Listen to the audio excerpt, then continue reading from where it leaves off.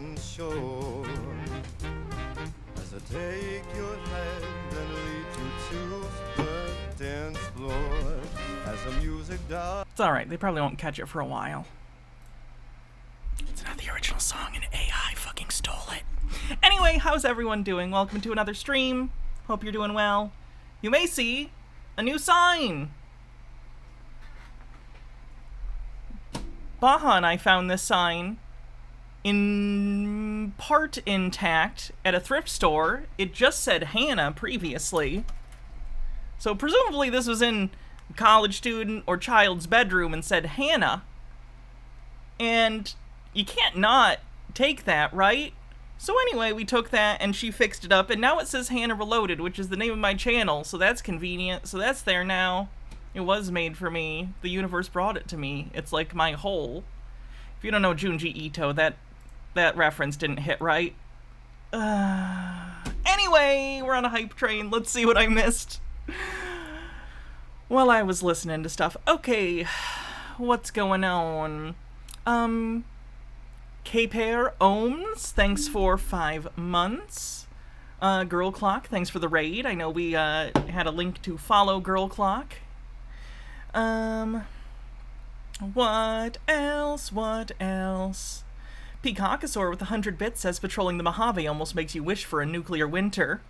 Aries Corinthier, thanks for 11 months, says that's almost 12. Johnny Dice with 13 says thanks for the laughs and your unique insight, Hannah. Thank you.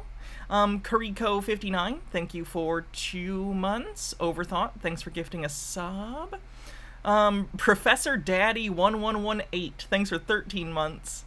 Overthought says, taste the meat and this heat. Nick Snort, thanks for 37 months. Gnome Pickles says, hey Hannah, you look fly today. Take my bits, you rad lady. Thank you. Bardlock, thanks for gifting a sub. Cruelty, thanks for 19 months. Says, time flies when the world's fucked. No kidding. And Devil Summoner Marie says, your hair is super cute to get today. Thank you. The shirt's from Torrid. You can probably find it on their website or something. It probably still exists somewhere. Anyway, so let's get into things. Wait, what was this real quick? I think the country song worked. You have to stay in the range of what the character kind of sounds like. You can't just go all around like that. You need it to be westerns. That sounds like Hank. That's in the range he could probably do.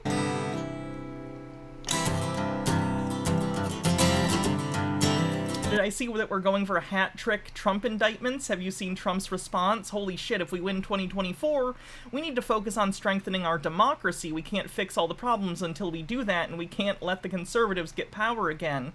Yes. Agreed. I found it funny because I was talking to Baja earlier, and I was like, did you hear about the potential third Trump indictment? And it's so funny that you even have to ask that question. Imagine in 20 years telling someone like, oh yeah, we're on the third ex-president indictment, and like it's like whatever at this point. We're not even surprised. We're doing great.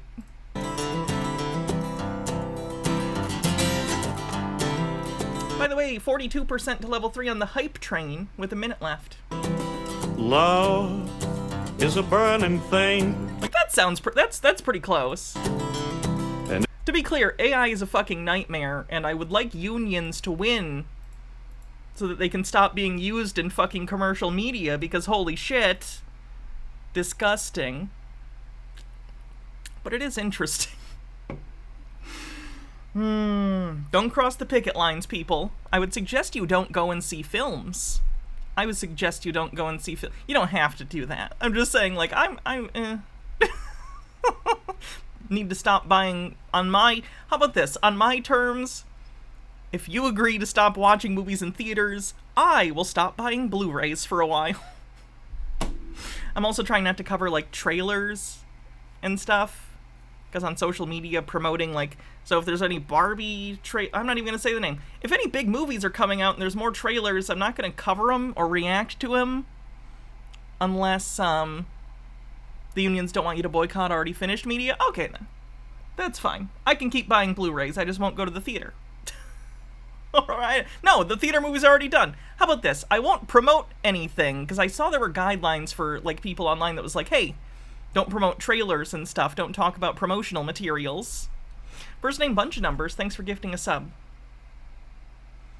The unions are not calling for a boycott at this time? Okay. I gotta take a double check then at the guidelines, because I'm pretty sure it said pretty specifically don't indulge in any sort of promotional thing. And I know I'm small and what I am doing doesn't matter. Me just looking at a trailer or whatever for an upcoming movie is like a cleanse or something, has no material difference on anything, but still, just, I would feel gross doing so. So I'm still not gonna do that.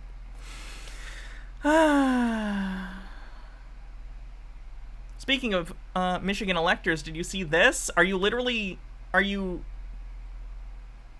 yeah. I did see this. Baja actually sent me the fact that they were doing, like a GoFundMe type thing. We'll take a look at this as we go. Gnome Pickles says, if you agree to not see films, haha, already doing that because of crippling social anxiety and not wanting to buy a $17 candy bar. What if it's snow caps? Brent, what do you want me to wear for the hats off? Hard hat? Okay. Oh. My hair looks nice. Just in time to ruin it with hat hair.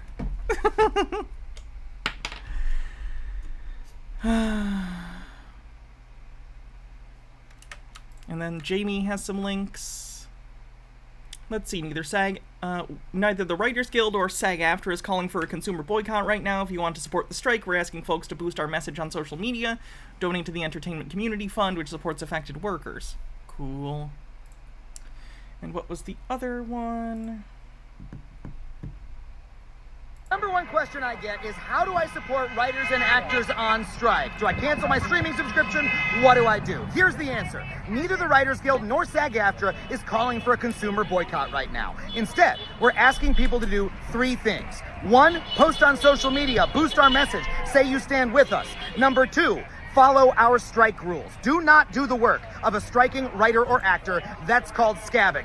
We have facts on our websites that explain exactly what we're asking of non-members and what work we're asking them to refrain from. And finally, and most importantly, donate to the Entertainment Community Fund. This is an incredible nonprofit that supports writers, actors, and any crew member who needs help paying their rent or their medical bills. Every dollar you donate there will go to a writer, actor, or other entertainment worker in need. That helps us stay on this picket line longer, and that helps us win. We are so grateful to all of you for your support. Thank you so much. And remember, until the strike is settled, there will be no acting and no writing. So the number one... Right on.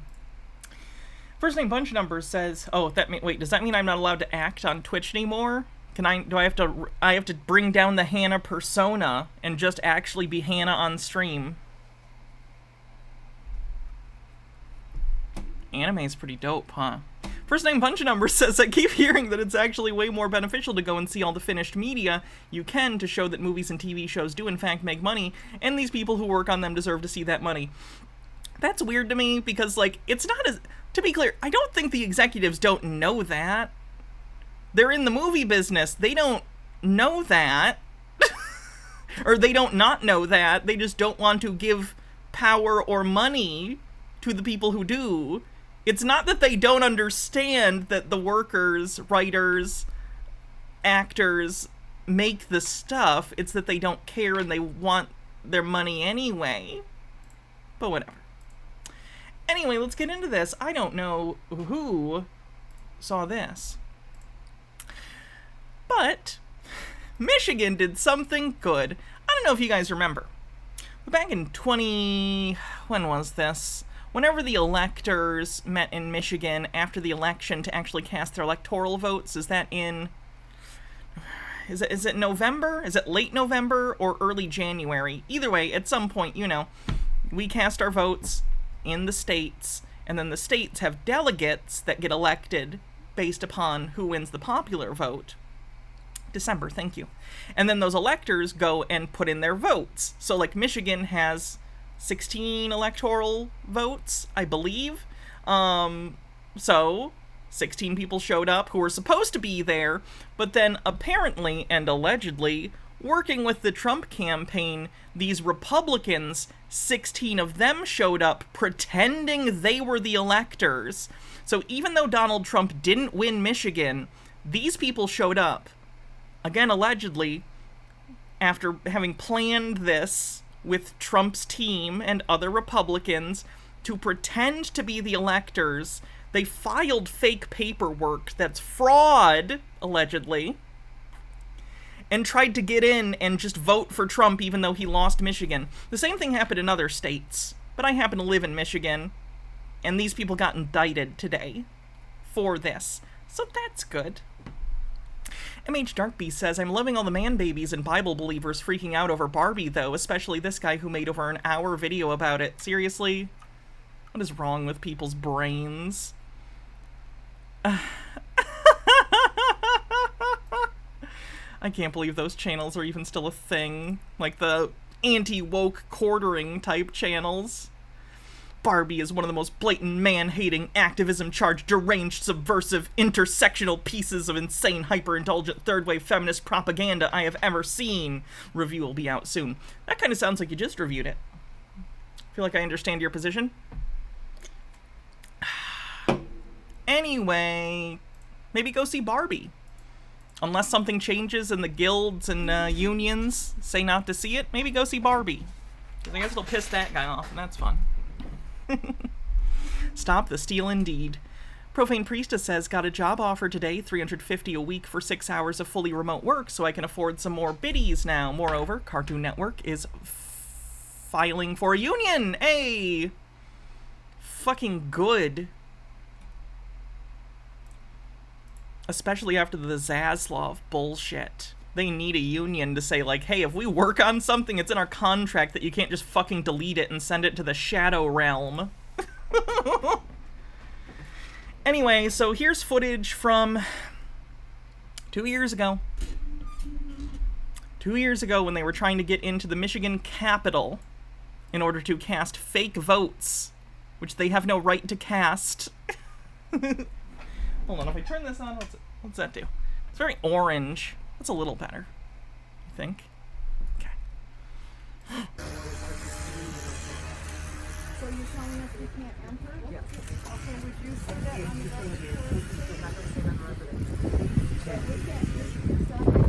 the It reminds me a little of a Sovereign Citizen video in that it's like a group of people trying to get into a state building and being told, no, you're actually not allowed in here.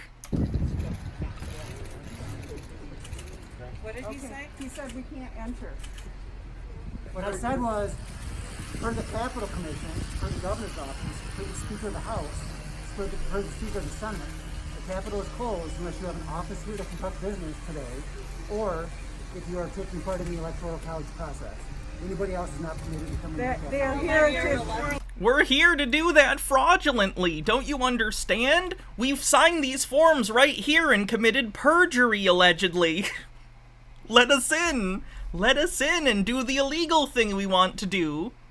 The funny thing is, genuinely, if you look at the people who are in this, and we're going to look at each of them individually because there's a whole list of who they are, their ages, what their affiliation with the party is. The average age of these people is over 70. The average age of the people involved in this scheme is over 70. I think a lot of these people are probably QAnon boomer types that basically got convinced by the Trump campaign that, oh no, this is definitely legal and cool, so do this. And then they're idiots, so they did it and didn't realize, oh, we're committing crimes right now. So I don't think they went into this thinking to themselves, I'm committing fraud and a crime. But nonetheless, they're stupid enough that they got convinced to do it. Without knowing what it was. One of these peoples is a mayor. One of these people is a current mayor of a Michigan city. Gnome Pickles says, hello, officer. I have these forms that prove I have committed a felony. It has my name and address. Would you also like my ID? What's my favorite Doctor Who episode? That's tough. There are so many great ones.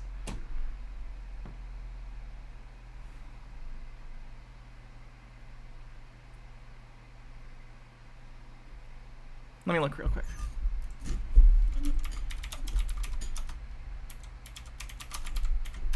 Is Hellbent the name of the episode where he's stuck in the thing? No, that's the second part. Heaven Sent, I guess, then. Heaven Sent, the one where Capaldi's on his own, basically, the whole episode, is probably my favorite. The electors are already here. They've been checked in. Update on how effective the strikes are? Studios are losing at least $600,000 per week for each halted production due to their unwillingness to pay actors and writers fairly. Break them. Break them like Ivan Drago broke Apollo? A writer had to write that, you know, and then someone had to act in it in order for it to have some sort of cultural significance that I would think of it, even though it was made before I was born. It's almost like writers and actors are important, like all workers. Crazy. Fennikagami says, how mad do you think Chuds would be if Barbie outperforms Sound of Freedom? If? That would be hilarious. Would covering that be Chud Watch or Tinfoil Tuesday? The line between them thins, after all. I don't know. I guess it depends on the reaction. Some might be more conspiratorial, some might just be shitty Jeremy stuff. It's tough to say.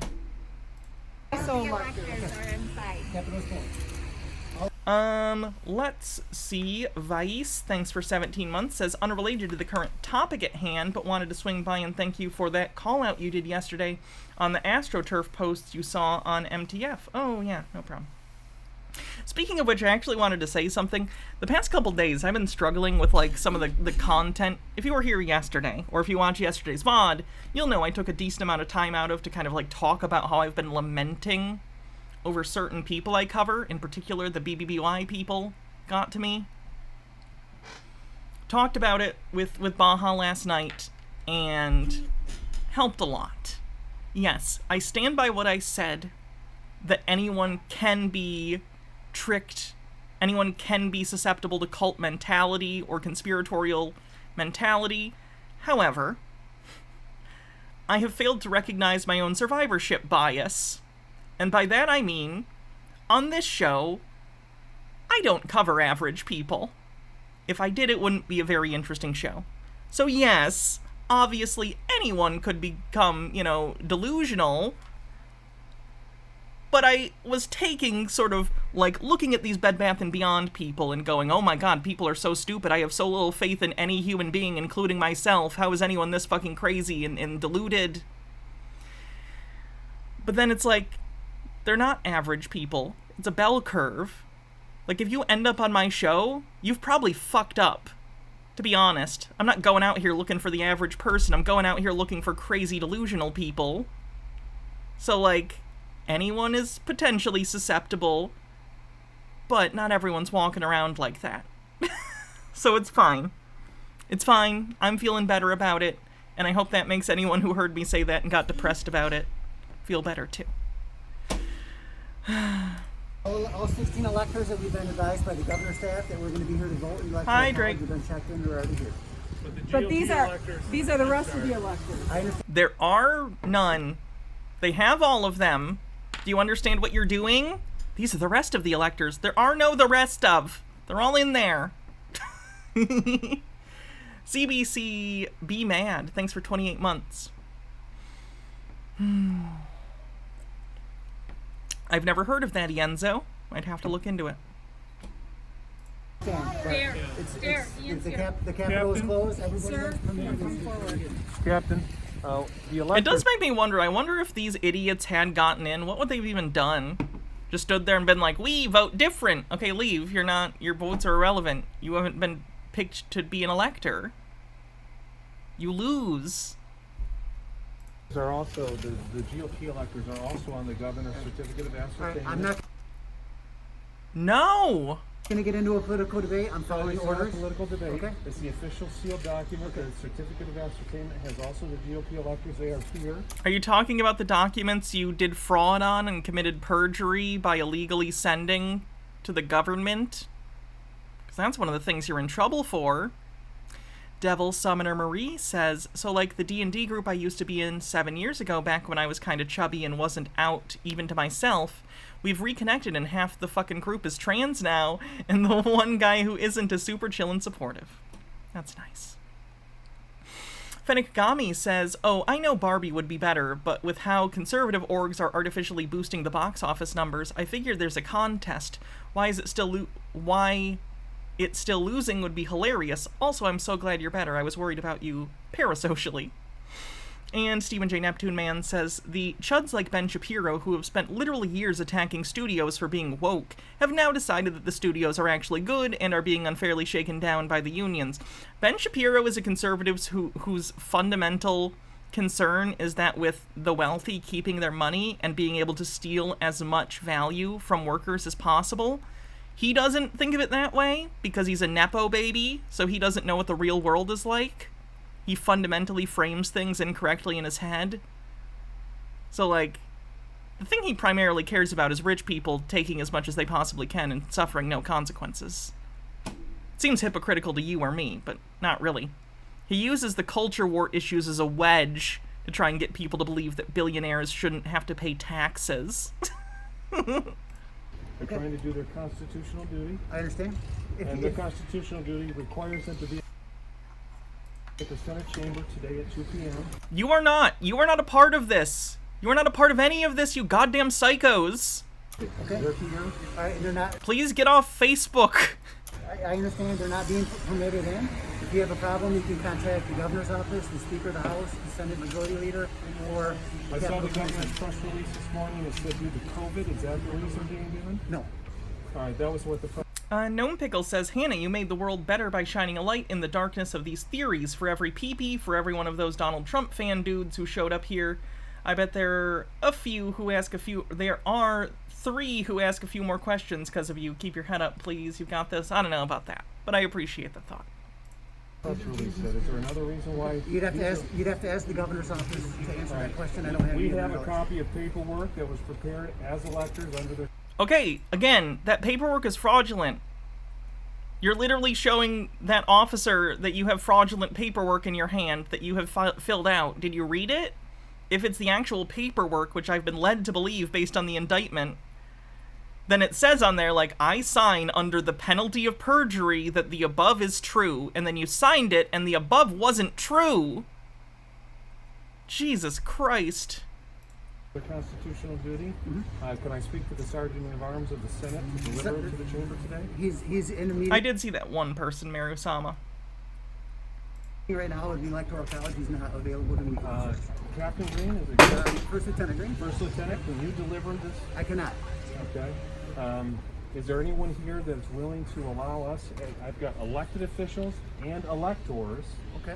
They're not picked. Your electors didn't win. Okay, so when you're voting, like in Michigan, just as an example. In Michigan, when you go and vote in the presidential election, what you are voting for, when you put down either like Joe Biden or Trump or whoever, is you are saying, I would like to vote for an elector who has pledged to put their vote in the Electoral College forward for the candidate that I have chosen.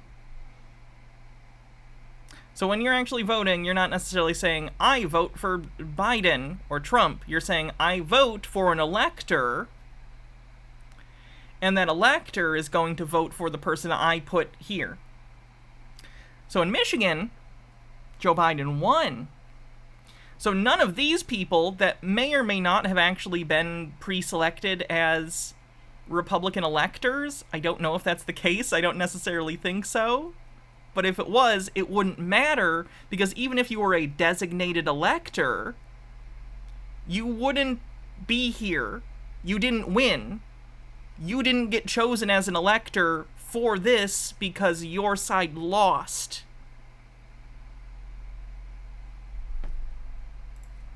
Yeah, the Electoral College is bullshit. Deliver this to the Senate today at 2 p.m. Okay. I can ask the Senate Majority Leader, the House Majority Leader, and... Senator Mike Shirkey, would you deliver that to him? Tell him Ian Northam? You can contact his office directly and make arrangements to drop that off to him, sir. I'm not going to take anything. You're not letting us in the building. I promise, there's no anthrax in it. His office is inside. I mean, please just take it. He's not here. What's that? He's not here. So are you telling me that the Senate chamber is in session and the Senate leader's not here? Yeah. So you'd have to contact his office to make arrangements to meet with him to turn over. All right, somebody from the governor's team that's running this. You'd have to contact the governor's office. They literally might have had him somewhere else for safety reasons, knowing how crazy these fucking people are. But also, isn't it like a special session? It's not like it's a full...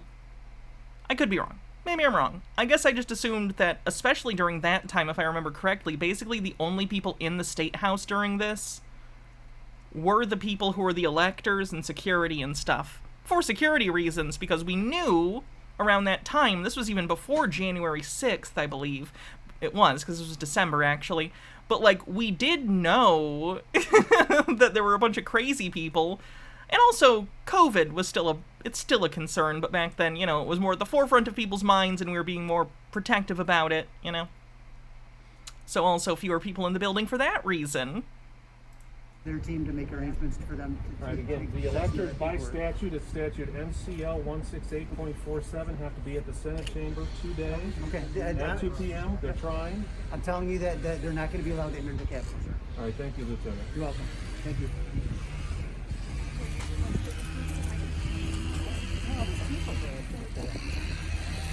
What was your hope and plan today by coming here? The electors can speak for themselves, but the hope and plan is for them You are not electors! to follow their constitutional duty.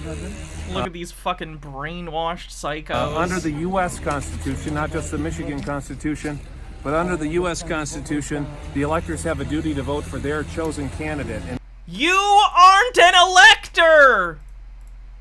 I'm an elector! I'm an elector! in this case, the GOP electors slate President Han cares not for your delusions, sir. their chosen candidate, President Trump. The Democrat electors are inside, I'm told, slating their chosen. Yeah, you get to be inside when your candidate wins. It's funny how that works. They won't let us inside. Yeah, you didn't win. Thought you guys didn't like safe spaces and shit.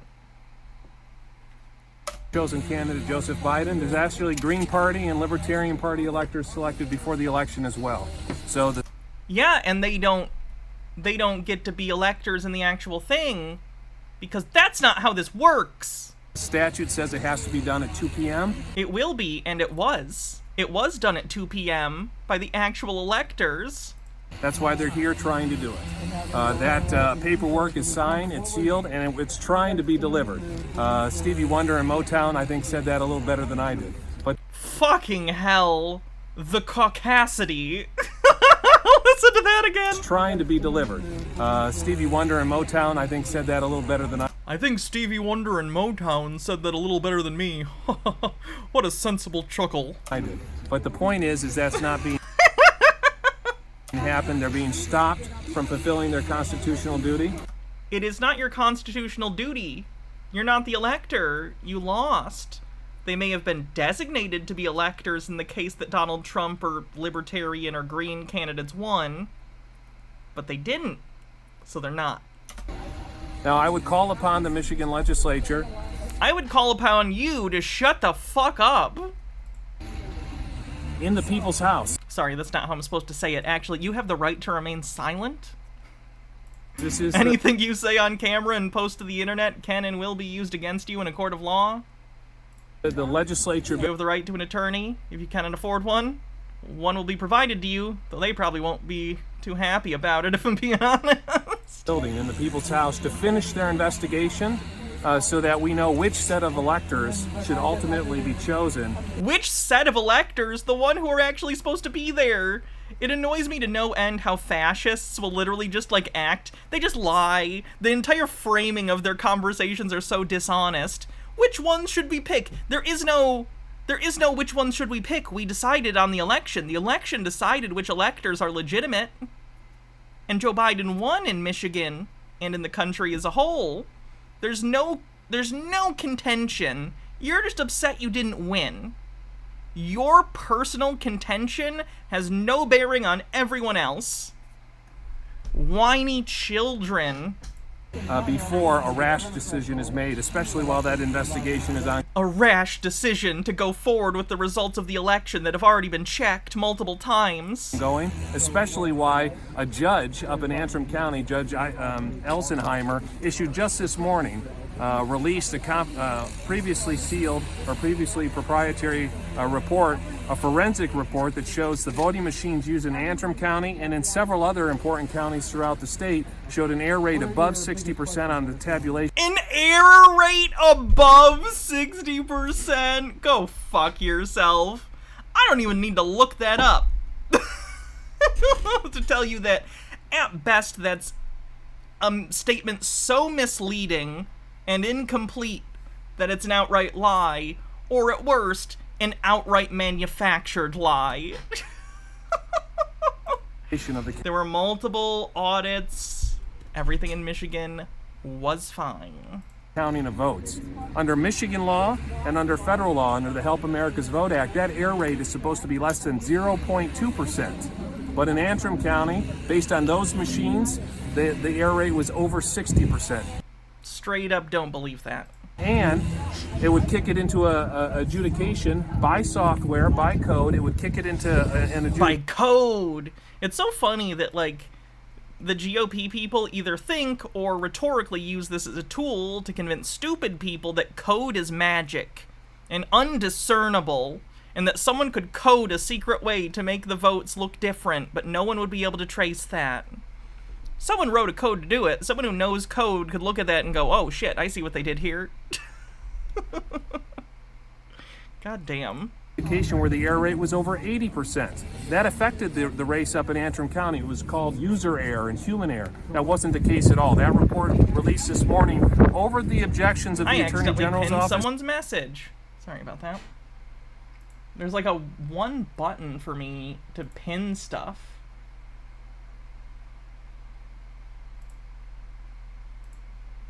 Why did it unpin? There we go.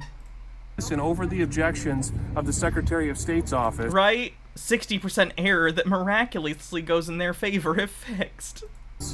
They tried to prevent that report from being released. They tried to keep that concealed from the people of Michigan. We get your name? My name is Ian Northen. Can you spell that? See, one of the indicted people, I think right now they just indicted the actual electors.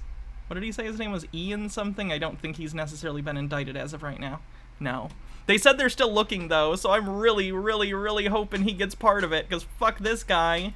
IAN. Like, how does he not lose his license? How is he not going to lose his law license through this? Northon. I'm a private attorney. I'm representing a charity called the Amistad Project. It's a 501c3, and it's affiliated with another charity called the Thomas More Society out of Chicago. We filed several pre-election lawsuits on election integrity.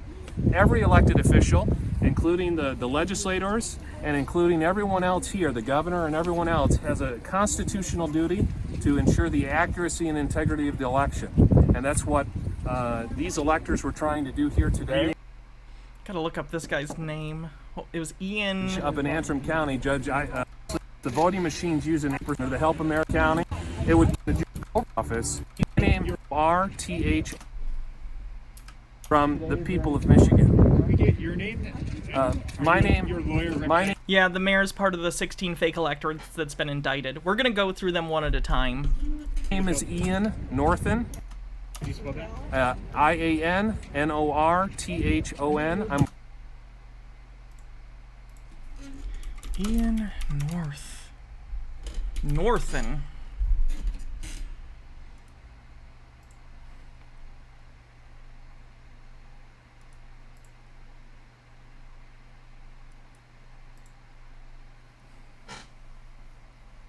Let's see. I'm looking at his page, but as to not to dox him and other reasons. It's in an incognito tab, but I'll read you some stuff. Did I hear the GOP Michigan only has 93,000 in the bank? Those guys are practically bankrupt. Good! They got in a fist fight recently with each other, too, at a meeting.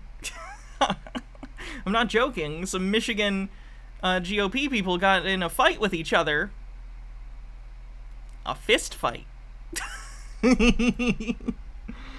Let's see. Ian Northen, blockchain lawyer.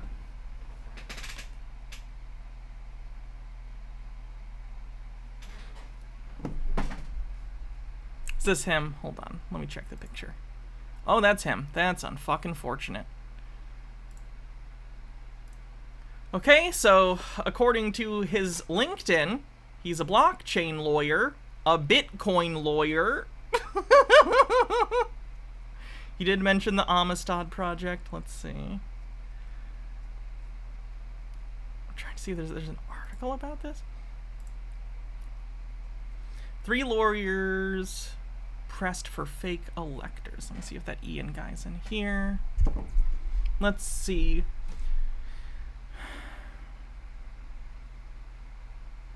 Grand Rapids attorney Ian Northen and Amistad project director Phil Klein, who's former Kansas attorney general, according to an interview transcript released Tuesday. Shirky said he denied the request because it would have violated Michigan law. So those guys said yes. Michigan Republican Party chairwoman Laura Cox also said Norton informed her of plans to have Michigan Republican electors hide in the Capitol overnight from December 13th, 2020 through December 14th, 2020, so they could cast their vote for Trump in the State House, a plan Cox called insane and inappropriate. They were gonna do that YouTube thing where you hide in a store overnight, but instead of Walmart all-night 24 challenge, it was Michigan State House commit commit fraud challenge. Ah! These people. Reminder that these people are in like their 70s mostly. Jesus Christ. Wow.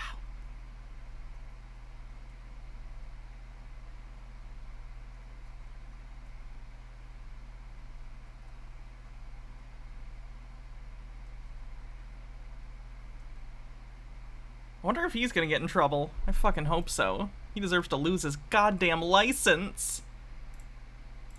I'm a private attorney. I'm representing a charity called the Amistad Project. It's a 501c3, and it's affiliated with another charity called the Thomas More Society out of Chicago. We filed several pre-election lawsuits on election integrity.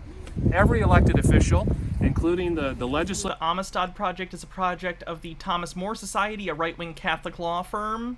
Not shocking. Why is it called the Amistad Project? Because Amistad is the name of that ship where they found people being transported for slavery, but they ended up, like, taking the ship, and then they got put on trial. And then I believe they were acquitted, shockingly enough. Hydrate. Legislators, and including everyone else here, the governor and everyone else, has a Hats off. What do you want me to wear? constitutional duty to ensure the accuracy and integrity of the election. And that's what these electors were trying to do here today. What a dumbass. Genuinely, I hope that guy goes to fucking jail. What a monster. Speaking of monsters, there's my horns. Sorry, Republicans getting arrested always makes me horny. Gnome Pickle says, and here at the GOP retirement home, we have bars open on the windows because, well, almost all of our residents have committed perjury and fraud now. We're the first retirement community and minimal security prison all in one. Here's a statement from the Michigan Attorney General from, I believe, today.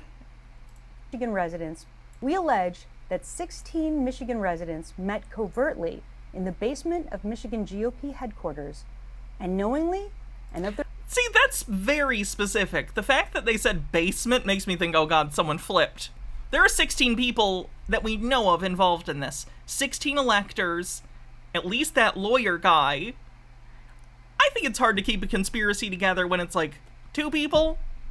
I have a hard time believing that many of these boomers are not going to be able to, like, keep their mouths shut. They're absolutely going to say everything because they don't even know what they're doing is incriminating. their own volition, sign their names to multiple certificates stating that they were the duly elected and qualified electors for President and Vice President of the United States of America for the state of Michigan.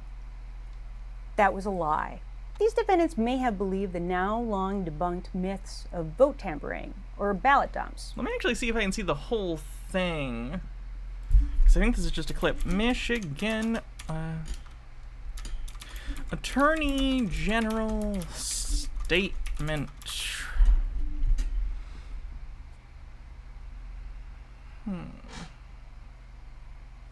Does AP not just have it? Because it was literally a clip from AP that looked edited. This one? We allege that 16 Michigan residents. No, that's still just a clip. Maybe it was just edited then, like initially, and that's really just how it came out. We allege that 16 Michigan residents met. What Trump fake elector tweeted in 2 months ago versus what just happened to her? Yeah, Baja showed this to me. Dems waiting for my arrest, and then it's like a skeleton waiting as to indicate they'll be waiting forever. And then, you know, she was charged.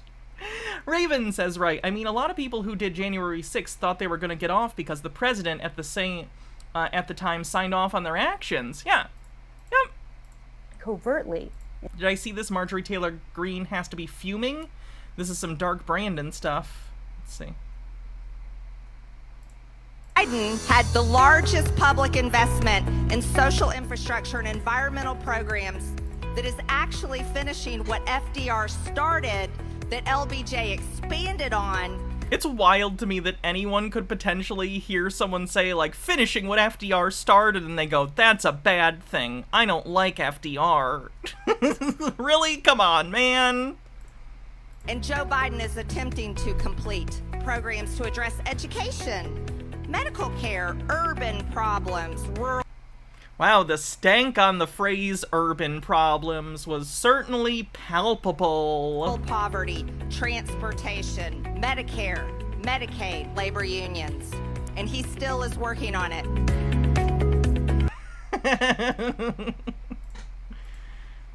In the basement of Michigan GOP headquarters, and knowingly and of their own volition, signed their names to multiple certificates stating that they were the duly elected and qualified electors for President and Vice President of the United States of America for the state of Michigan.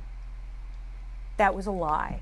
These defendants may have believed the now long debunked myths of vote tampering or ballot dumps. They may have felt compelled to follow the call to action from a president they held fealty to. They may have even genuinely believed that this was their patriotic duty.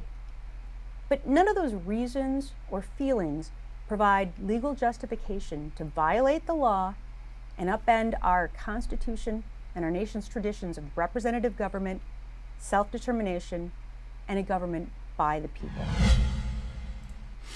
Andy Pretzel says, it's almost like Marjorie Taylor Greene there doesn't want the poors from the boonies to be near the city. She's insane and...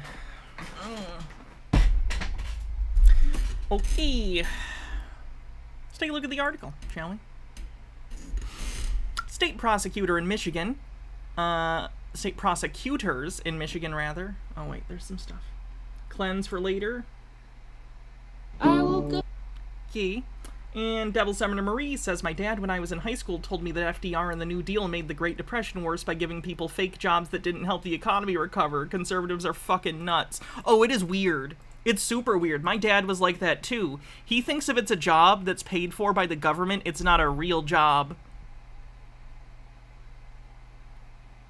The government needs to function, and in order for it to function, you need employees, and those employees carry out functions. So those are jobs. It's not a job unless most of the money I'm making goes to my boss. It's not a job unless I'm really getting fucked raw by a billionaire. That's a real job, son. Anyway.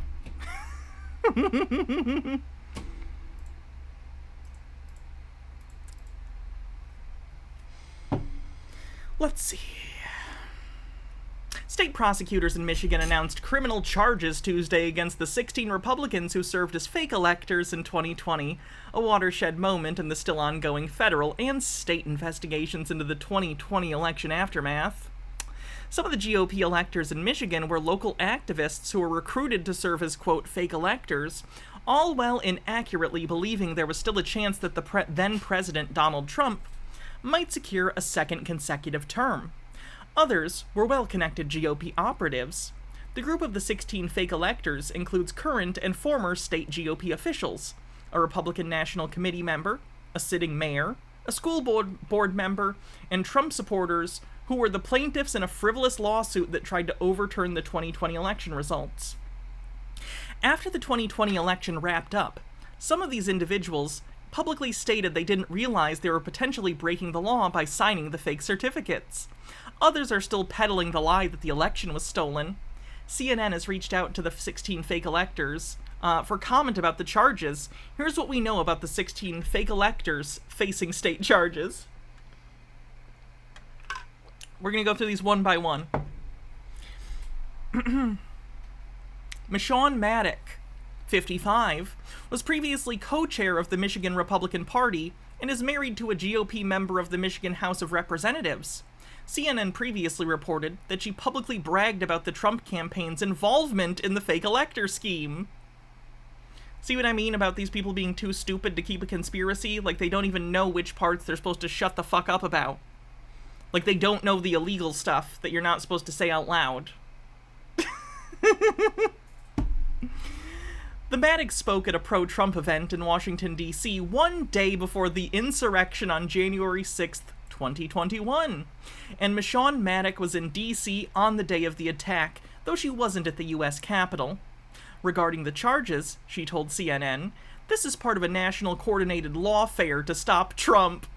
It's so funny to me that they've broken laws so many times and keep getting indicted so much that they had to start using the phrase lawfare instead of just being like, shit, we should stop breaking the law.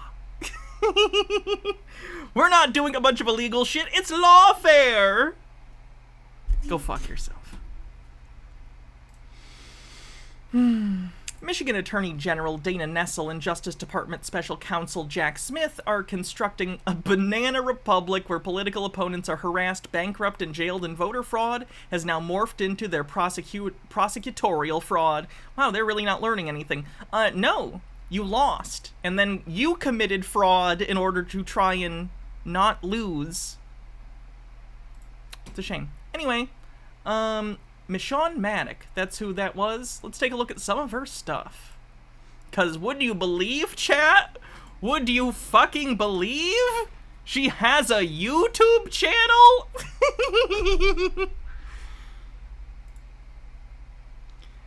I just want to say that, like, I'm pretty happy we live in an age where everyone has a presence online.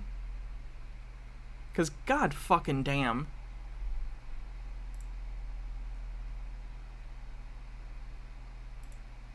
She hasn't posted to it in 2 years, by the way, but we're still gonna take a look. Oh, she's an anti-masker. Would that surprise you?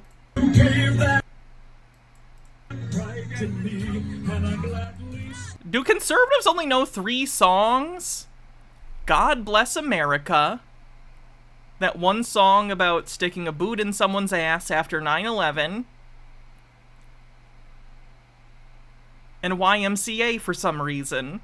It's like those are the 3 songs they know. God bless the USA. As long as it's full of people that I think are similar enough to me that it doesn't make me uncomfortable.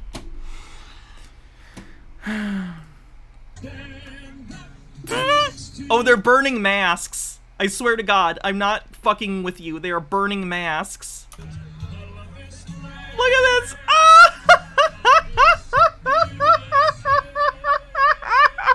We bought these just to burn them. Like, it's not even like a book burning is symbolic in some way. You're actually destroying knowledge. With this, it's like you just bought masks, and like they're already something that's incredibly disposable. Like, what do you think you're doing here? is my question. What point do you think you're making?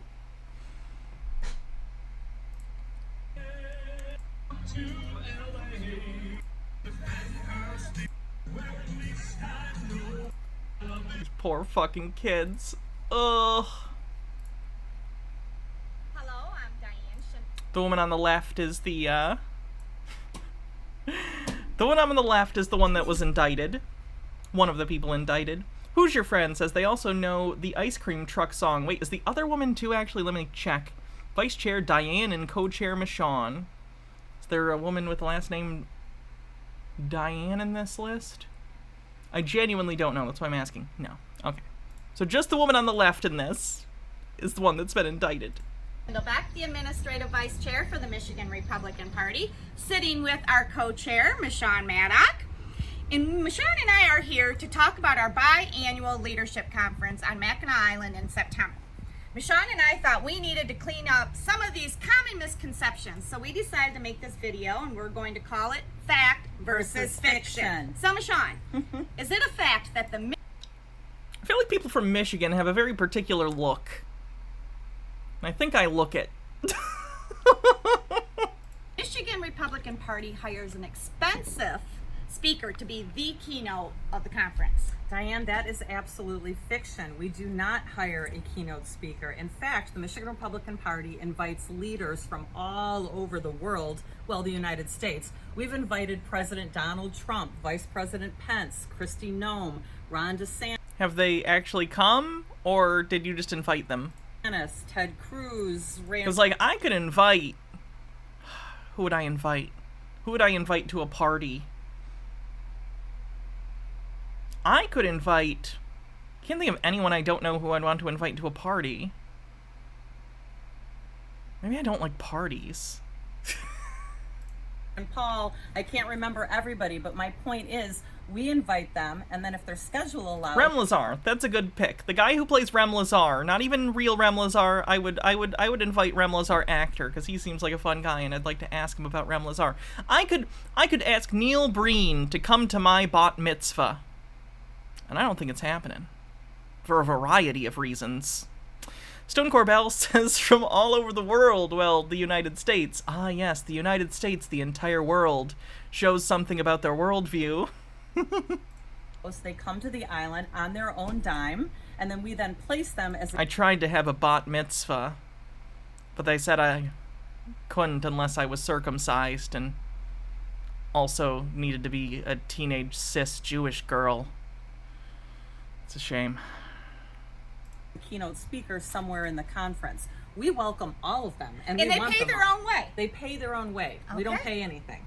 All right, next question, Michonne. Is it a fact that the conference is boring? Okay, I mean, it's a policy conference. So am I going to be bat mitzvah, not bar mitzvah. bored? Get it right. You are so not going to be bored. If you are a Republican or a Given enough time, you'll be more circumcised. conservative, you want to be on this island. A ton of people are saying, how can I get involved? I want to do something more. This is the... My bris went a Explaining my bottom surgery to someone, my bris just went a little too far. Sorry. place. It's welcome to everybody. The island will be jam-packed with conservatives, and basically... Wow, I have never wanted Mackinac... No, is that TOS? Let me put it this way. Mackinac Island's a cool place. If anyone isn't familiar with Mackinac Island, let me explain.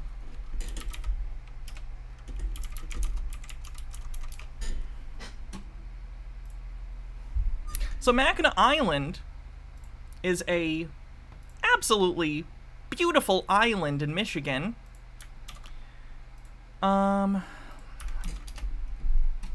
Here's some pictures of it. It's gorgeous. But there's a fort, which I've been to. That's fun. There's like cool trails. There's like you can bike all around the island. There's like it's like an 8-mile bike trail all around the island, and there's like places you can hike and take a look at like the rocks and stuff. There's the old fort. There's the Grand Hotel, which back in like the late 1800s, early 1900s was like a swanky fucking joint, and it still looks like that, so it's cool. Anyway, Mackinac Island's cool, and I like it, and frankly, you know, I'd go there whenever, as long as it's not full of Republicans.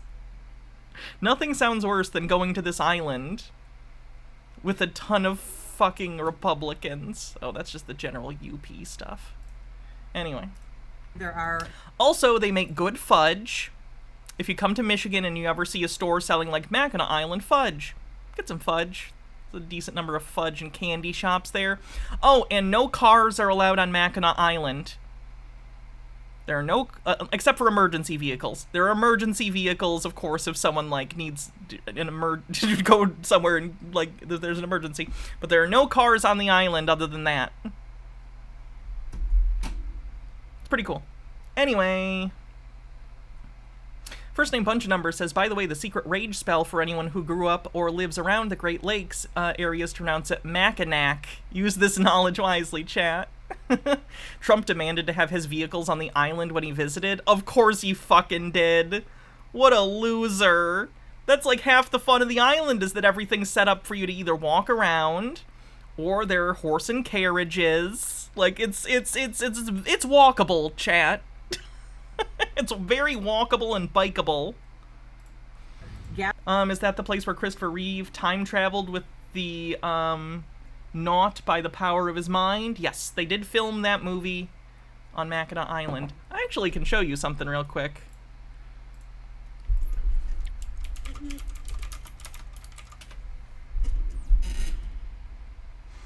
Oh, this is the whole ass movie.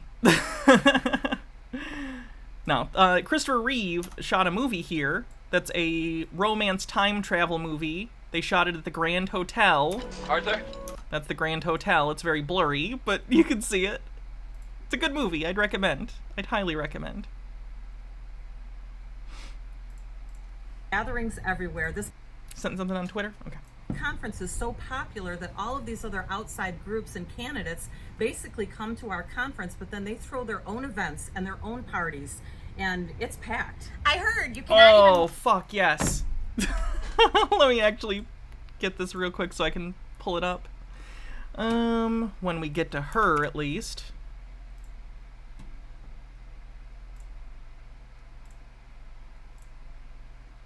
There it is. Boom goes the dynamite.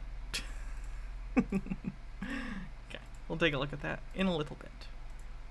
walk 30 feet on the island without finding a party. Oh, that is absolutely true? Absolutely true. Sorry, missed some bits apparently.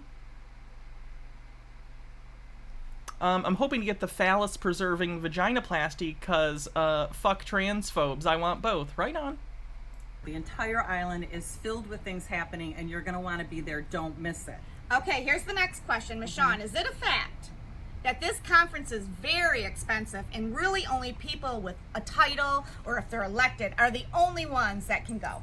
No, that is fiction. That is not true. First of all, this conference is very affordable. Prices do go up every month, so I suggest everybody go to migop.org and register now. But my husband and I have been going to this conference for almost 20 years, 18 years now. And I mean, we have run into so many people and spent so much time with people that went on to be in office. It's too bad there's not a prison on Mackinac Island. Would have been nice for her. Give her a little window. Write some poetry.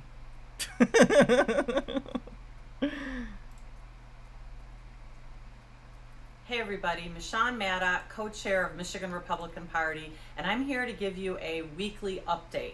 What a week it was. So first of all, Jocelyn Benson, our Secretary of State, comes out with a press conference yesterday, and the words she used do not help us in any way.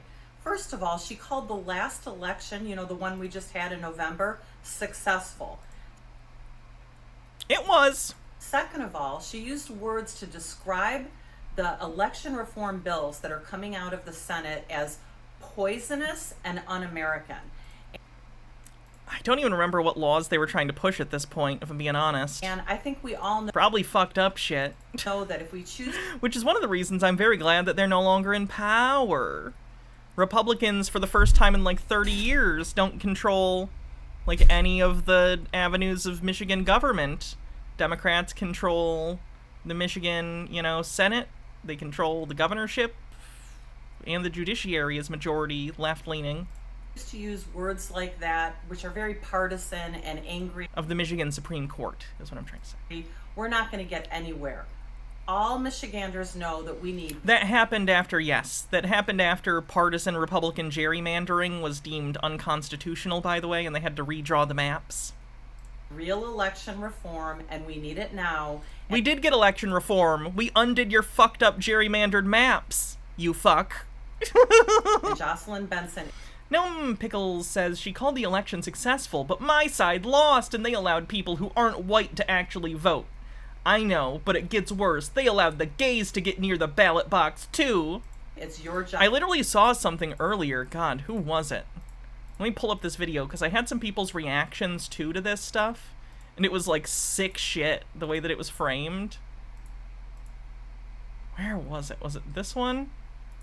Michigan charges 16 fake... No, that wasn't the one. Not her. Not him. Is it this one? The corrupt Yeah, the corrupt LGBT Attorney General. Listen to this. It's the first fucking sentence out of this guy's mouth. The corrupt LGBT Attorney General of Gretchen Whitmer. She tried... Imagine if you did the same thing, but with, like, anything else. Imagine if you were, like, the corrupt, insert race or religion here, Attorney General. Like, imagine if you did that, but you said, like... I don't even want to say it, because I don't want it to get clipped. But imagine if you said... You know where I'm going. I don't even know a way to, like, say this without saying it. But you know what I'm saying.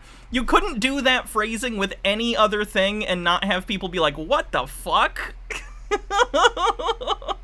Like, that's an irrelevant point. I don't care if the Attorney General is queer. What does that have to do with fucking anything? What a way to open. Good lord. Job to help us get there. Second of all, Gretchen Whitmer. The sign in the back was done by my lovely wife, Baha. So if you like the sign, at Baha and tell her how cool it is. She is like the gift that just keeps on giving us Republicans. She really has no leadership anymore. I don't think she has a strategy. You think Gretchen Whitmer doesn't? At all. Weird that she got reelected and you guys didn't. Two top aides abandoned her, abandoned the state, and got out of Dodge after Gretchen Whitmer told all the rest of us not to take spring break because it wasn't safe. And what did they do? It wasn't. It wasn't. And many of you probably got sick and died. And that's your business, I guess. Didn't help you in the election, though, did it? Alabama, Florida, that's Hertel and Foster. You know why they're not listening? If right now you would rather live in Florida or Alabama than Michigan, as they currently exist, good. Get the fuck out of Michigan. If you look at Florida as it is right now, or Alabama as it's been ever, and you decide, I'd prefer that to Michigan right now, good, fucking leave. I don't want you here. Most of us don't. Listening to her because they don't trust her science either. So I trust her science. Did you guys know that the Michigan governor, Gretchen Whitmer, owns science? And if you don't like her, you shouldn't trust science, because after all, it's her science. I think Gretchen Whitmer has really lost a lot of credibility, and we're going to keep reminding all of Michigan voters about that. The last thing I want to talk about is Operation Gridlock. That was exactly 1 year ago today that tens of thousands of people poured into Lansing, and that was to send a message to Gretchen Whitmer. How'd that work out? It was about opening up Michigan, and here we are a year later, and you lost all the elections since then! Yay! Are we any better off? I would say yes. No. So I think Gretchen Whitmer has really lost... We're definitely better off now that you've been indicted.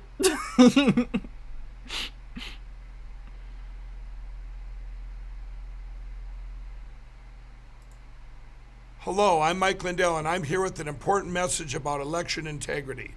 Recently, Michigan's Secretary of State sent out millions of absentee voter applications. Oh my god, people being able to vote, the fucking horror. And is pushing hard to have everyone in your state vote by absentee ballot. I mean, yeah, during a pandemic, that's a smart thing to do. Might as well do it all the time. There are already states that only do mail-in voting. It's fine. This year's presidential election as a means of keeping people safe in Michigan. In 2016, in Wayne County alone, 65,000 absentee ballots were counted at the TCF Center, or formerly Cobo Hall. With all the absentee ballot voting, that number will become 700,000. We know absentee ballots are not the most secure way to vote, and there were discrepancies in over one-half the ballots counted in Detroit during the recount. Define discrepancy, because that's a very broad term. Isn't he going bankrupt? That is my understanding. For the presidential election last time. These Conservative Coalition Facebook When does it get to her? Because she's in this. You'll be contacted and you will receive a short training on how to become part of the Army to guard the vote in Michigan.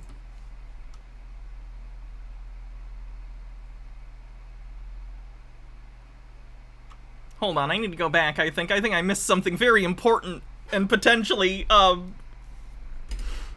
not good. Discrepancies in over one-half the ballots counted in Detroit during the recount for the presidential election last time. These precious applications and ballots are put into the hands of many other people before they are actually counted, and mistakes can happen. Once at the counting machines, they must be carefully processed to ensure that they are counted correctly. This is why you come in. Marianne Sheridan and Michonne Maddock are looking for hundreds of volunteers to oversee the counting process in Wayne County and across Michigan on Election Day. It's going to be a huge job, and many volunteers are needed. It's not enough just to vote anymore. With this many absentee ballots, it is our duty as American citizens to oversee our election to ensure that everyone trusts the results. Message Marianne or Michonne on the Michigan Conservative Coalition Facebook page, or at the Michigan Conservative Coalition at gmail.com to help in this. That feels so sus to me. Having a partisan group trying to solicit people to come in and count votes. Like, I understand that the vast majority of people are either Democrat or Republican or independent, but lean one way or the other in terms of their votes. So, you know, it's going to be pretty hard to find all impartial. But from the outset, if you're like, do you want to fight a war and you're a Republican?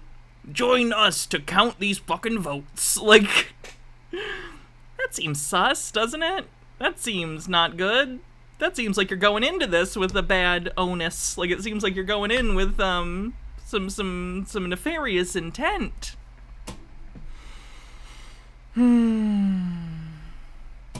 Overthought says, this is the wild thing about right-wingers. I've got family that'll complain that everything is so bad since Whitmer's been in power, and I think to myself, how is your comfortable life any different, really? In what material way are things worse for you?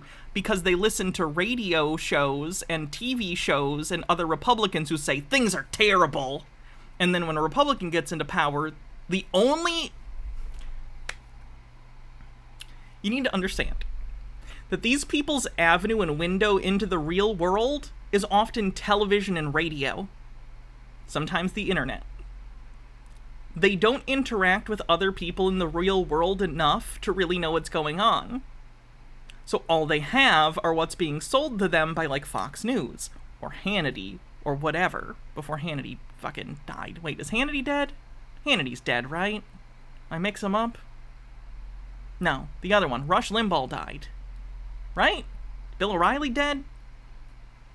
Whichever ones are fucking dead. The point is, they listen to those kind of people, and it's their only avenue for reality. So they have no idea why they think the things they do, other than when Democrats are in power, the things they watch tell them everything is bad. And when Democrats are in power, they're told by media outlets, oh, everything's bad and terrible and communist and blah, blah, blah. And then when Republicans are in power, everything's great, everything's thriving, the economy's good, we're energy independent. It's basically just really shitty propaganda. It's just really stupid propaganda. Critical effort. You'll be contacted and you'll receive a short training Discrepancy, a ballot cast for anyone but Trump. on how to become part of the Army to guard the vote in Michigan. Thanks so much to Mike Lindell for helping us get this important message out there. Hello, I'm Marion Sheridan. And I'm Michonne Maddock. And as our friend Mike Lindell just mentioned, we are organizing the effort here in Michigan to guard the vote. We've seen how the radical left There tried she to get is. rid of President Trump. Marianne Sheridan is also one of the people who's been indicted. Michonne Maddock and Marianne Sheridan. Woo!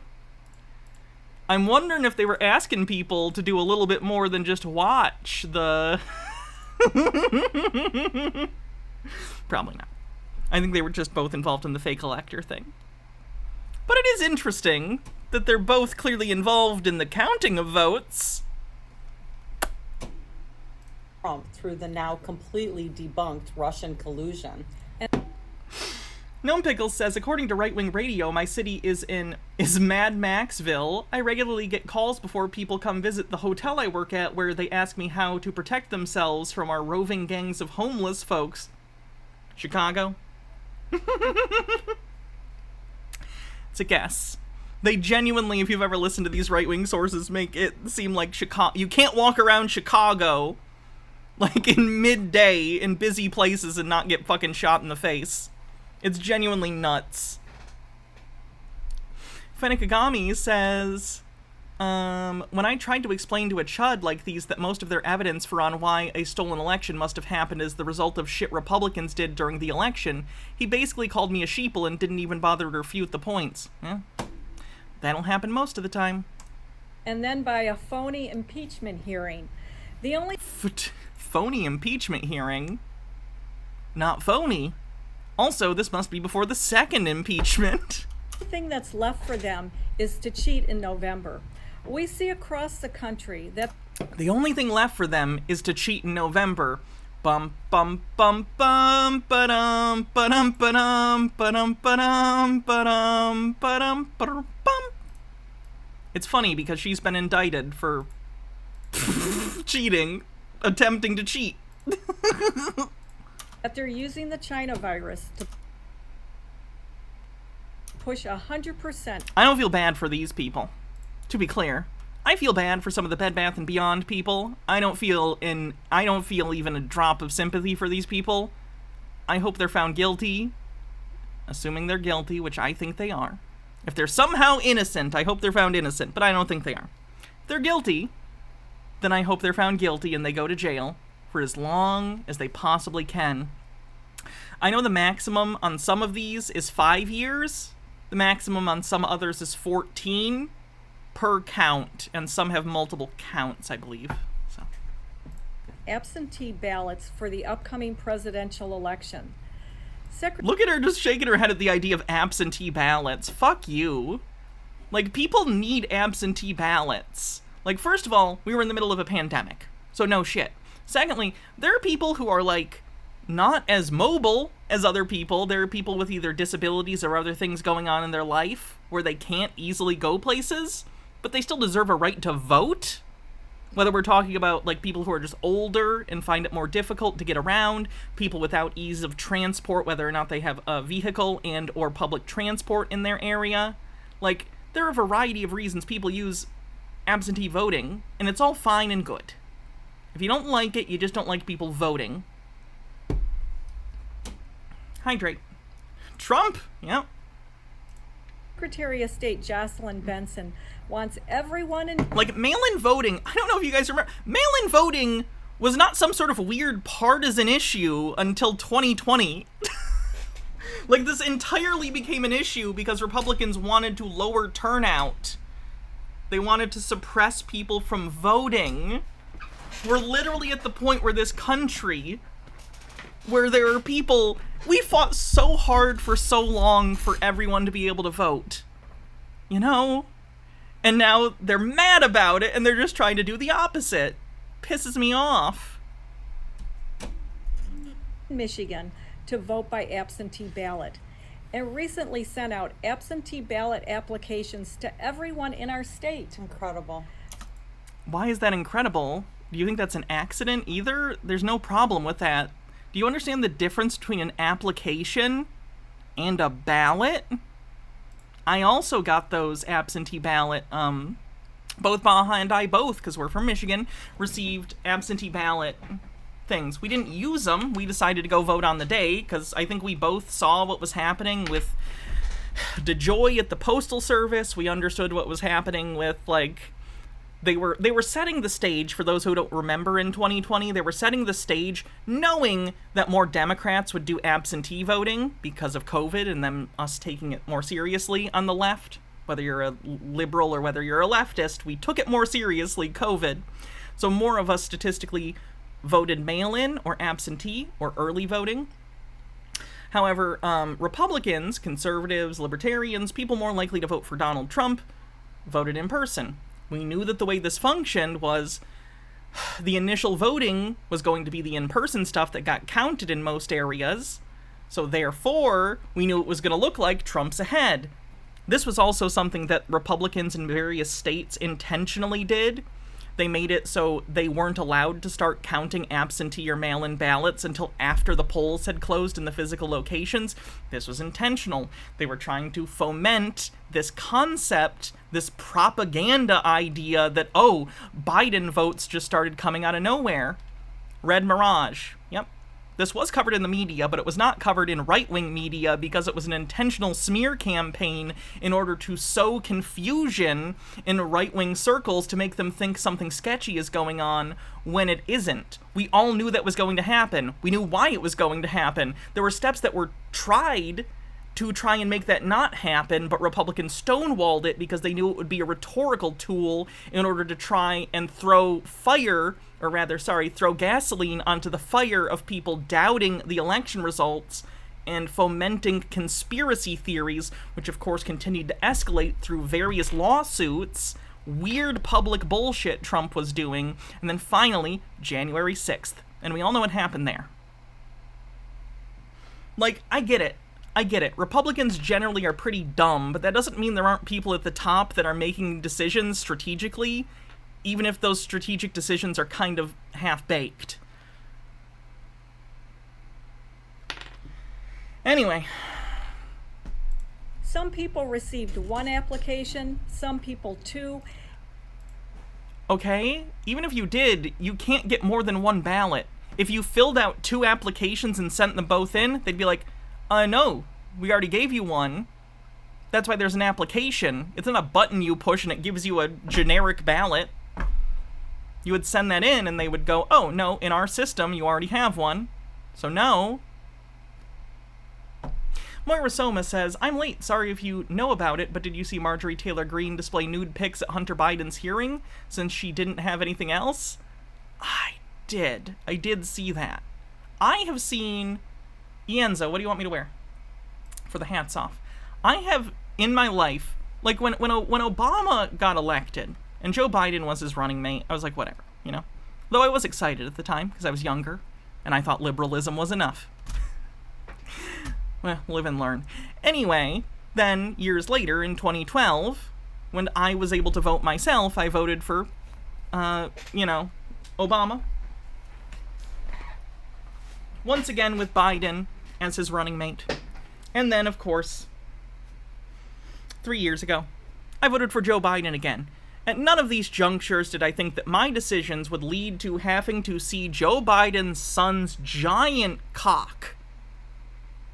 I wouldn't change my vote because of that. It's just weird that Republicans have made me look at Joe Biden's son's dick as much as they have. Like I think Joe Biden's son, his dick is probably the dick I have seen the most other than my own dick in my entire life. Think about that. That's weird, right? Because I've never, I'm married and I've never had a boyfriend, So Hunter Biden's dick is the closest thing I've ever gotten to monogamy with a penis. It's a weird joke, sorry.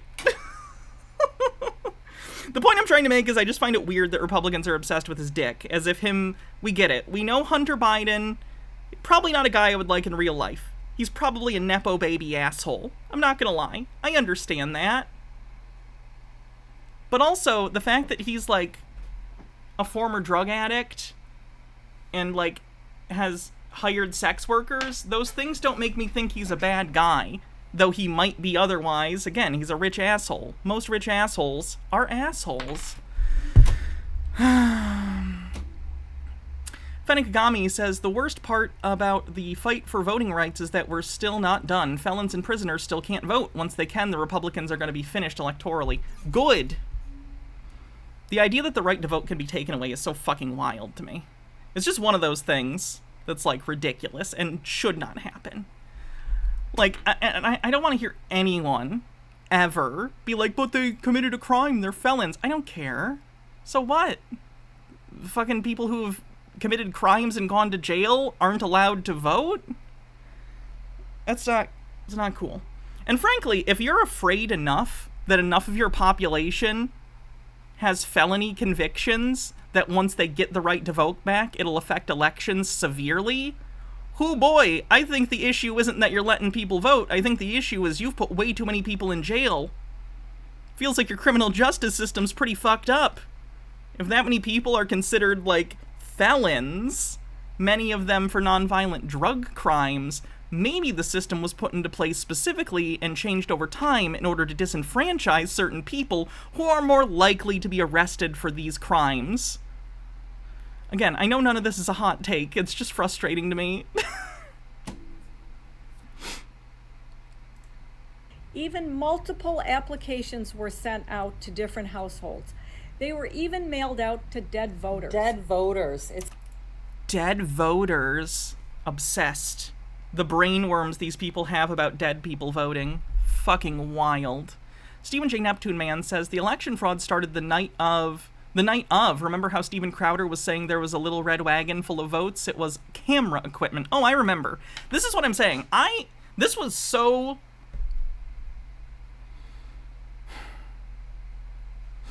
Let me be clear about something. I am not saying it's a conspiracy. I'm not a wackadoo tinfoil person. You guys know this. You guys know that I know a lot about conspiratorial thinking. I see it all the time. I know how conspiracies work in real life versus how they work in fantasy. I don't believe that there was some meeting where, Republicans all sat with each other and said, all right, here's the plan for trying to get Joe Biden to lose even if he wins. I don't think that happened. I do, however, think that many independent actors within right-wing media spaces, as well as within right-wing political organizational communities, Republicans with power, right? Whether we're talking about media personalities or people with actual power, in terms of, like, levers of government. I think all of them kind of saw what was happening and all made decisions that they felt, despite being immoral and potentially illegal, they felt would benefit them. They saw the same opportunity. That's a good way to put it. Sometimes a bunch of people seeing the same opportunity and working in conjunction separately can appear to be a conspiracy. I don't think this was a conspiracy on that level, the broad thing. But it is interesting to see how very quickly, on election night and before, the stage had been set. The messaging was clear by whoever, Roger Stone, high-up people in the right-wing, let's call it intelligentsia. I understand that's kind of ironic, but I don't mean in the intellectual way, in the sense that they're actually, like, interested in exploring reality. When I say intelligentsia, I effectively mean people who are strategic thinkers. Steve Bannon, Roger Stone, those types of people. People who probably don't believe the shit that they're shilling, but they think it is a means to an end, right? Bannon has been very clear that he effectively wants American government to collapse. He has said that. So he'll do whatever he thinks he needs to do in order to get that to happen, right? Roger Stone, similarly, he's been a pain in everyone's fucking side since, like, the 60s, and he's still doing this shit, okay? I think largely they kind of set the tone, here's the narrative by spreading a message, and then top down, influencers on the right and other people started spreading those same messages, understanding how it is beneficial to the rhetoric they're trying to push, rhetoric that would throw doubt on the legitimacy of the 2020 election, which of course we know was completely legit. There have been so many audits, there have been over 60 lawsuits. Like, we know, as much as any election in the history of the world has ever been verified, this is probably the most verified one. Like, this is the Chris Chan of elections in terms of how much, like, primary source documentation there is on this. It's insanity. All eyes were on it. There was no fraud that changed the results of the election. And it's wild to me that they so effectively warped reality for a certain percentage of the population to the point that it's even a question that we have to contend with. It's a shame. I like being... This is going to be reductive. This is incredibly reductive to the point of meaning nothing. But I'm going to use it anyway for poetic language. I like being one of the good guys. I like that. I like being on a side that I feel comfortable with, a side that I feel is genuinely doing good, a side that wants people to have more rights, a side that wants people to have food and shelter and health care and be taken care of, and a side that respects compassion and empathy, you know?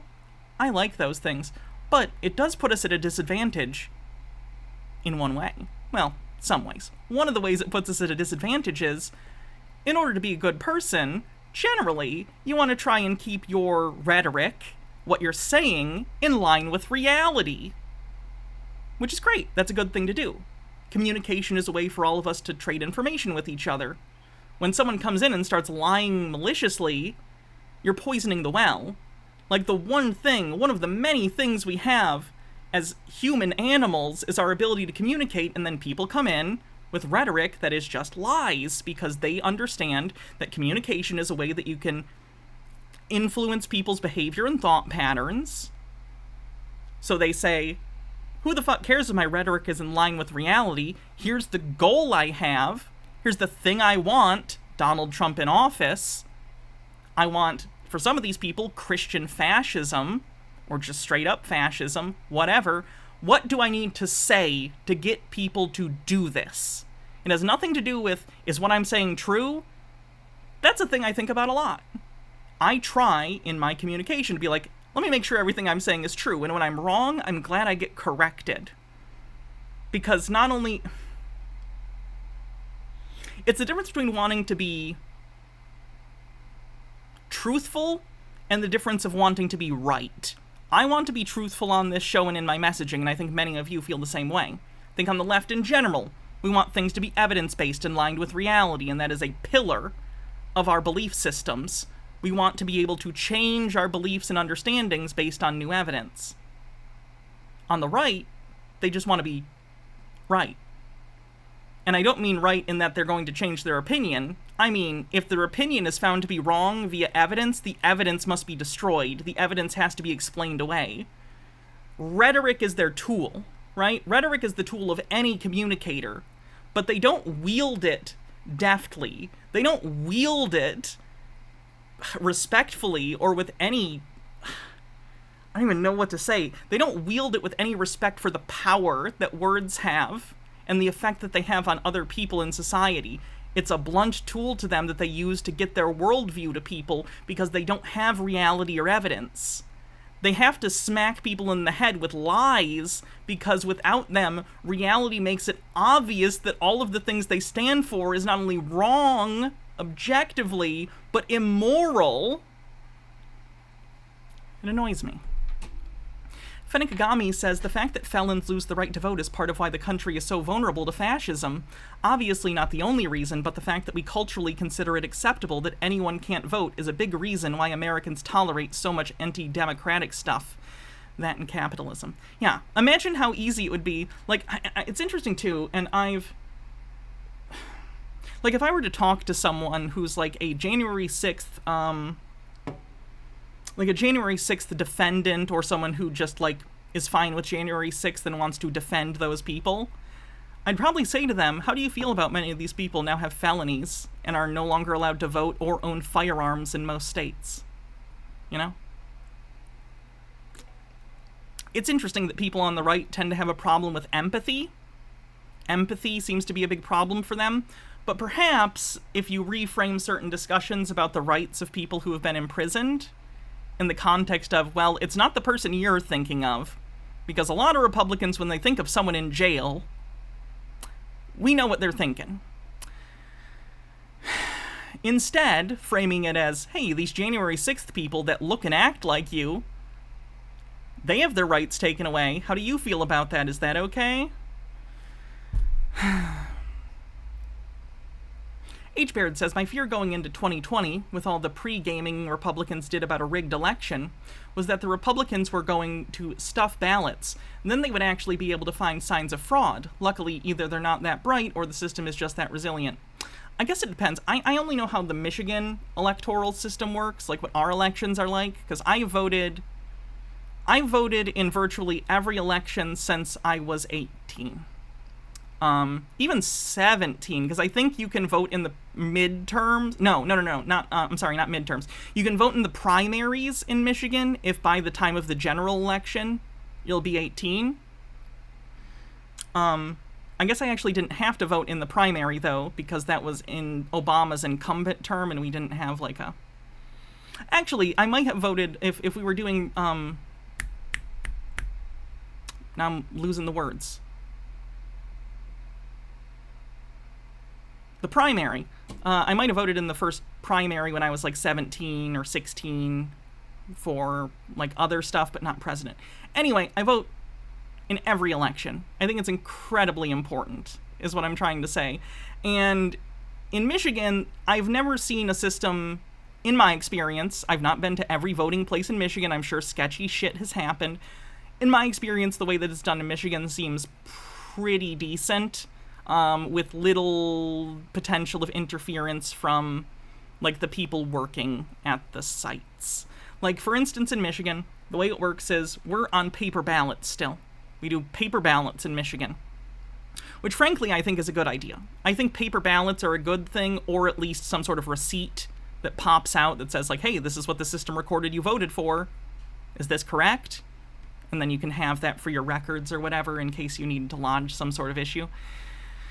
But anyway, in Michigan we use paper voting, and then it gets fed into machines. So you do your ballot, and then you take it over to a machine that's sort of like a Scantron. Like, if you ever... You know how in schools you do, like, tests and stuff that you fill in bubbles? We basically fill in bubbles on the paper ballot and then feed it into a machine that puts it in with a stack of a ton of other ballots, and the machine is locked and secure, and it is in a place everyone can see. It's not like in some obscure corner, it's not in a back room. It is right there. Everyone feeds their own ballot into the machine, and they get a little receipt that says, like, hey, this is ballot number X whatever, and this is the time you voted, blah, blah, blah, blah, blah, here's a serial code or whatever. So, like, stuff like that. I think it's honestly pretty secure, in Michigan at least. I don't know the voting systems of other states. I really don't. But, like, I think that system works pretty well, and unfortunately it feels like all this election security stuff has become a red herring, because look at all the time I've spent just talking about this for something irrelevant. There's no evidence that in any American election that any sort of this kind of thing with, like, fake ballots or, like, stuffing ballots has ever affected an election. Like, even going back to, like, 2000, that had to do with a terrible Supreme Court decision and Jeb Bush, right? I say Jeb Bush because he's the governor of the state at the time. I'm not saying he was running. I'm very familiar that W was the one who was running. But, like, this idea that ballots are just randomly, like, getting produced out of nowhere is crazy. It's incredible. Roger Stone also got involved in that. Of course he does. He's a piece of shit. I gotta imagine his contract with Satan is almost over, right? Like, how much longer could that contract last? It's like that one guy. Who's the guy? The Vietnam War guy. Who just won't fucking... His contract went... Kissinger, thank you. Can we get Stone and Kissinger? What kind of plane did Buddy Holly fly in? Or the guy from Oh God. John Denver? What kind of plane was that? Non sequitur. Anyway. And why? All in the name of protecting voters from the coronavirus? I mean, you can literally stand in line at Walmart for 45 minutes. I like that their example of a thing is, you could stand in line at Walmart. Sounded very Michigan, too. You can stand in line in Walmart, motherfucker. But they think we can't have people stand in line to... Thanks, that makes Dark Beast. Sorry about that. Said, but Hannah, the dead do vote. And there's a link. Let's see if I can find it. There it is. Anyone with half a brain can see that all you have to Oh my god, these old fucking jib-jab things. Are you oh my god. do is raise taxes. I disagree. The problem requires countless new government programs. Holy fucking shit. America's brainworms about the government doing things is wild to me. The Cold War fucked over so many people's brains. No, the government can't provide services. Read the Constitution, people. It's in the preamble. To promote the general welfare. It's a big function of government. Think about it. H-Beard says, John Denver was an experimental plane. Buddy Holly was a V-tailed bonanza, a.k.a. the fork-tailed doctor killer. See, this is why I like my audience. Enough of us are, like, obsessed about... Sorry, I don't know if you could hear those sirens. We're by a fire station. So. Gitara says, yo. Thank you. I'm glad that people in my chat have random things they know about, like random small airplanes. Next time I'll ask about trains. I bet some of you know shit about trains. Logard says, people's brainworms be like, Shai Hulud. That reference. Way over.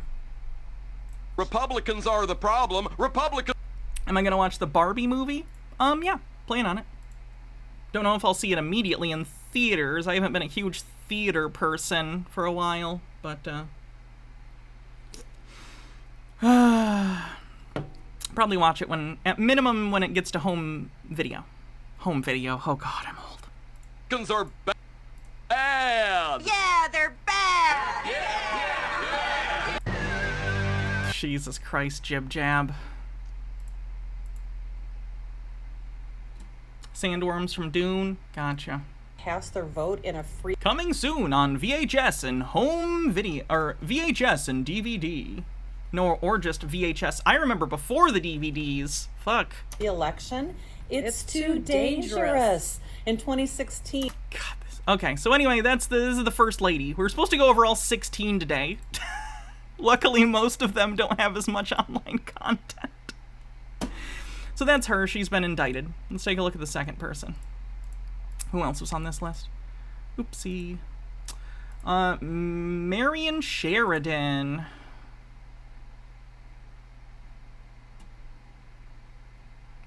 Let's see where the video was. Did I not have a thing for her?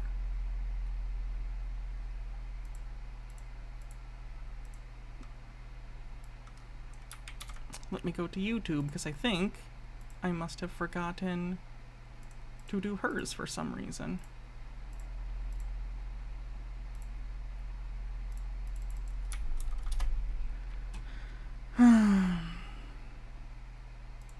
Please welcome Come as no surprise. It's our couple of... She's been a fantastic governor.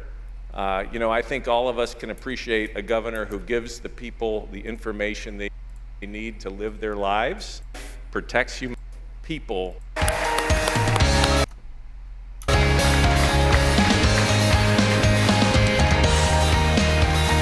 Bright and chipper.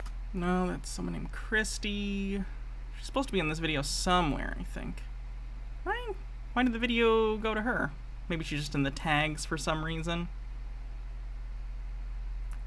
Or was she with this guy? Sure. I checked his vital signs. It wasn't her. I do remember that. There she is. So Donald Trump... Oh boy, rough audio. George Bush...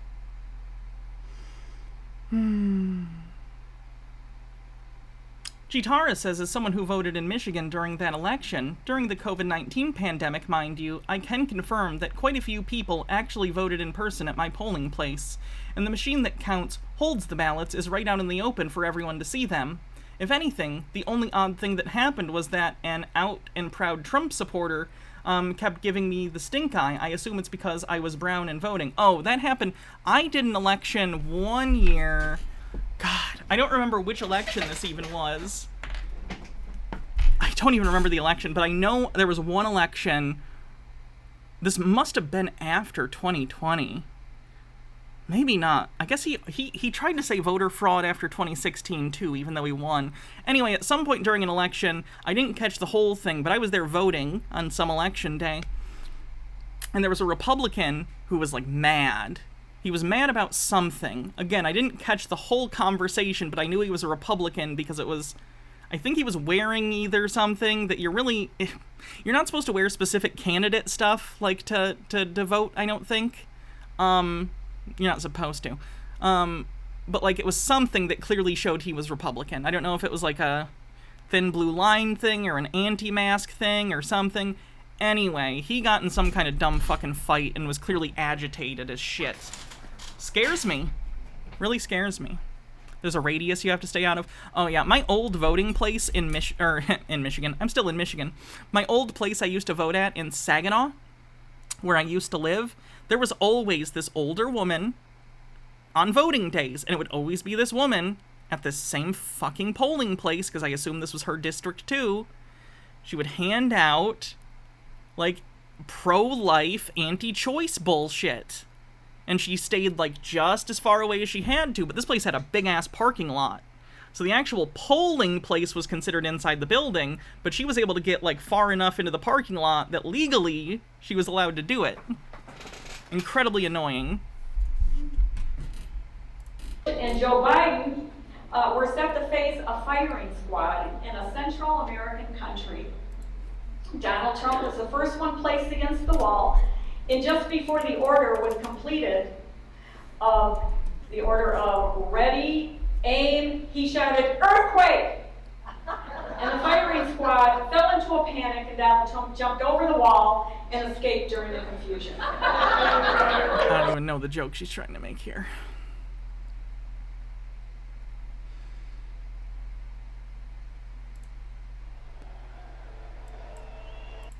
That her office are allegedly met.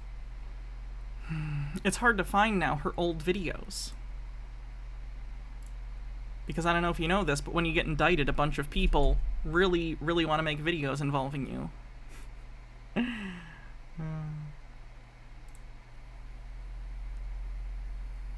Very first presidential debate with you in 20. And being new to all this, I had no idea what was going on, that they needed people to do what? To be poll challengers. I wasn't even really sure what that was. I had done it in the past. Wait a minute, you're telling me this woman had no idea about any sort of political or voting anything before getting involved with this Trump shit? I can't imagine why she was so easily persuaded into committing felonies for Trump.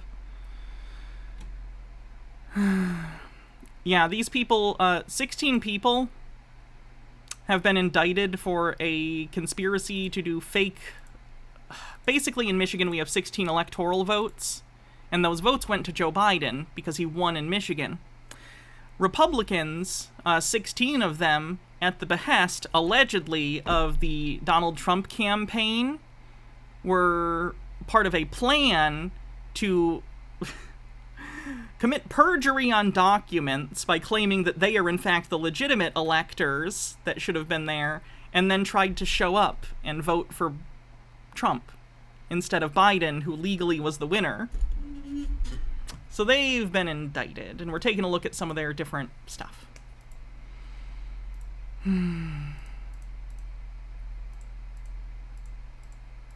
Where'd it go? I know we just had it. It's a live stream.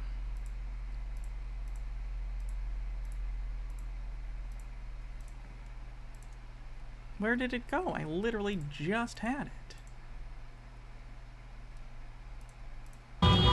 One of the first places in our country to kick off this kind of protest was This is her. Lansing, Michigan. Dubbed Operation Gridlock. Lansing is the capital of Michigan, for those who don't know.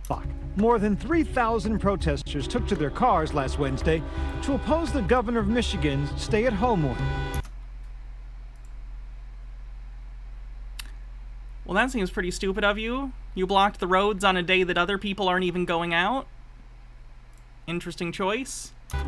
It's time for our state to be opened up. We're tired of not being able to buy the things that we need. I need to buy things in person. My entire identity is being someone who consumes things made by other people who are underpaid while I am also underpaid.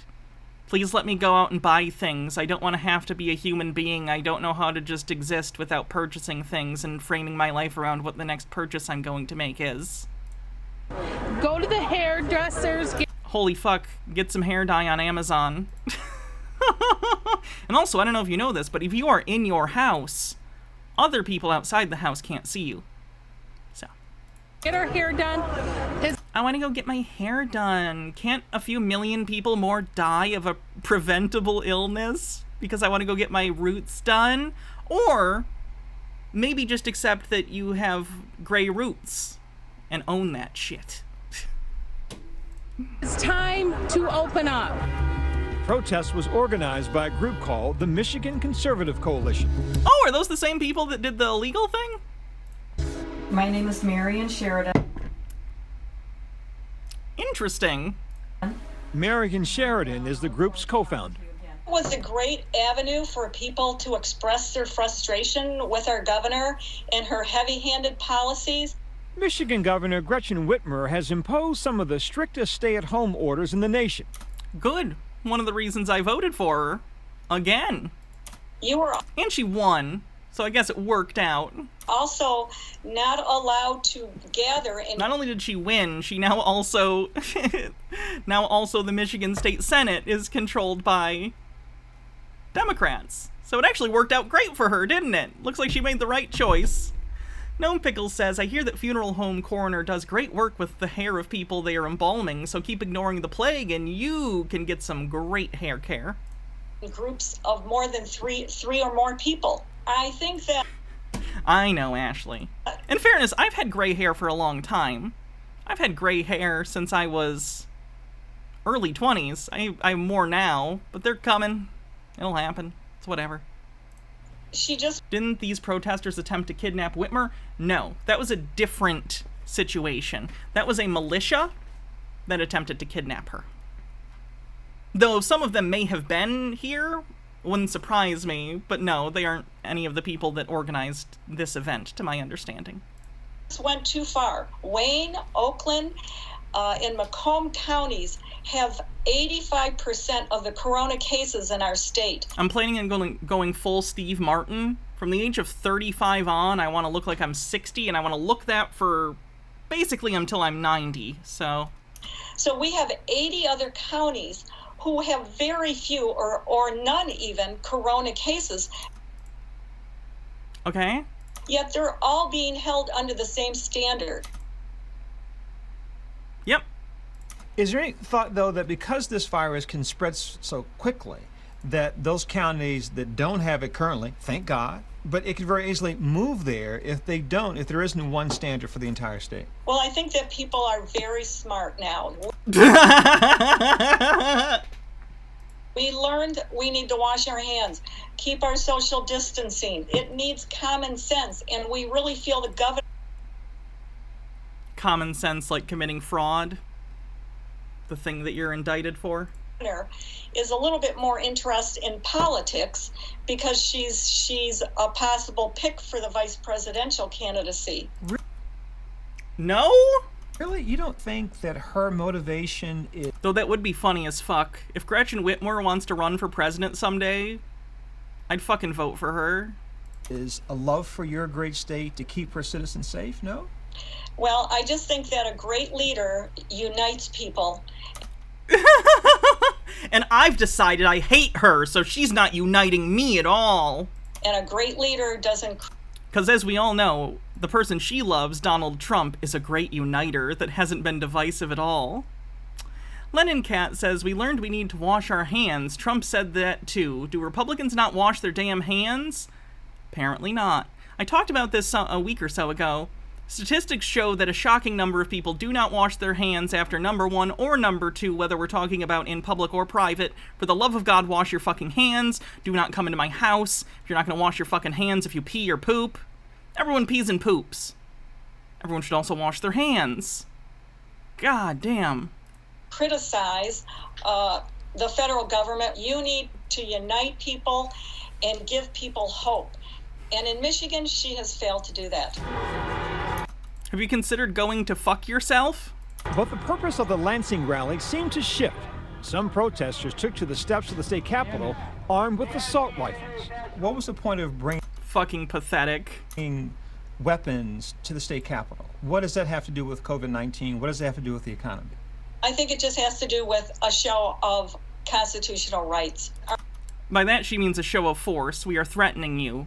We are threatening you because we believe that the Second Amendment gives us the right to murder politicians we don't like. So it's a threat.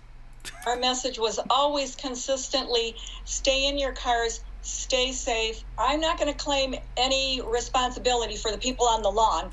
Shocking. You're not going to... I take no responsibility for this thing that I organized. I take no responsibility. What an amazing statement from the party that laughingly used to be self-referred to as the party of personal responsibility. I take no responsibility for the activities at this event that I have organized. Petulant children. Petulant children with guns. Because we didn't encourage that. Michigan is the third hardest... Did you discourage it? ...hit state in the country. To date, over 30,000 have tested positive. More than 2,300 have died. But Sheridan says some attention must now be turned to getting Michigan's economy back up and running. If the state economically is destroyed, we're going to ruin an awful lot of lives. Dr. Fauci has said that unless we get the virus under control, economic recovery isn't going to happen. Well, I agree with him, and I do see in Michigan it's starting to become under control. So why are we under these same stringent guidelines put out by the governor? Okay, so here's the thing. Let's say your doctor said you need to stop eating dairy because it makes you very sick. Gluten, whatever. Let's go gluten even. They say you have celiac disease. So it'd be great if you wouldn't eat gluten, right? And then you stop eating gluten, and you start feeling way better, and you go, oh my god. Holy shit, I feel so much better now that the doctor told me to take preventative measures to not eat gluten. I feel so much better, in fact, I should eat a whole loaf of bread. Because I feel better now, because that doctor gave me advice to stop eating gluten, and then I did, and then I stopped feeling bad. But here's the thing that's letting things get under control in this scenario were the guidelines, were the fact that things were closed. If you then undo all of that work is undone. Not a hard concept to understand, but multifaceted ideas that are more than a single dimension. Like, it needs to be a dot. It needs to be a talking point. It needs to be, honestly, if you can fit it in a slogan, perfect for Republicans. They don't want to think about anything. Singular idea. Oh, things are better now, so let's open. Instead of recognizing, like, oh, things are better now because of the preventative stuff that we've done, and also masks, and people are vaccinated more now, etc., etc. Instead, it's just, no, here's our singular point. I can rhetorically use this to fight you, and that's my goal here. It's not good. Gnome Pickles says, Mommy, you've never crashed, so why are you being mean and making me wear a seatbelt?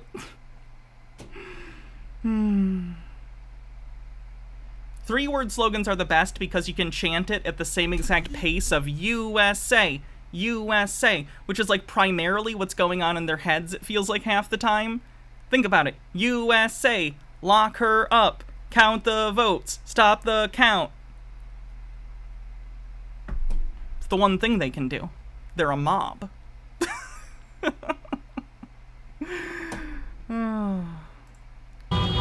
One of the Okay, what was the next person? So that was Marion Sheridan. Kent Vanderwood. How's Kent Vanderwood doing?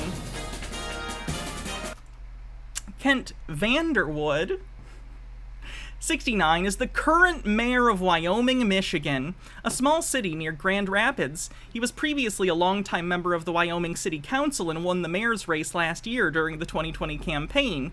He was the chair of the 2nd District Republican Party, according to local press reports. Here he is. Here's a video.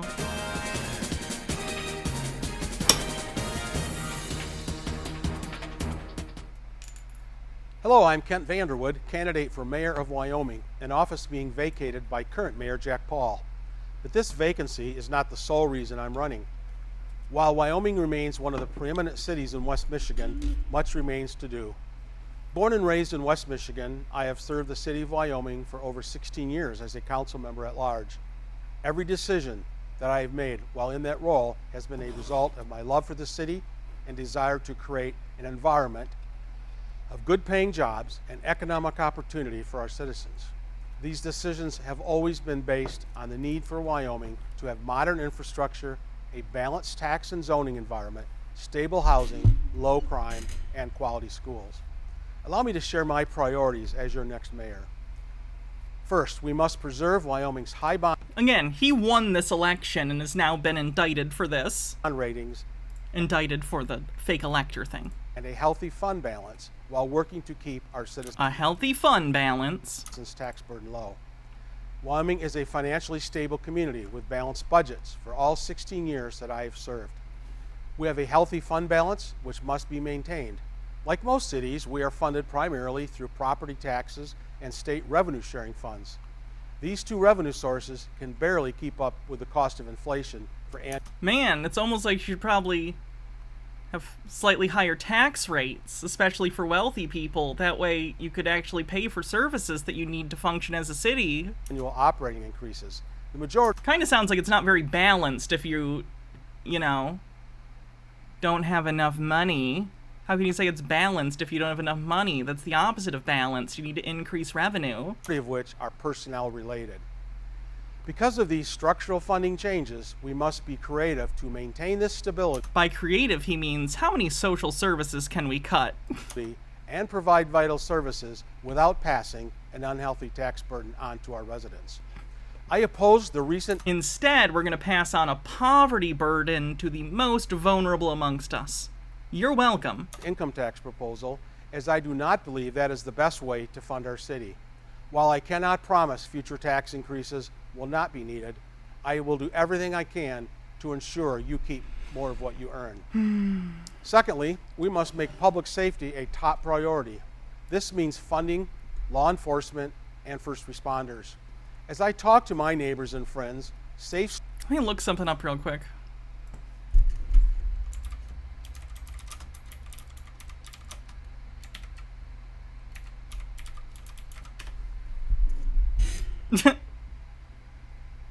Okay. Not that 76,000 people live there.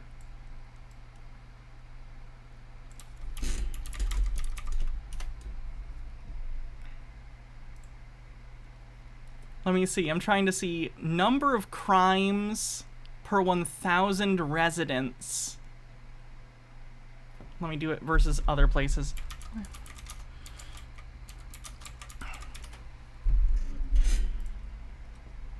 Let me see.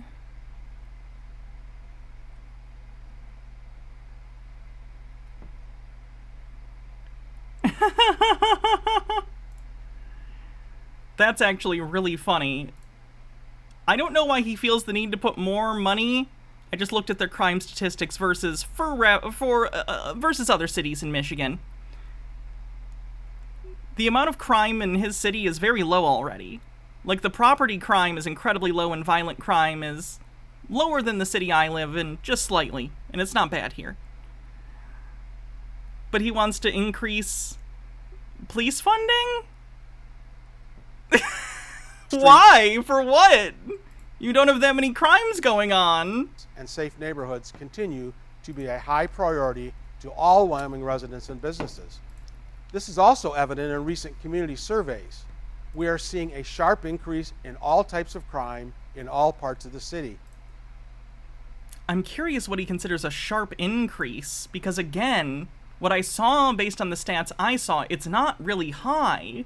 So I'm really curious what study he's saying. Is he even saying a study? Is this just nonsense, or is it based on any numbers he actually saw? We are dealing with more drugs, mental illness, and homelessness on our streets than ever before. Are you going to help any of these people? Or are you going to criminalize their existence? To help fight these problems, we need to fully fund the police department. Fuck! For a second I was like, is he gonna say some sort of services? No, we need to get more cops so we can kick them out of town. Jesus Christ. And support them in every way. We must also offer programs and services for those battling these life challenges. Have you thought maybe to start with that? Have you thought maybe start with that and make it the primary focus? Because of high crime. Gnome Pickle says he saw a kid put a trash on the ground and he heard that someone smoked an entire pot. Along the 28th Street corridor is now affecting our entire city. We must be far more aggressive in creating safer communities. Gnome Pickle says first name punch number says mental illness, famously a crime. Protecting our residents from crime. I've never played Shovel Knight now. Safer communities also means that we need to work to ensure that we have sufficient first responder services to keep our citizens safe from fire or medical emergencies. Wait a minute, the city's gonna fund the fire department? What is this, communism? Your house sets on fire and all of a sudden it's my responsibility? Pull yourself by your own bootstraps and pay for a private fire brigade. And third, we must continue to fuel economic growth in Wyoming. We have seen many new businesses come to Wyoming over the past 15 years, but there is room for improvement. As a city, we must continue to support and attract new... I want to know how uncharismatic all the other candidates were, considering this guy won. Like, how dog shit were the other candidates that this guy was... Everyone was like, yep, this is the guy I'm voting for. Small and large businesses, so that we can continue to make appropriate and efficient investments in our roads, sidewalks, and underground infrastructure. With inflation as high as it has been in decades, most Americans are worried about their jobs and where our economy is headed. We owe it to the people of Wyoming to work diligently to ensure economic growth with higher take-home pay for our citizens. Oh, are you going to actually do some sort of thing where businesses are required to pay some sort of like minimum wage in your county that's higher than the state minimum wage? Oh, you're not going to do that? Oh, okay. Well then, why'd you bring it up? You don't have any actual plan to do anything, so... Eliminating... No, we'll just lower taxes for businesses, and as we all know, when businesses have higher profit margins, their first thought is to share it with their employees. Barriers on small business growth and rolling back regulations to allow... Yep, there it is. Those who have struggled during COVID shutdowns will be critical in the years to come. Wyoming residents want to be assured that they will be able to provide for their families, and we must all work together to create an environment that encourages new business growth. In summary, maintaining our fiscal stability, keeping our streets safe, and supporting new business growth to fuel the economy and create jobs are all important to our city's growth strategy for the future. These are issues that matter to all of us, and they are what motivate me to help lead Wyoming the next 4 years as your mayor. I'm running as your solutions candidate. I'm aware that as the mayor, he doesn't have the power to unilaterally change minimum wage. What I am saying is that nothing he is saying is going to help anyone's wages, and it's weird that he's acting as though, as mayor, I'll improve your wages. He literally can't. He has no power over that. I believe that together, we will find solutions to these challenges. In closing, I believe that all politics are local. This means that good government starts at the local level. We need to get it right where we live and work first before we can do good at the state or national level. Local government needs to be accountable to the electorate who put their trust in us who are privileged to serve. How about being accountable to the entire state of Michigan for the potential felonies that you committed? Just curious how you feel about that. I will be accountable. You have my word on that. Based on my past record of service to the city of Wyoming and the priorities I have outlined, I am the best person to continue the strong leadership of Mayors Hoekstra, Sheets, and Paul over the past 2 decades, and I humbly ask for your vote in the primary election on August 2nd. Thank you. So that's that guy. Stanley Grott is the next one. This isn't anything that interesting. However, he is, like, what was this actually? Shelby Township Clerk. He was appointed to his position. This isn't him saying anything. This is literally just him explaining, like, ballots and shit. But this is the guy. Profane Priestess says, fun fact, Portugal used to have one of the best sets of drug policies in the world. It was based on safe injection sites, social counseling, and full decriminalization of consumption. It reduced reported addiction and drug-based crimes by around 50%, until the funding got cut and privatized it all. Moreover, we used to have private fire service, but as it turns out, fires spread if you don't combat them properly. The private services would literally go, nice house you have there. Yeah, we're fucked. There are too many selfish people in society. We have failed. Shelby Township, this is your friendly clerk, Stanley Grott, coming back to talk to you about election on November 8th. And yes, I said friendly neighborhood clerk. I mean it. My door is always open, and I'm there to serve you. So. And by serve you, I mean totally ignore your votes. Once it turns out the guy I want to win loses, I'm going to commit fraud to try and get the wrong person elected. You know, serve you. And by you, I mean Donald Trump. Whenever you feel like you have issue or problem or you want to discuss some things, please come see me. Appreciate it. Thanks. Let's talk about election. November 8th, general election. Hugely important, and it's a little bigger than previous elections. So we are going through applications for absentee ballots. We mailed out 15,000 ballots on Monday, October 3rd. You should. What's wild to me is he is a clerk. He is involved in this process. He knows that mail-in voting is fine because he's close to it. But he still was a part of this shit. Be receiving a ballot shortly, next day or two, or maybe you already have received that since we're taping this little couple of days after October 3rd. I want to go into election itself. In order for you to receive a ballot, you must fill out an application. And you already have. Your signatures have been verified, and that's the purpose for the application. You must sign the applications. You must date it and put your birthday on it.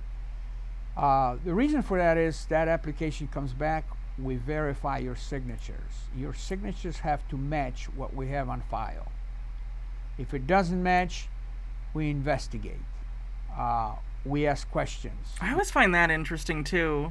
Like, maybe it's me. My handwriting is really bad. Like, my signature, you could probably next to each other be like, those are both bad in similar ways, but it seems so subjective. H-Beard says, it's important to remember that selfish people can't understand not being selfish to the point that they will assume anything you do is selfish and judge you for it. A lot of conspiracies surrounding COVID came from the fact that people literally couldn't conceive that there are people whose job it is to improve public health, and their motivation is to make the public healthier. Hence, the assumption that it must be a power grab or some other nefarious purpose. Projection is a big part of conspiracy thinking. Yeah.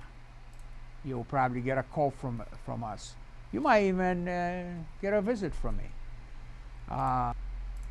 But we do check every signature. Once the application is processed, we mail out the ballots, and we mail in bulk. We wait until we get large volume, so we can save 50% on the stamps.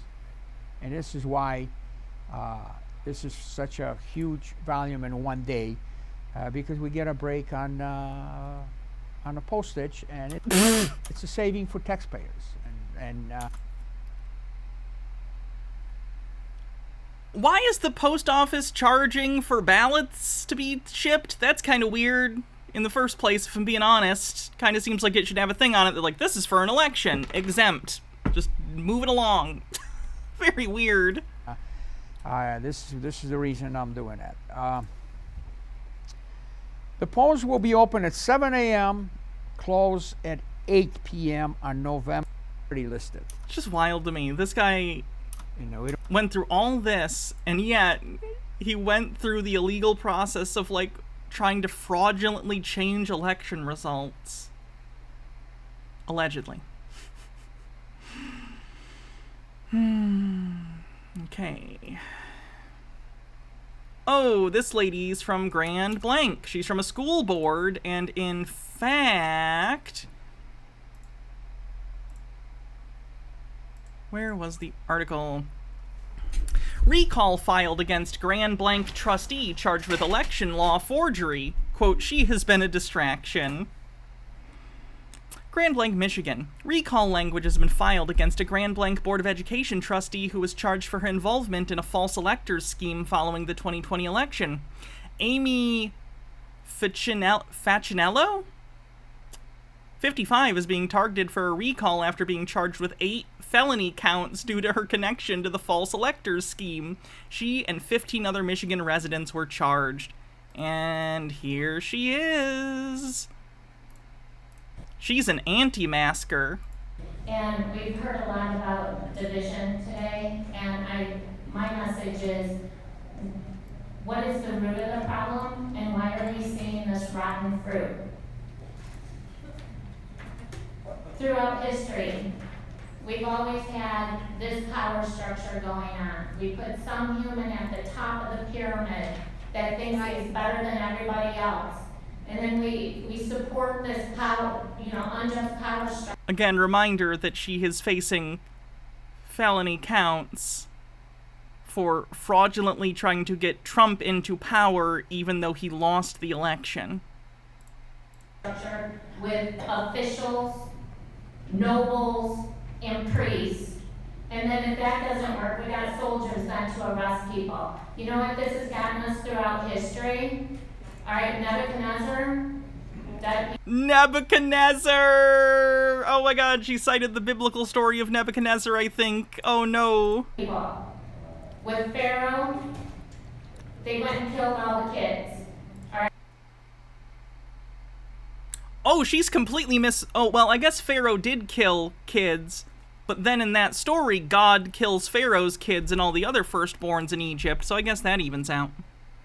Right? You have Jesus Christ, again, slaughter the innocents. This structure doesn't work. In 1776, we decided we're going to try something different. We decided... Which is why she intended to overturn democracy. This is wild to me. This so much gets to the heart of, like, democracy. Like, they'll use democracy and the ideals of democracy rhetorically, because I think generally, especially in the United States, people are in favor of democracy. I am. I imagine most people are, right?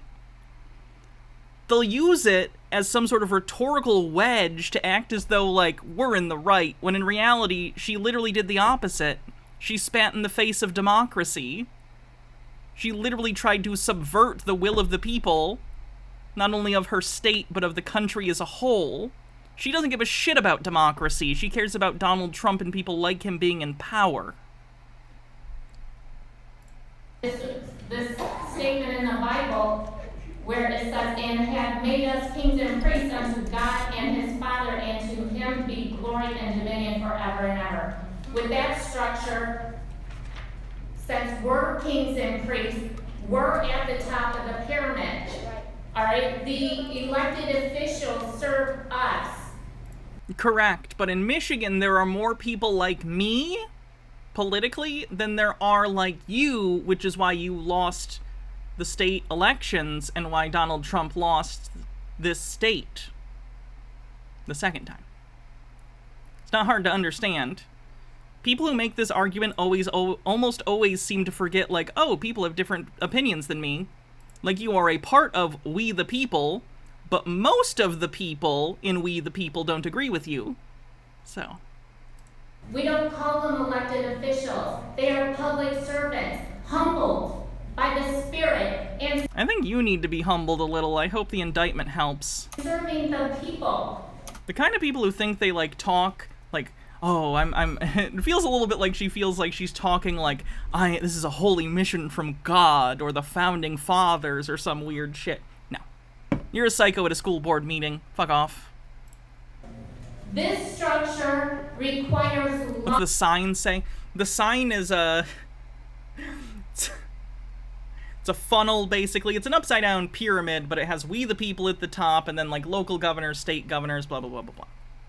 Which is funny, because, again, she did the opposite of that in order to try and illegally seat Trump as a president the second time. Profane Priestess says, if I may offer some hopium, we beat these people in the Civil War and World War II and the racist 50s, 60s. We'll kick these people back in a deep, dark pit where they deserve to be. Fascism is a viciously antisocial ideology. Even when they win, they tear each other apart. Peace and compassion shall always win out. In the words of my D&D character, let go of your loneliness, and your hate for the great embrace of peace and community can always widen. I hope your D&D character is right. love of seeing your brother as an equal. Yes, if Republicans are known for anything historically, it's seeing everyone as equals.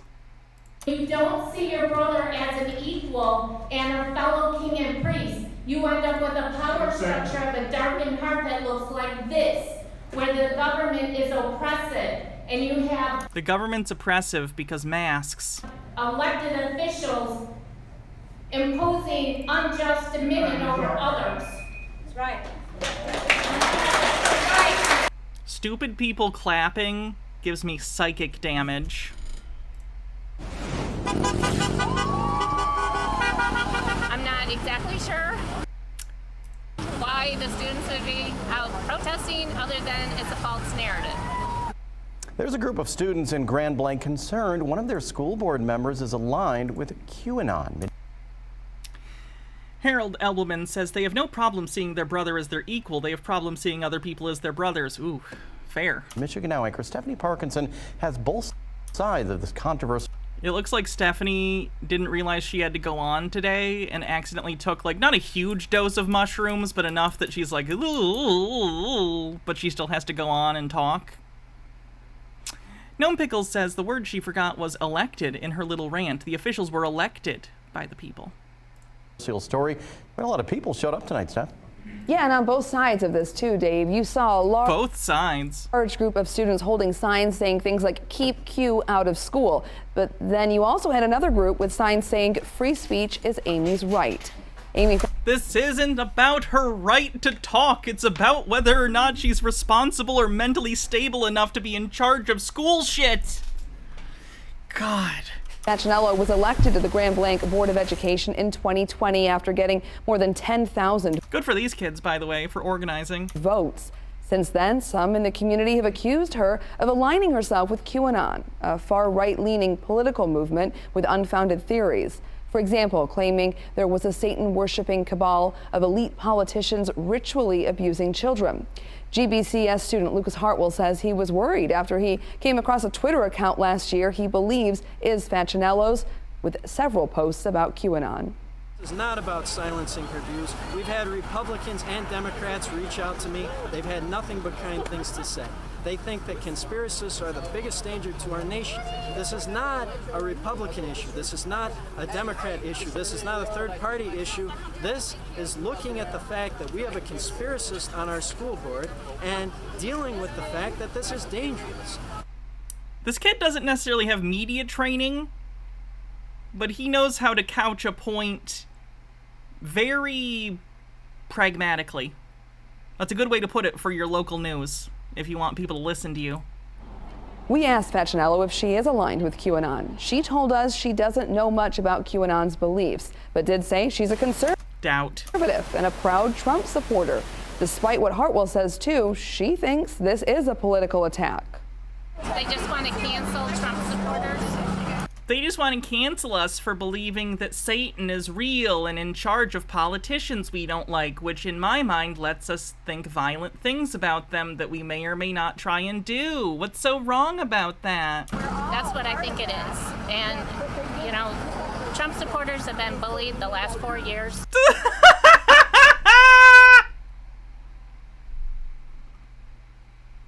Regardless of whether or not that Trump supporter person who was here last week was a troll or not, I see this attitude so pervasive in the right, and it's so funny. They think not liking them is bullying. They think us being like, they're bad people is bullying. People are not obligated to like you. You have the right to be an asshole in many cases. As I talked to that guy who was in the stream last week, you know? That Donald Trump fan guy. You can be an asshole. It's not against the law, at least not in the particular ways that you're discussing. But you can't be mad and call it bullying when people think you're an asshole for it. That's just life. You're gonna do things and sometimes people are gonna think you're an asshole. You're not being bullied.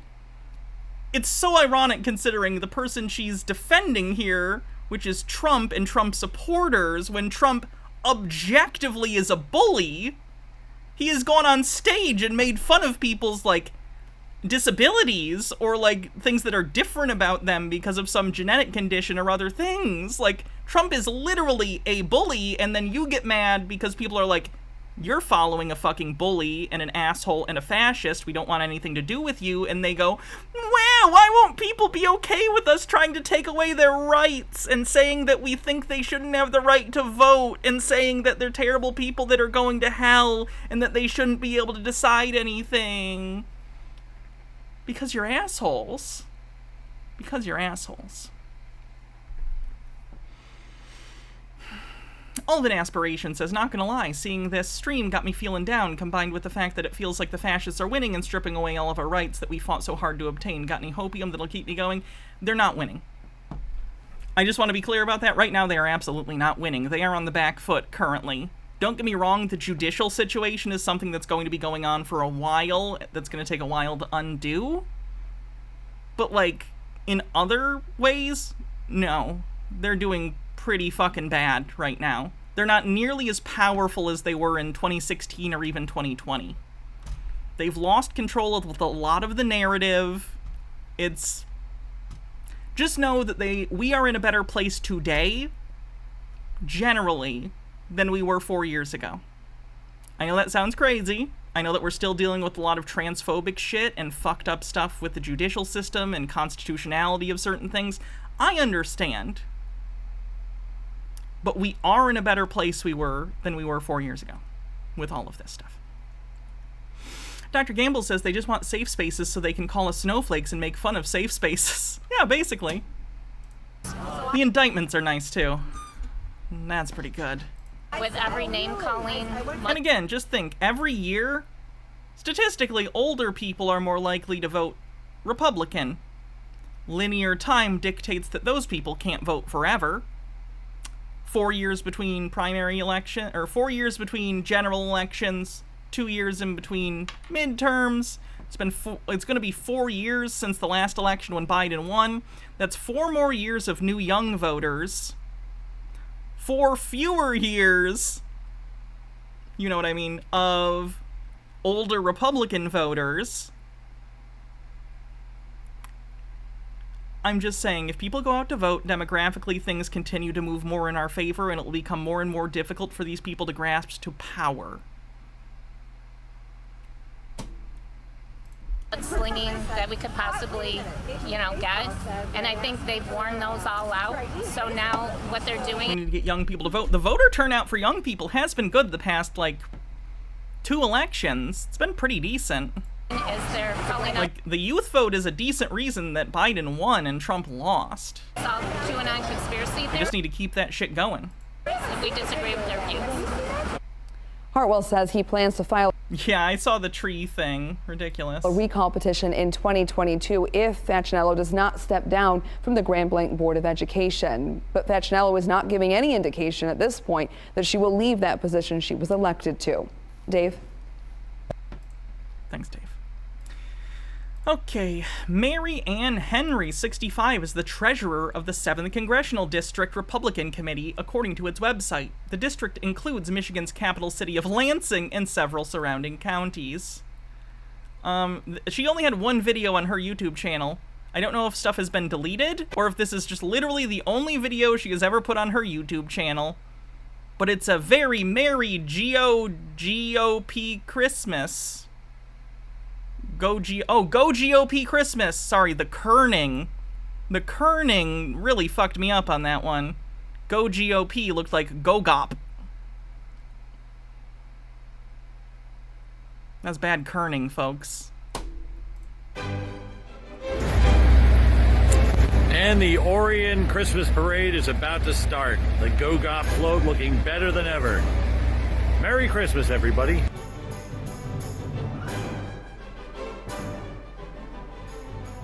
Go-Gop would make a pretty good D&D NPC name. Go-Gop. It's fun to say.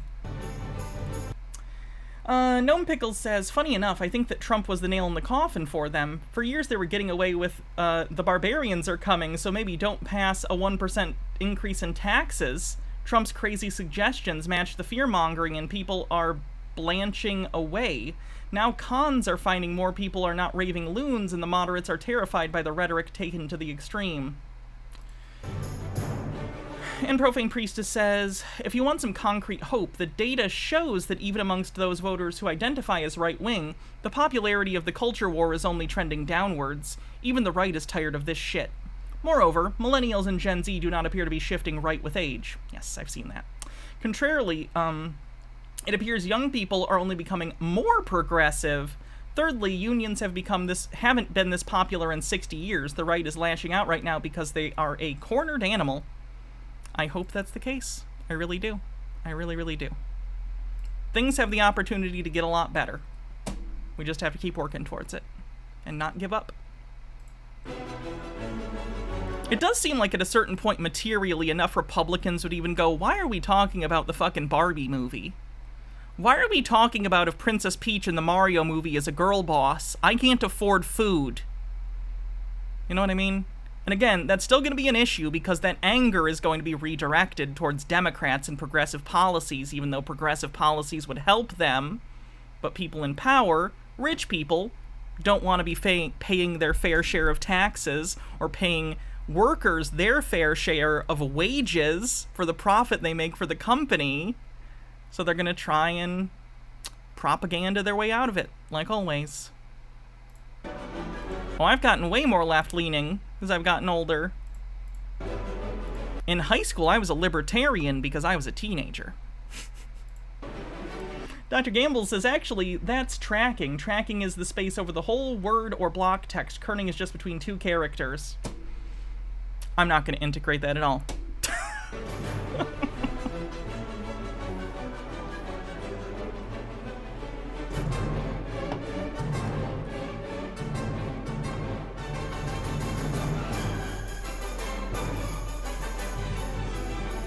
Did she get coal? Did she get coal for Christmas? I think she probably should have. Also, that's gotta be synthetic fur, right? That doesn't look real. Which is good. I'm hoping it's not real fur. That's what concerns me.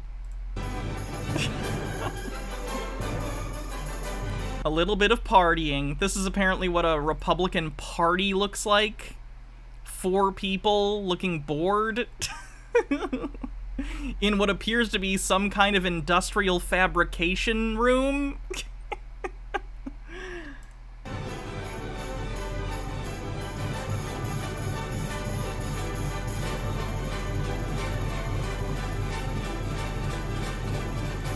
Wow.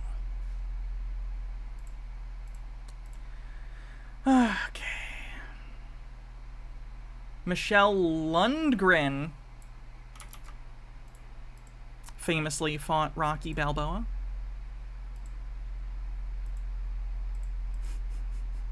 It's a stupid joke. Oh my god, the PP show's live. Why?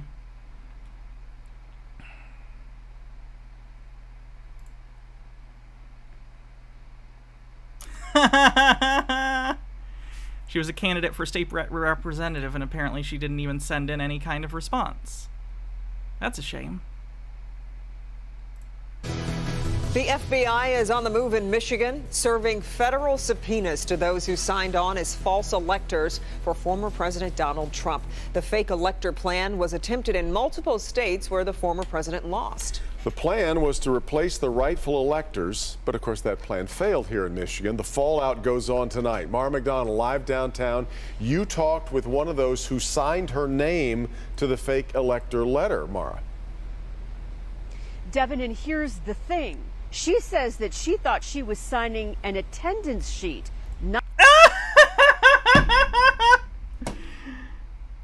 On the one hand, I want to say, come on, that's a really stupid lie to tell because no one's that stupid.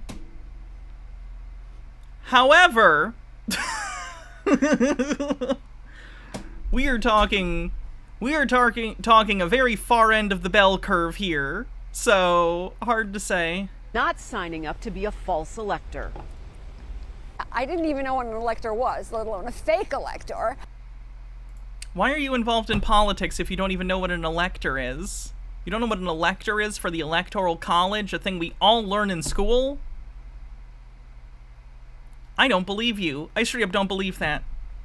Maybe my hopes are too high for her, but I don't believe that. I think she's lying. I signed a piece of paper. I know it was blank. So what did Michelle Lundgren I'm guessing it was not blank.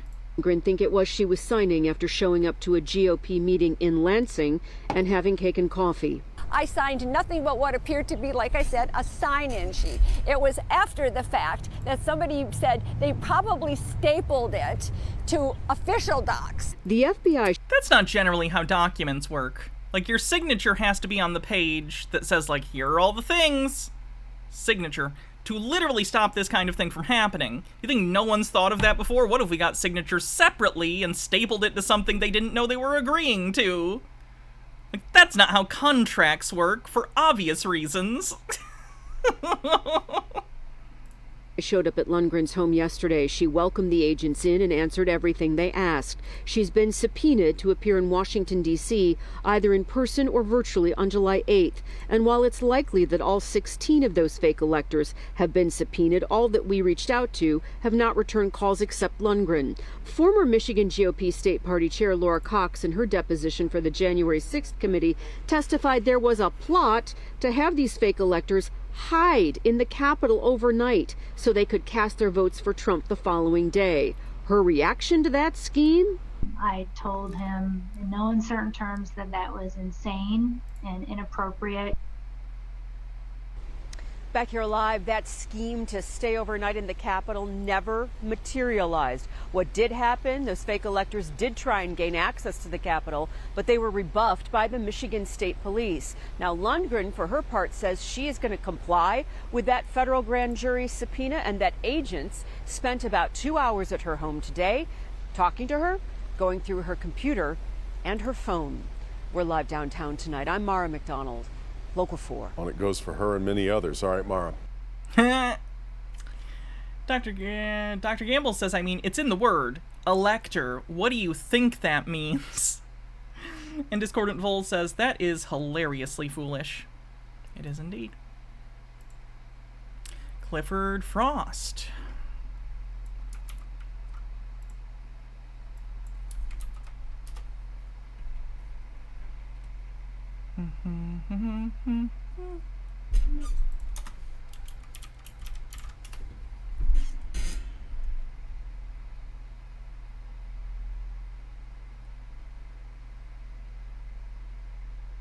Not sure if this guy has any videos about him.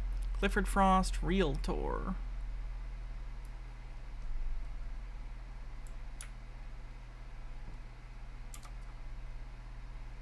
He had shared pro-Trump conspiracy theories and about alleged voter fraud on social media. Not shocking. That's not what I wanted.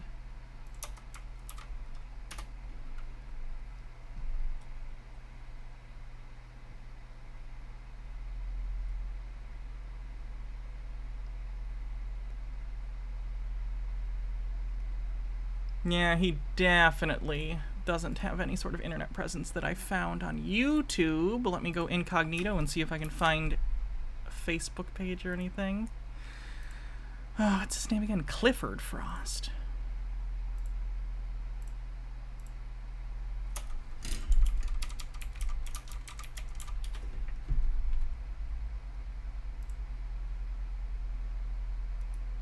He's a real estate agent. He's on a website called Insurrection Index.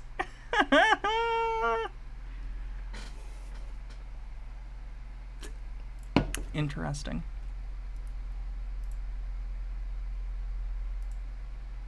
Oh boy, boy, boy, oh boy, oh boy. That certainly is him. Okay.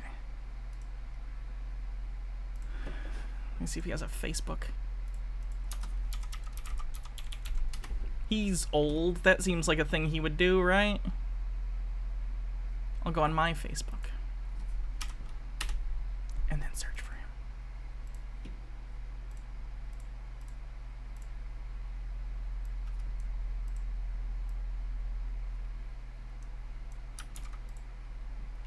Flintstones, meet the Flintstones.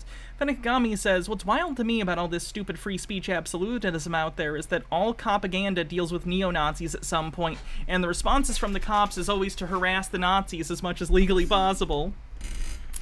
The message is literally, do everything you can within the bounds of the First Amendment to shove their BS in a dark corner no one can see, and way too many people seem to think that there's no such thing as dangerous speech. I don't know if anyone really believes that. I think the people who say that are just the kind of people who take part in such things. Oh, is this him? It's a nickname, but it certainly looks... Oh, yeah. Let's look at the About page. His profile picture is Donald Trump with an American flag overlay, for the record. Oh... Is this him? Ooh, did he clean a bunch of stuff? Ooh. He may also just be one of those boomers who, like, has a Facebook page but doesn't have any pictures. But the place of work is correct. So that seems like him for sure. Be strong but not rude. Be humble but not timid. Be proud but not arrogant. Be kind but not weak. He posted that 21 minutes ago.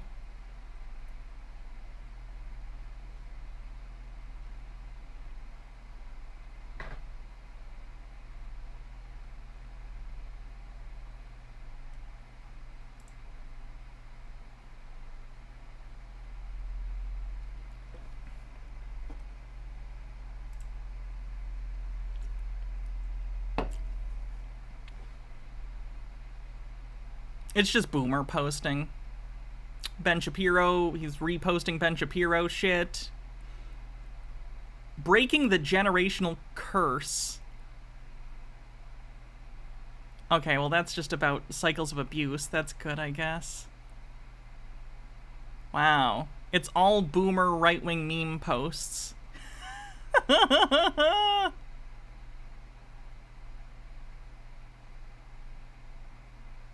Yikerinos. Sorry, I know you can't see any of this, but it's not stuff I really want to share, but it's also pretty fucking cringe. Okay. Moving beyond that guy, it doesn't seem like anything interesting is going on with him.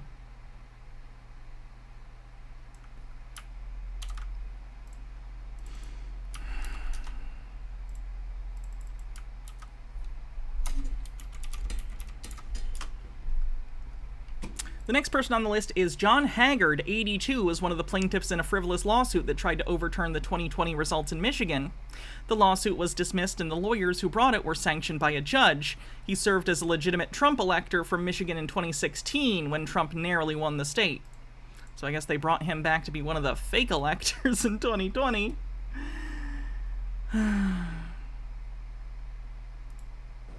Well, those charges were announced yesterday afternoon by Attorney General Dana Nessel, and the 7 of the 16 charged are from right here in southeast Michigan, and those charges, well, they're all facing 8 felony counts. In a recorded statement, Attorney General Dana Nessel announced charges against six... Who's the youngest and oldest in the group of electors? Let's see. Oldest appears to be 81. Youngest looks like 55. Yep, youngest is 55, oldest is 82, actually. 82, not 81. Yikes. 16 Republican electors who signed their name to a document back in 2020. Do we need to start teaching people as they get older, similar to like, okay, when they email you and say that they're a Nigerian prince and they have money for you, that's not true. Do we also need to be like, all right, when a disgraced former president tries to recruit you to do a coup, don't do it. You'll go to jail. 20 alleging to be Michigan's electors for president and vice president. This plan to reject the will of the voters and undermine democracy was fraudulent and legally baseless. While the results of the 2020 election showed that President Joe Biden won the state by nearly 150,000 votes, the letter in question... Yeah, that's not even really close, is it? ...said the state's 16 electoral votes would be casted for now President Donald Trump. That was a lie. They weren't the duly elected and qualified electors, and each of the defendants knew it. Attorney General Nessel alleges the 16 Republicans met in secret of the Michigan GOP headquarters basement before heading into the state capitol building, then trying to overturn the state's election. Discordant Fool says, but it was funny.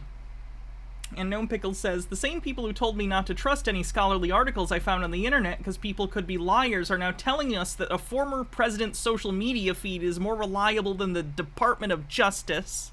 Election result. That's the wild thing, isn't it? A lot of these people were, like, it's not like these people don't remember the world before computers. Like, it's like when something's through a computer screen, they completely forget that people can just make shit up and lie to you. Like, yeah, if anything, people lie to you way more on the internet because it's anonymous or pseudo-anonymous. Minty Treasure says the Trump campaign's next fundraiser, scamming the elderly out of Google Play cards. Just imagining Kip Boga on the phone with Rudy Giuliani doing that old lady voice. Results. 7 Action News spoke with current Shelby Township Clerk Stan Grott, who is one of the defendants named. I have no comments for you at all.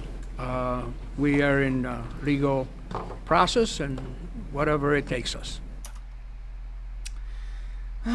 Discordant Fool says, I'll take confirmation bias for 500. Another defendant named in the charges is 82-year-old John Haggard of Charlevoix. 7 Action News called Haggard, and Haggard says he does not understand why the Attorney General filed the charges and believes it to be a publicity stunt. I signed a That doesn't even make goddamn sense! paper that said Donald Trump won. I guess she doesn't believe in the First Amendment. Did you forget the part of the paper that says under penalty of perjury? Because that's like a big part of it. H. Baird says I think it's due to the structure of social media. They view stuff they hear on Facebook as coming from their friends and not shady news sites. Woof. That is not good, but probably true. This also flies in the face of the claim that the other defendant made when she was like, it was a blank piece of paper. I don't know. I just signed it for attendance. It was a blank piece of paper. This guy says the paper said that Donald Trump won, at minimum. This is what I'm saying. You can't have 16 people in a conspiracy. Like, it's not happening. They're gonna give differing stories. They're gonna say different things. They're gonna flip on each other, especially if they're Republican. Republicans cannot work together effectively for a long time because it requires having collectivism as some sort of ideal. And I don't mean that as, like, only collectivism. I'm not. I'm a very independent person. I believe in, like, individual rights and individual identity, of course. But I also see that in many cases, like society and the way that we, like, form society, collectivism, being a part of a whole and working together is important. But I don't feel like they see each other like that. I think they see each other always as temporary allies while their ends are both in the same direction. The second they can throw other people under the bus, they'll do it, even if they worked with them. Can't wait for the point in time when I have to argue with a conspiracy theorist that an AI-generated image of Biden eating a baby isn't real. Just wait until there's AI conspiracy theorists. Chat, think about this. Think about chat bots just trolling the internet and posting conspiracy theories and arguing with people about them, and it's not even a person. Just arguing with a sock puppet fake AI thing to waste your time and to spread misinformation.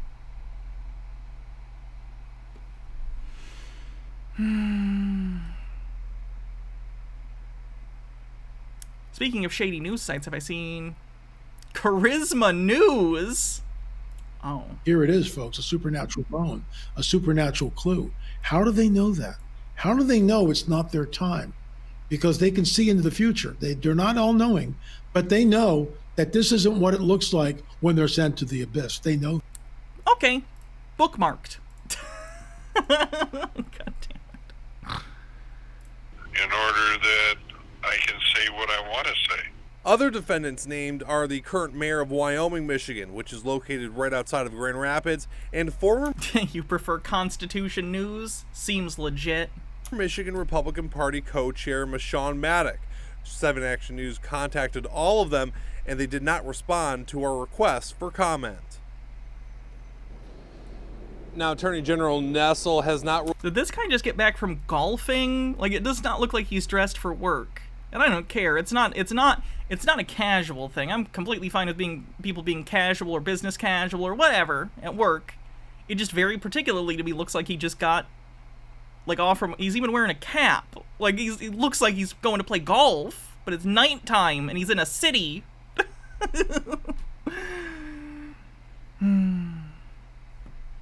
Ruled out more charges for other defendants in this case, and the 16 named in this case will be arraigned individually in Ingham County. Now, the maximum sentence on one of these charges is 14 years in jail, and if convicted of all charges, they could all be going to jail for over 80 years. Reporting. It's all right. The oldest one will only be 162 when they get out. In downtown Detroit, I'm Peter Maxwell, 7 Action News. Of course, Peter, we'll be watching this very closely. We'll also be watching to see if any of these Michigan cases tie into cases that are being investigated in Washington, D.C.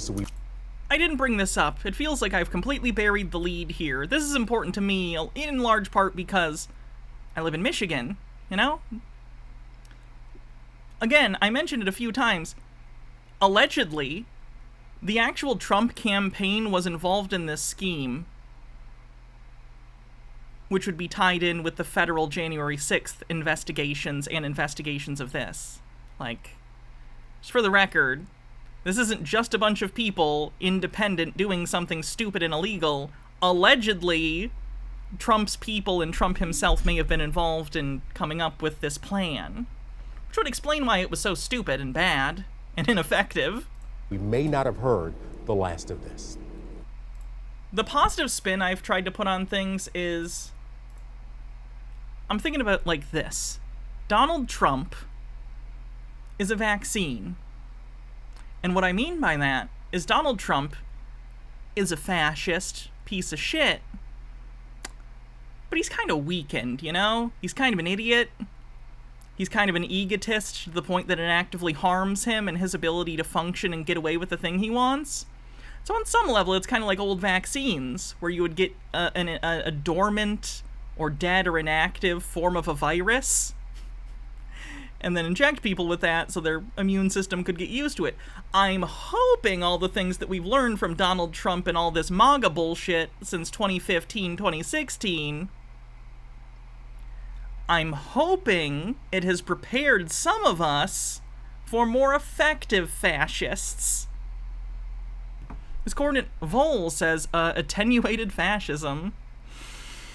We're almost done with the list. Let's see, who is this one?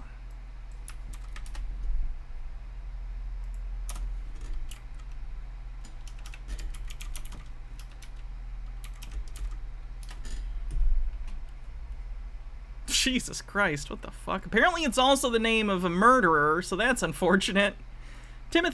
Timothy King, 56, was also one of the plaintiffs in the frivolous lawsuit that tried to overturn the 2020 results in Michigan. The lawsuit was dismissed, and the lawyers who brought it were sanctioned by a judge. So, same as the previous person, also was involved in the lawsuit. Let me see if anything comes up with this. He must have done interviews or something, right? You'd think. Wow. It's really, whatever this child murder thing is, really fucked up the SEO for me on this. Jesus Christ.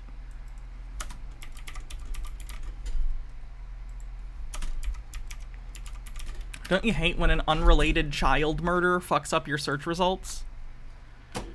Dystopian. Anyway, okay, we'll skip him. We get it. Same as the last guy, basically. Rose Rook.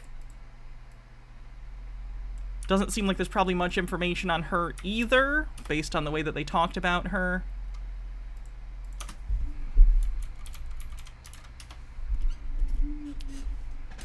Other than, of course, in videos where they are talking about this. Hydrate. I can do that.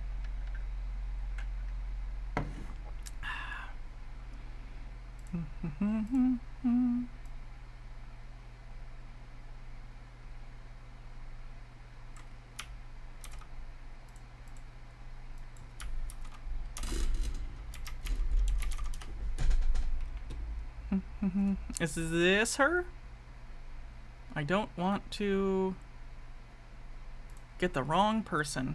Probably not, because the person I'm talking about is 64. That lady does not look 64.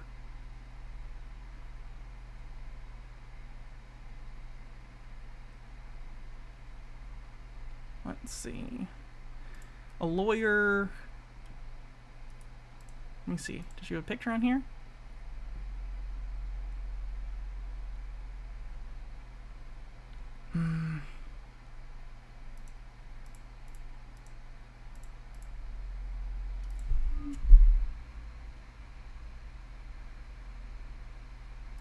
The U.S. House Committee investigating Lansing at the is what they want to know. Was this done organically? Was this being controlled by some greater macro effort? Oh, here is this her at the end? The Trump campaign was budget. AG Dana Nessel says her office has That's the Attorney investigated the General, effort and believes there was a conspiracy and could level charges here. But she's asked federal prosecutors to intervene, citing jurisdictional issues. Back here live, the U.S. Department of Justice. I read that in an article earlier, actually, too, that she was trying to get the feds to do something before she opened her investigation. The fact that she brought charges and also there have already been subpoenas and interviews with some of these people on the federal investigation, to me, maybe implies that at some point, did you guys see me take this earlier? Did anyone see me? Yes, I did. I did. Anyway, I really gotta get something where when I take my meds, I need to push something so it says yep, checked off for the day. It's probably an app for that. Anyway, what was I talking about? Justice confirms. I do actually already have a pill box. I should start using it again. It's gotten that referral from Nessel's office. It says it's looking at it. We're live downtown. Oh, the thing I was saying was, I'm imagining that she got the go-ahead from federal prosecutors to do her thing. I don't know that to be the case, but I just can't imagine there hasn't been any communication between her and her department and the feds who are also investigating this stuff.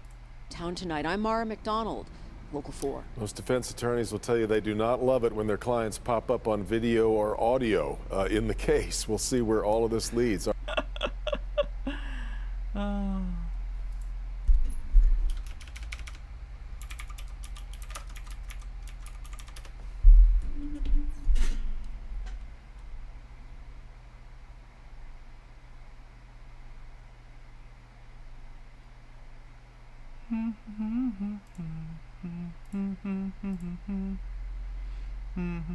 Hank choked.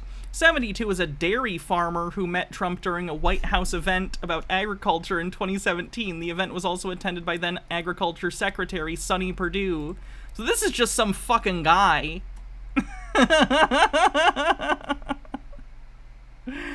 Oh, it's literally just like a guy who's a dairy farmer. Oh god, okay.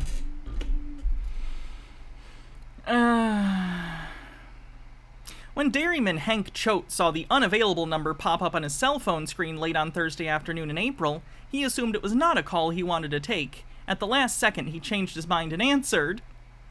The voice on the other end said, "My name is Ray Sterling, and I would like to invite you to Washington, D.C. to participate in a conversation with the President of the United States on Tuesday." Wow, that guy probably gets scammed a lot. Like, obviously, in this case, it did happen, but, like, that was the cell and you didn't immediately hang up? Holy shit. Choate found himself a little skeptical at first, but he soon confirmed that Starling, Special Assistant to the President for Agriculture, Trade, and Food Assistance, was serious.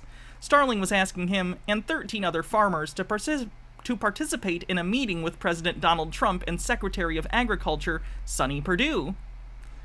Oh, boy. At first, Choate was excited about the opportunity, but soon the weight across my shoulders felt pretty heavy, he said. Let me assuage your fears on that. No president gives a shit. If you show up and talk to them, they're probably like, okay, whatever. Don't feel pressured. Your words are going to be taken into very little consideration compared to the bulk of other information that they are provided on a daily basis about things. Just for the record.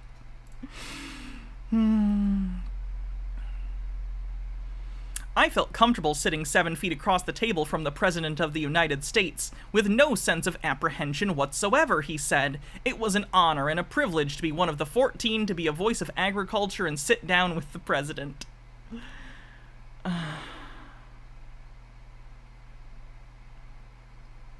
So at some point, I guess they contacted him and were like, hey, you wanna be an elector? And he was like, sure, even though it was illegal and not real.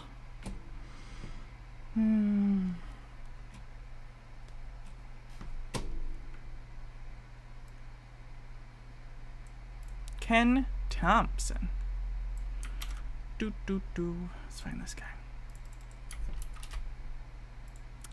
Ken Thompson, 68, was brought in to replace one of the original GOP electors that was recruited to serve before the 2020 election, who apparently backed out. A Michigan GOP official testified to the House Select Committee that investigated January 6th in 2021 that Thompson replaced an original elector who was uncomfortable with the whole thing and refused to participate. Probably smart of them. Probably very smart of them, considering the replacement, again, has been indicted. Oh.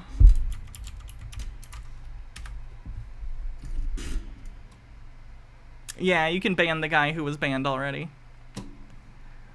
Yeah, I think he doesn't have anything either. James Renner, 76, was also brought in later in the process to replace one of the original GOP electors. He's from Lansing. Lovely.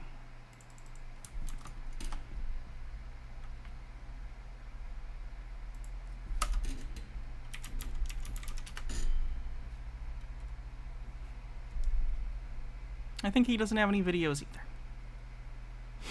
So these are the people who have been indicted. I'm wondering if they all were on the same page, or which ones knew what they were doing and which ones did not. Okay, let's watch some of the responses some right-wing idiots have made about this stuff. Wow, happy Tuesday. Seems like we're turning into a banana republic. Seems like the Democrats are going after the GOP in spades. I got two stories here. One of them you probably clicked on, the other one you probably don't really. The first story is about Donald Trump, who's about to be indicted, I believe, for January 6th stuff, and the second story is about the Michigan elector thing. I care, but you should care. Now, anything like this at this scale any time in my life. I think the only thing that came close was Nixon, but I wasn't born yet. Nixon should have gone to prison. Nixon should have died in prison. So we're going to start with Michigan, because, you know, it's Michigan. This is from NBC News. Michigan Attorney General announces charges against false electors. Yeah. Now it's my understanding that these electors were legal. This is a legal procedure. They were not legal! See what I mean? They'll just fucking lie. They'll just be like, it's my understanding that that illegal thing that they've been indicted for was actually legal, and I've decided to ignore the fact that they have nonetheless been indicted after a grand jury heard the case. How convenient for you that you just get to ignore realities that are inconvenient to your worldview. During elections, unless I'm misinterpreting it. You are. You are misinterpreting it, probably because you're stupid. Unless I am wrong here. You are wrong. It's the same thing that they're going after Trump in Georgia as having electors. You have to have your electors ready in order. To be clear, no, he lost the election, so they did not need to be ready. And even if they did need to be ready, why would they show up and act like they were supposed to be there when they weren't? In Michigan, at least. Don't know about the Georgia thing other than the phone call he had, which he is also under investigation for, and probably going to be indicted for that as well. We should get Trump indictment trading cards. There's at least enough for, like, one set, right? Well, in case you win that state, of my understanding. Gnome Pickles says, I have no understanding of the topic, but as an American, it is my right to be loud and angry about things I don't understand at all. That's in the Constitution, as far as I know. That's correct. Unless there's something I'm missing. That last line almost sounded like a Futurama joke. I'm not like, that was pretty good. That's in the Constitution, as far as I know. Sounds very Futurama to me. Here. Almost like that sounds like something Zap Brannigan would say, maybe. The Attorney General. That's in the Constitution, as far as I know. Dana Nelson announced Tuesday that she has filed charges against 16 people who signed paperwork falsely claiming that the president... To be clear, these people signed paperwork that said, under penalty of perjury, these things are true, and then fraudulently tried to send these things to the government offices that are supposed to receive the real ones in an attempt to make their fake things seem legit. Or as we like to call it, fraud. Felony fraud against the government. Which isn't something you generally want to do. Donald Trump won the 2020 election as part... He didn't actually. He lost. We had a whole election over it. There were over 60 lawsuits. There were audits, forensic audits, recounts. Trump lost. A scheme to overturn the... Discordant Vole says, Trump indictment, the new roguelite. Results. U.S. presidents are technically voted in by the states of electors from each state who cast their vote by the candidates. Yes, and many states have a set of rules and laws regarding how electors are selected. There was actually just a court case about this. The Supreme Court in the last month, I don't remember the exact case name, but a certain state or something was trying to argue basically that the legislature should get to decide who the electors are unilaterally, ignoring whatever the voters say.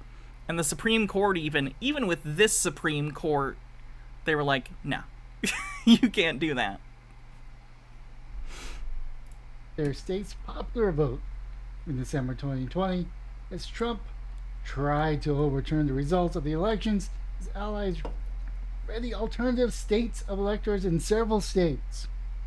You don't think Hillary Clinton didn't do this? You don't think... No, I don't. Like, I don't even like Hillary Clinton, and no, I don't think she's stupid enough to try this.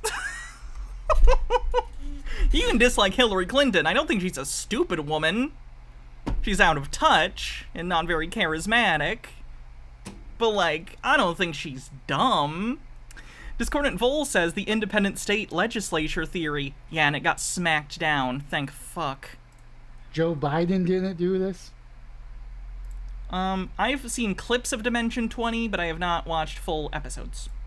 They have to be ready when they get the results in to say, we vote for Trump, or we vote for Hillary, we vote... Right, they were ready. The electors were at the state house and ready, because they were there to elect Joe Biden, because the state's vote went to Joe Biden.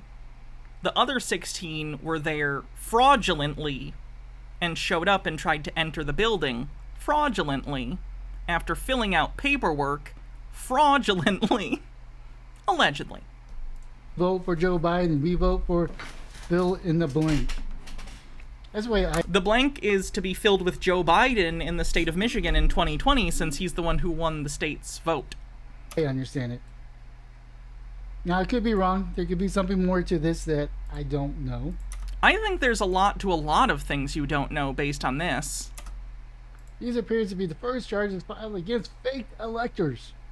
The announcement came the same day Trump said that he has been notified that he is the target of an investigation by the Washington-based grand jury examining the January 6th. Does he think that putting emphasis on certain words makes it sound ridiculous? We've all seen it. We know why these people are being indicted. It's not ridiculous. They deserve this. Protest, riot.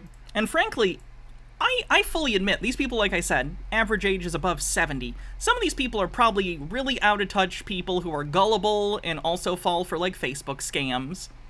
So genuinely, if they had no idea what they were doing was illegal, great. I hope they tell that to the prosecutors, and then the people who were cognizant of what they were doing get in trouble. But whether or not they knew they were doing something wrong, they were still doing something wrong, and they've been indicted for it. It is what it is. Unauthorized entry of the Capitol and efforts to overturn the 2020 election. The 16 people being charged in Michigan allegedly met in the basement of the state Republican Party headquarters and signed multiple certificates claiming that they were the duly elected qualified electors for the President and Vice President of the United States of America for the state of Michigan. Nelson said in a recorded remarks. That was a lie. They weren't duly elected or qualified electors, and each of them are the defendants. Like, it's wild to me that I'm watching this person literally read this. He's reading this story with accurate information. That quote is true, but he's like borderline snickering at it or like laughing. He's like. Like, no, I understand that this is not what you have been told, but this is true? This is true what MSNBC is saying, or NBC News, or whatever fucking website this is. I'm not telling you need to trust that organization as a whole. Believe it or not, I know that there's a lot of misgivings about people on the left. We don't slavishly think everything that mainstream news says is true just because. But you're able to weigh claims against evidence as it's provided. And in this case, yeah, what they're saying here is accurate. I understand that probably makes you uncomfortable. It is nonetheless true. Mr. Whiskers, thanks for gifting a sub. Knew it. She continued. Some of the electors attempted to deliver these false documents to the state Senate. I think this is where the crime happens, is that they actually try to deliver it. Signing the papers is a crime in and of itself. Again, assuming it's the forms I think it is, where it, says like, hey, I'm signing this under perjury, under threat of perjury, if I'm lying or wrong or whatever. They were turned away. She said the documents were later sent to U.S. Senate and the National Archives with the intent that the Vice President... So literally you committed fraud against the federal government too. You tried to send these false documents that you lied on under penalty of perjury, and you tried to send them to the federal government.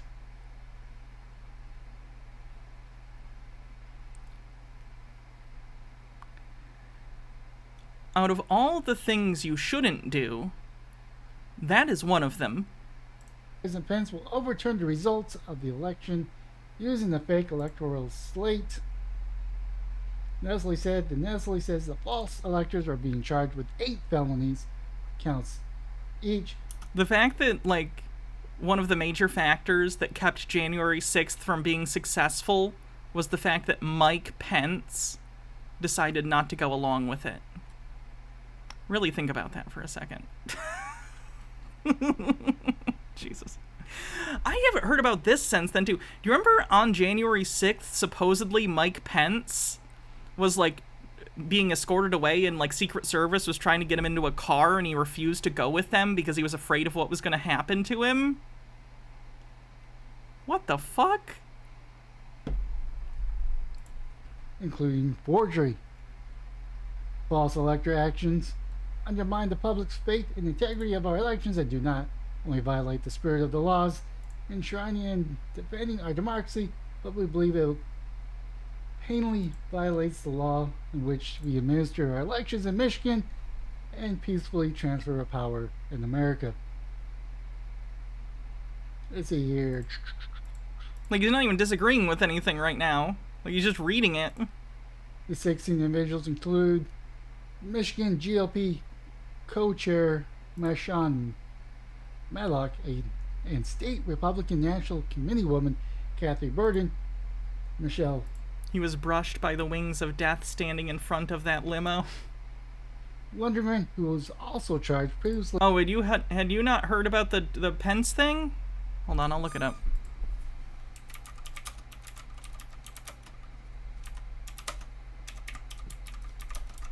Now, bear in mind, this is coming from Pence, so take it with as much salt as that means to you.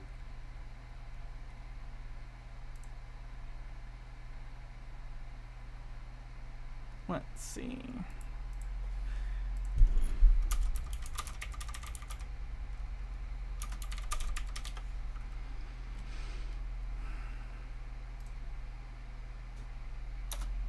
There's one simple hearing.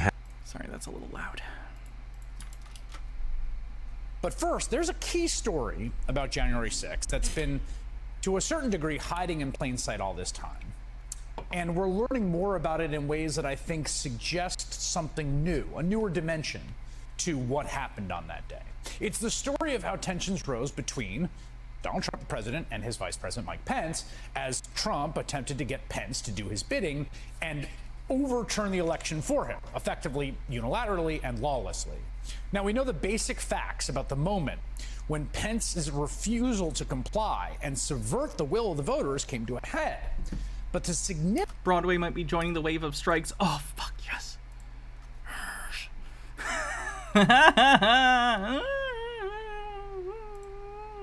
significance of that scene has taken a much darker tone.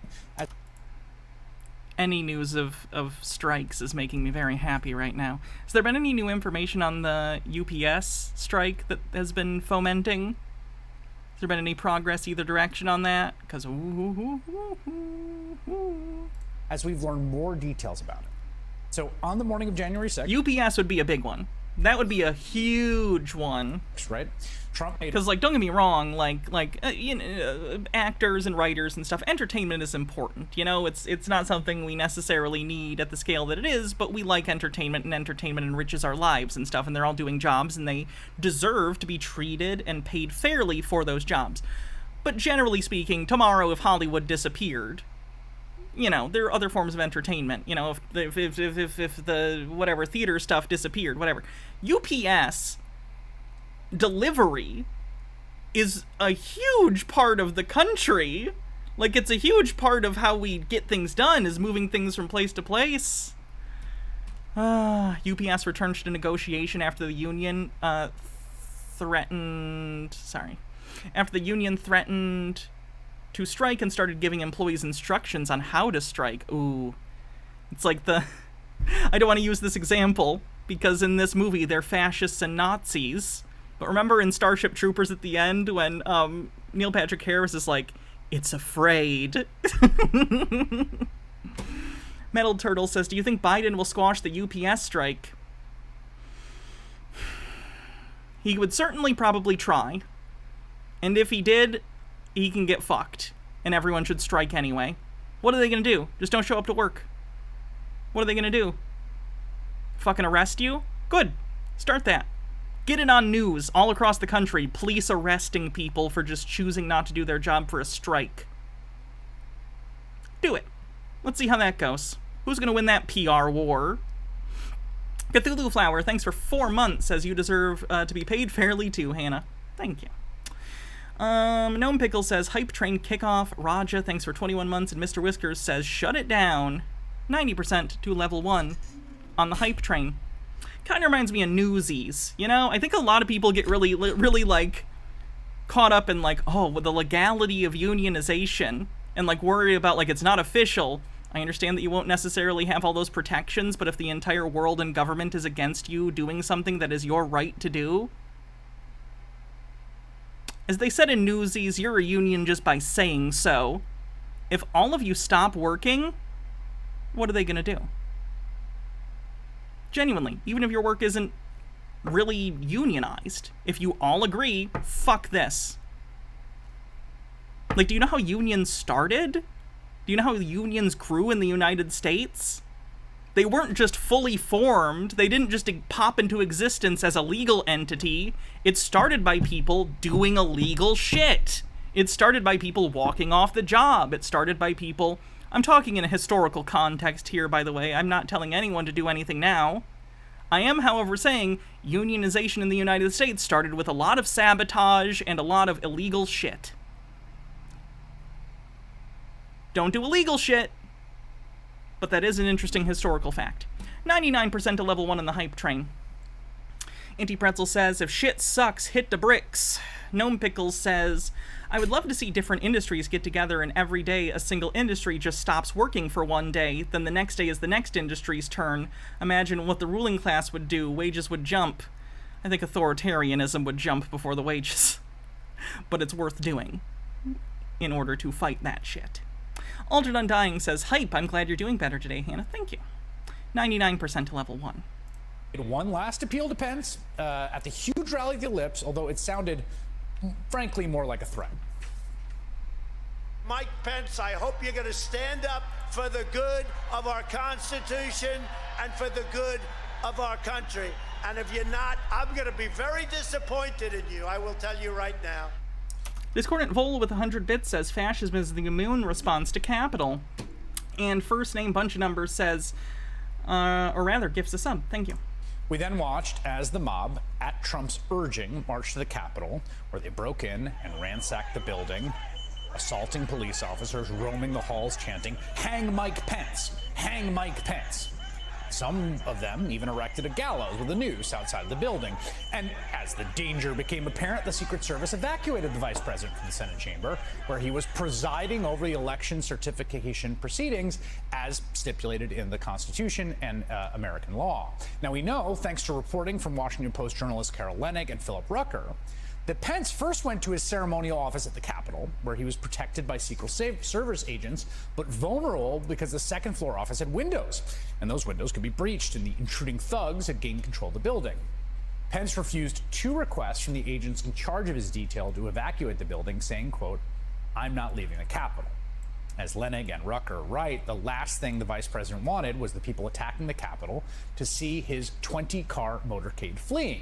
That would only... Gnome Pickle says, as fast as you can whip up a mob in support of you, that mob can be turned against you. Dr. Gamble says, in the Frostpunk last autumn campaign, it's better to side with the workers and let them unionize because, as it turns out, happy workers are more productive workers and less likely to strike. And I have construction deadlines to meet in the campaign. Yeah. Right? How do people genuinely not understand that, like, if you're going to operate under capitalism, which is not ideal as far as I'm concerned, but if you're going to do it, capital is organized. Why would labor not be? Unless, literally, you just want to fuck over labor, which is what capital wants to do. It's basically its goal, because they want to make as much money as possible, and the only way to make money is to sell things for more than it costs to make them, which includes, again, wages. It's just,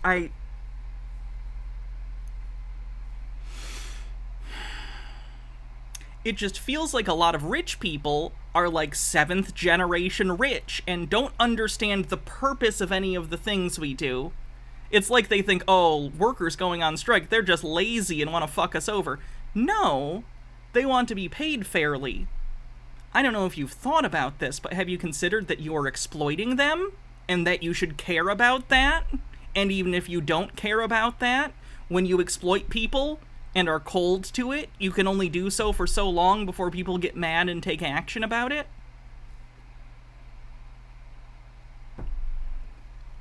Sabotage comes from the name of the wooden shoes Dutch workers threw in the machinery to protect for better working conditions, so that's at least the historically accurate word.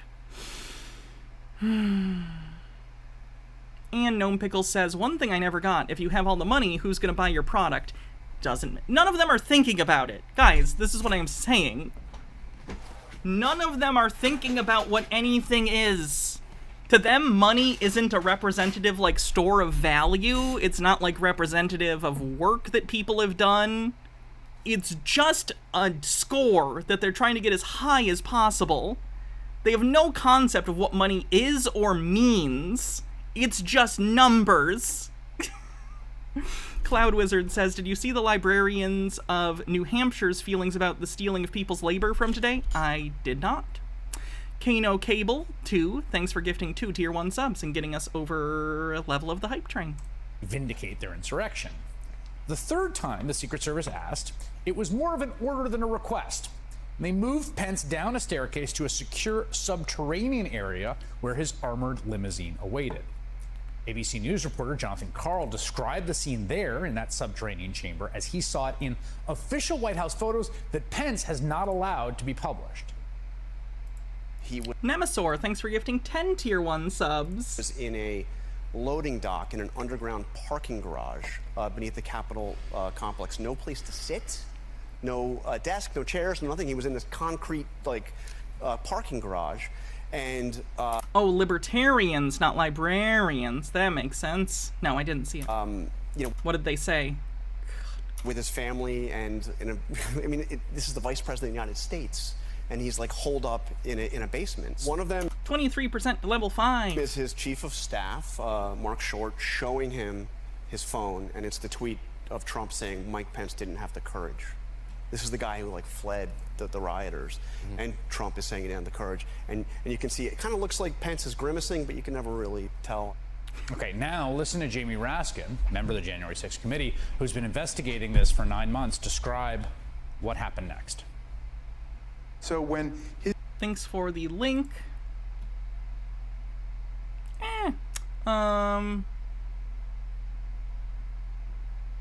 Oh, yikerinos. Holy fucking shit. Yeah, that's literally just saying that that person should be a slave. Wow, okay.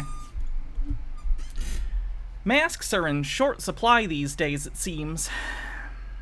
Dr. Gamble says, I would also like to point out that the last autumn campaign, you're building to the heat generator meant to act as the life support for the last settlements of life in a soon-to-be Snowpiercer world. So yeah, lousy idea to piss off the people who are making the lifeboat for the world. And Discordant Vol says everyone hated that. His Secret Service agents, including one of them who was carrying the nuclear football with him, were chased out by these neo-fascists, and they ran down to some still undisclosed mysterious place in the Capitol. He uttered what I think are the 6 most chilling words of this entire thing I've seen so far. He said, I'm not getting in that car. That's the moment it all came down to, after all the pressure from Trump and his allies to get Mike Pence to do their bidding and keep Donald Trump in office. The insurrectionist mob had breached the building. The Secret Service hustles Pence down into the underground parking garage, and they want to take him away from the Capitol, but he refuses to go. Why does he refuse going? Well, Pence's own chief of staff, Mark Short, says the vice president did not want his evacuation to be the indelible image sent around the world. He said, I'm not leaving. And the reason he said he's not leaving is because he said he did not want our adversaries across the globe to see a 15-car motorcade fleeing the Capitol. I think he exerted... I find it hard to believe that there isn't underground tunnels in the Capitol that lets them escape somewhere else. You know what I mean? If not, they should probably build that. Like, just a tunnel that, like, takes them maybe a mile away, and I'm not saying it wouldn't be expensive. It's the White House, though. A mile away or so, and then maybe there's a garage there with some vehicles. Seems weird. Yeah, there are tunnels, right? I thought there were. Enormous leadership under enormous pressure, and I think he, again, despite efforts to have him evacuate. He's like, I don't want that visual for the world to see. I'm going to stay here. Okay, so that's what Mark Short says, right? This is an image he doesn't want to project to the world, and so I'm going to stay here for symbolic purposes, essentially. But, you know, Pence was not the only one who did not want to leave the Capitol complex that day, despite the terror unfolding. For example, Democratic Congressman Ruben Gallego of Arizona described another immediate tactical reason for staying put. I saw a bunch of buses pull up, and they were buses to evacuate us. And let me minute left on the hype train. Tell you, in coups, when you leave the Capitol, you've lost. And so I started texting every member I could in all of our text chains. I'm like, do not leave. Like, if they tell you to leave, like, do not leave. Like, you're safe for staying here. Like, we get on those buses. There's no guarantee we're ever coming back. I've been thinking about that sentence for a long time. We get on those buses, there's no guarantee we're coming back. So that's Ruben Gallego's thought, right? A coup's happening. If the legislators leave, all bets are off. So occupying the physical space of the building, in Gallego's estimation, was actually key to repelling the coup. That's very different than the PR ramifications or the symbolic image of the motorcade. That's the darker interpretation of what was going on when Mike Pence refused to leave, right? That he wasn't just concerned about how the image of the vice president fleeing would look to the world. No, he was actually also concerned about maintaining control of the government, about the American constitutional order, that his role on January 6th was to preside over the peaceful transfer of power. And if the riotous mob, propelled by Donald Trump, succeeded in driving him physically away from the Capitol where he had that duty, he may not have been able to return to finish. Thanks for the hype train, everyone. Discordant Vol says, the thing is, the insurrectionists knew about the tunnels. Some of them had maps. That's actually true. The job of overseeing the peaceful transfer of power.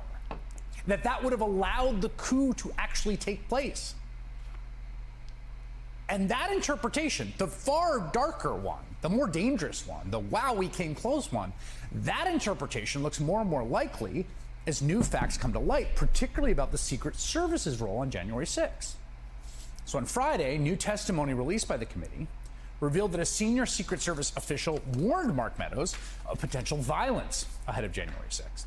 And Hugo Lowell of The Guardian is reporting that the committee appears to have been... the signs new today. Baja. Parts of it were already made. Like, it said Hannah before, but Baja, like, restrung the lettering so it looks nice and then added the reloaded. Found the Hannah sign at a thrift shop. Examining that official, named Anthony Ornato. A source tells Lowell that Trump gave Ornato a big White House job, Deputy White House Chief of Staff for Operations, in part because of his loyalty. Now, Ornato previously helped coordinate Trump's infamous march through Lafayette Square for a photo op with the Bible and assisted in planning of many Trump campaign rallies. On January 6th, he was overseeing Secret Service movements. Carol Leonnig and Philip Rucker report that while Pence was in that secure underground area of the Capitol, Ornato, right, told Pence's national security advisor, Keith Kellogg, that the vice president's security detail was planning to move him to Joint Base Andrews. And Kellogg replied, again, this is a reporting of Leonnig and Rucker, "You can't do that, Tony. Leave him where he's at. He's got a job to do. I know you guys too well. You'll fly him to Alaska if you have a chance. Don't do it." Well, I don't know. That sure sounds like it was a Trump loyalist in charge of Pence's security movements attempting to help Donald Trump effectuate his coup by removing the vice president from the building where he was to oversee the peaceful transfer of power. Congressman Jamie Raskin lays it out clearly. The Secret Service agents, who presumably are reporting to Trump's Secret Service agents, were trying to spirit him off of the campus. And he said, I'm not getting in that car until we count the Electoral College votes. He knew exactly what this inside coup they had planned for was going to do. This was not a coup directed at the president. It was a coup directed by the president against the vice president and against the Congress. And so that's why Pence's 6 words in that moment, "I'm not getting in that car," were about so much more than just the image it would send to the world. It appears they were about the fundamental desire from the ex-president and his loyalists to, again, essentially in that moment, rupture the entire constitutional order in order to install Donald Trump by force against the will of the people. Anyway, so that's that. Back to the assholes video. Where was it? There. Told local television station WDIV that she thought she was signing an attendance sheet for the meeting. I don't believe you. She did not know that. She didn't even know what an elector was, let alone a fake elector, she told the station. Maddox, Burton, and Long did not immediately respond to requests for comment Tuesday. Nestle had previously referred to the case of Michigan's 16 electors to the Department of Justice, but Bridge, Michigan, reported earlier that this year she was reopening her investigation because federal authorities haven't filed charges yet. Nevada Attorney General Democrat Harold Ford declined to prosecute the fake electors in that state, while Georgia prosecutors investigating Trump and his allies was told false electors they could face criminal charges. My understanding, if this was due, this is how elections work. Now, your understanding is incorrect. The decision on who the electors are happens during the election. Like, we already know, okay, these people would be Republican electors, these people would be Democrat electors, Green Party, Libertarian, whatever, but that's never happening, so they're irrelevant. And then the vote decides which electors show up. Biden won, so the Democrat electors show up. The Republican electors aren't even electors. They were potential electors, but since Trump lost, they were not electors and had no right to be there or file any kind of paperwork. Do get the most important part. This is like a kid with red-stained hands swearing up and down he didn't even know we had popsicles, so how could he have eaten them? I don't know, seems circumstantial to me. Let's see here. Let's see here. If this is true, some of the electors attempted to deliver the false documents to the state senate, but were turned away. And that is true. It's on video. We watched it earlier in this stream. It's been on YouTube for 2 years. They would try to later send them to the U.S. Senate. I can see how that could be a crime.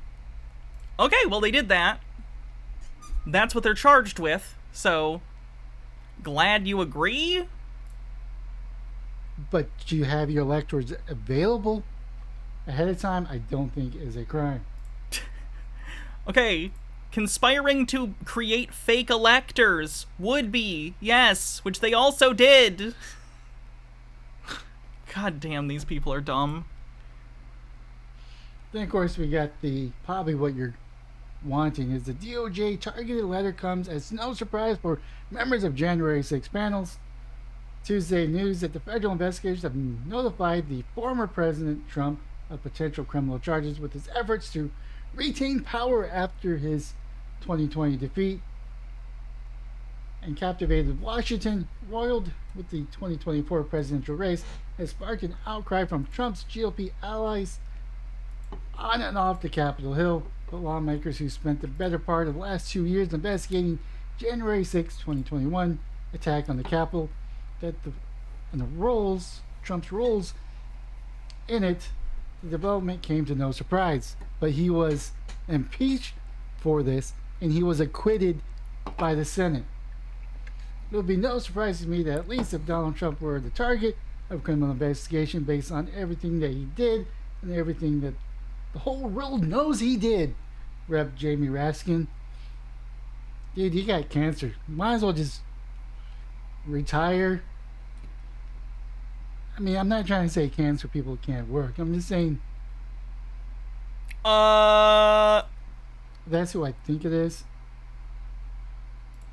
So someone said something you didn't like and your first thought was to insult them because they have cancer?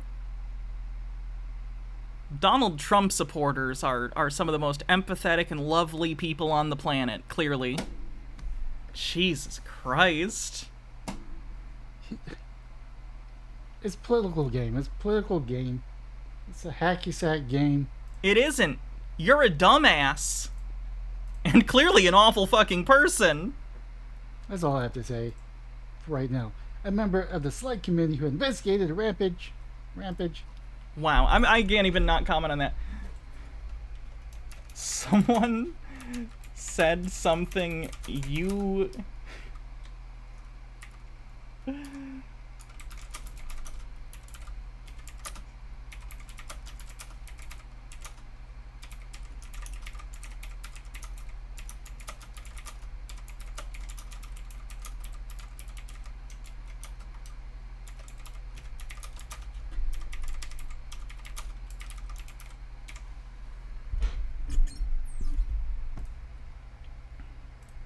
Said Tuesday, the January 6th Select Committee spent I roughly... don't think it's against TOS to make fun of someone with cancer.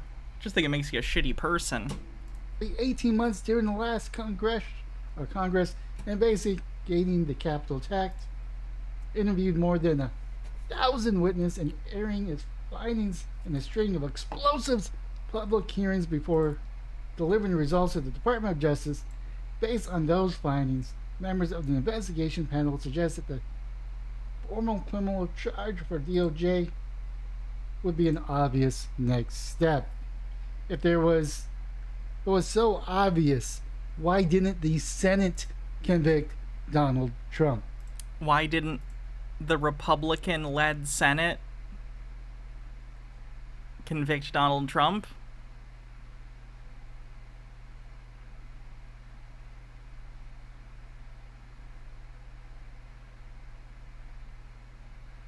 Wow, he knows as much about the Senate and how impeachment works as he knows how the Electoral College works.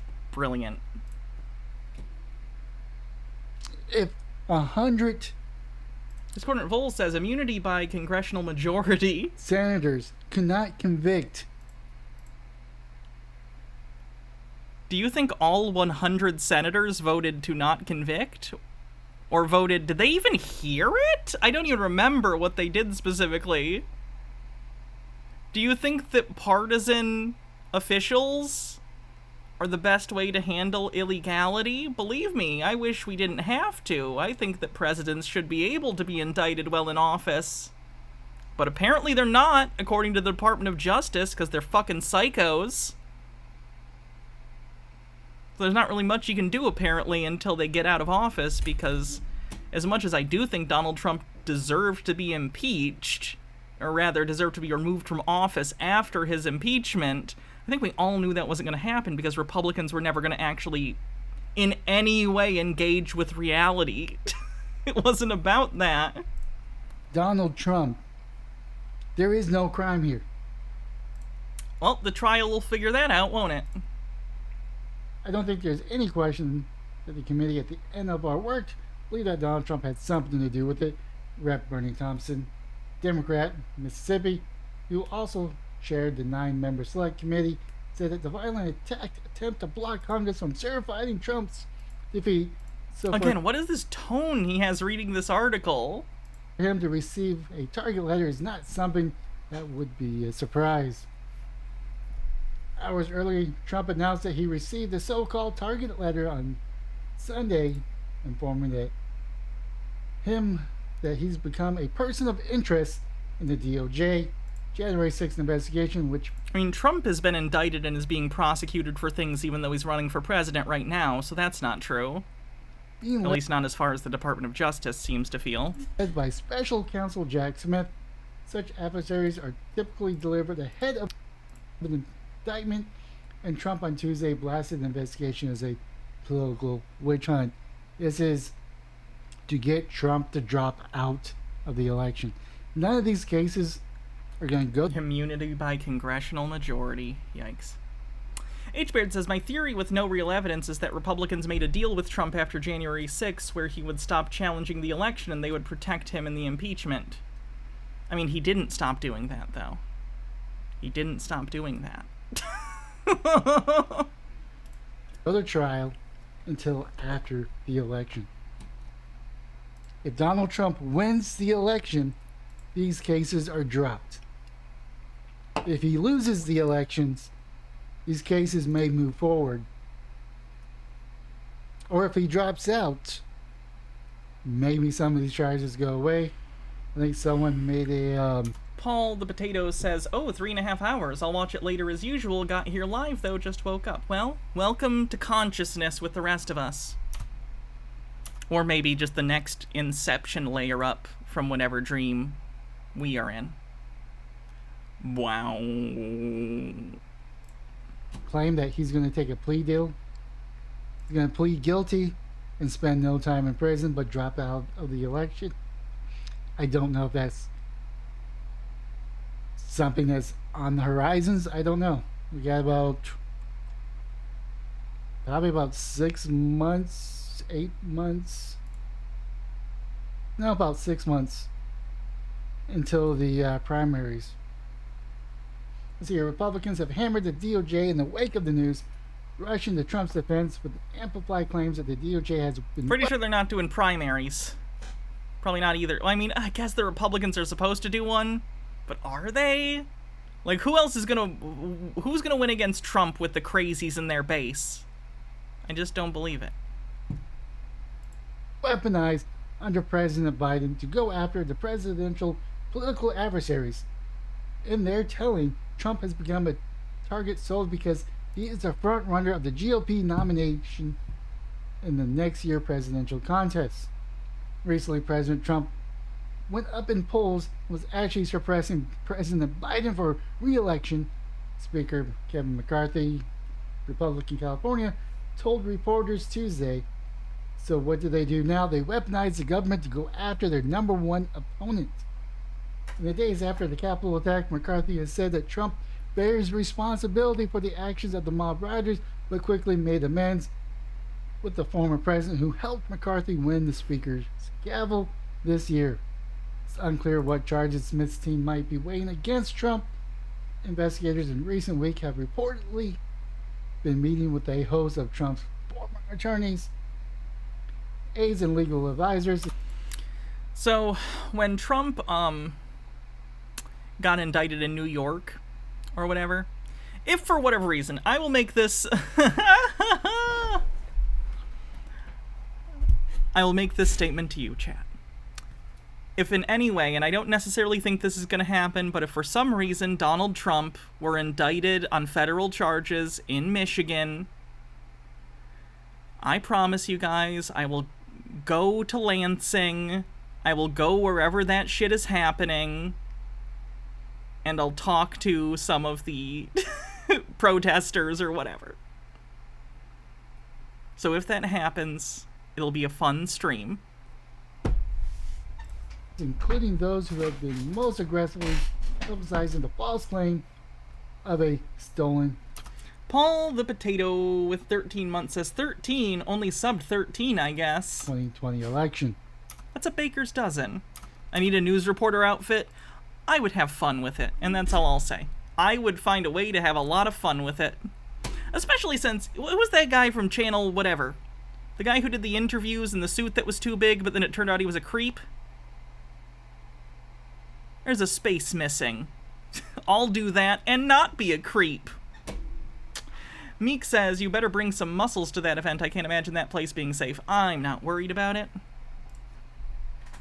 Members of the select committee said that they are confident that the DOJ diligence if the agency does eventually bring charges. Their track record has been solid when it comes to prosecutions, and we expect that the target letter and the work of the grand jury continues to do will meet with the threshold of seeking the facts and holding people accountable no matter where. How many dollars of dono to get you in to go in the Catmaid outfit? $1 million. No One Pickles says, found the perfect outfit for you to wear to interview those folks. Oh god. Oh, that's actually pretty good. That's actually fucking hilarious. Chat, I'll tell you what. If it does happen, we know it's going to happen, we'll have a stream and we'll look at different outfits and you guys can pick. And maybe buy me one if it's expensive. You can all chip in and buy me a weird costume. Where they are. And no matter who they are, said Rep. Pete Aguilar, Democrat, California, and other members of the investigation panels. What's happening? I said if, due to any of this, Trump ever faces Michigan state charges, I will go wherever he is being charged, because inevitably there would be some sort of MAGA protest. If Trump ever gets Michigan charges, I will go wherever that is happening, and interview people and wear a weird outfit.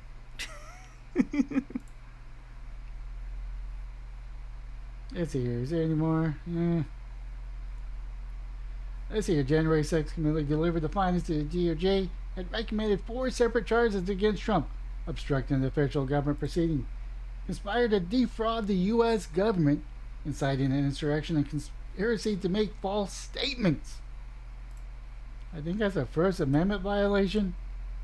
Ordinarily, if you are to get a targeted letter, you're indicted, said Rep. Zoe Lofgren, Democrat, California, another member of the Select Committee. I'm interested in what the charges will be.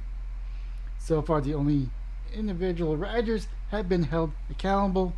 Lofgren continued, I think it's important that accountability not be just for the foot soldiers, but for the generals who designed this, like Ray Epps, like Nancy Pelosi. No, like Donald Trump. I don't know if I've actually found a satisfying answer why Nancy Pelosi declined to have National Guard. That's a lie that's been fucking spread. That's not what happened. Deployed. God damn, these people are easily manipulated. That's a shame. A similar January 6th related issue. In a January 6th related issue, we have this coming out of Michigan.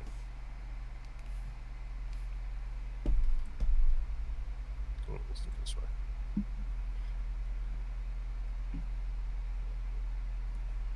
Michigan AG charges 16 would-be Trump electors over 2020 election. Let me cover this real fast. Ramaswamy's J6 remarks were 100% agree and not, oh yeah. When he was basically saying that, you know, it's not to excuse the actions of those people who got violent in the Capitol. That's not justifiable. But like when you tell people they can't speak, they start to scream. Fuck off. And when you tell people are not obligated to give you a seat at the table to spout bullshit. Period. No one silenced you. You just don't get a seat at the table because you're spouting nonsense with no basis in reality. Well, they cannot scream. They turn destructive. Oh yeah, you guys all feel that way about Black Lives Matter protests, right? Violence is the language of those who aren't allowed to speak about their grievances. So you're cool with like anything that happened during any Black Lives Matter protests, right? Because that seems to be what you're saying here. That's what happens. And that's what we saw. The build up to January 6th, this was not about January 6th. This was about the way that the right had been silenced. No one silenced you! Like tens of millions of you voted. There were just fewer of you. You were heard. You lost. That's how elections work. You giant fucking babies.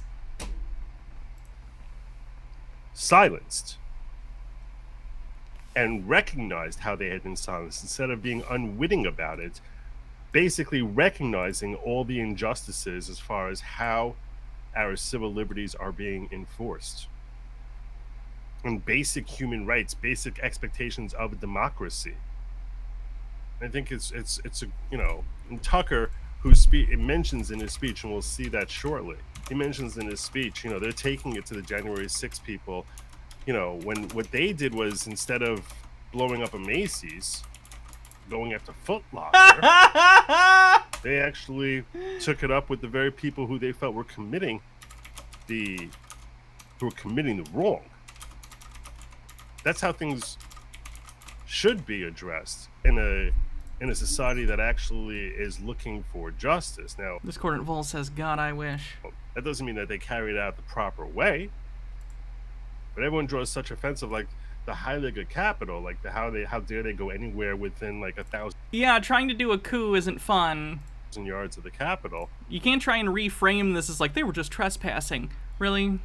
Trespassing with weapons, shouting, "Hang Mike Pence." That's not trespassing. No, that's going to the Capitol.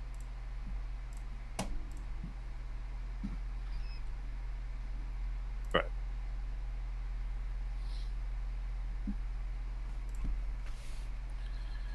So, getting back to our story here. Oh, and welcome to the You can tell that we're being silenced as there are no conservative media figures except Hannity, Carlson, Musk, and the entirety of One America News. following Cat Psych Law. All hail Cat Psych Law, newest member of the following. I am not the leader of the following. I'm just a follower, just like you guys. All right, I'm going to take a quick look at the charges here. Let's take a quick look at the charges. It's a little bigger.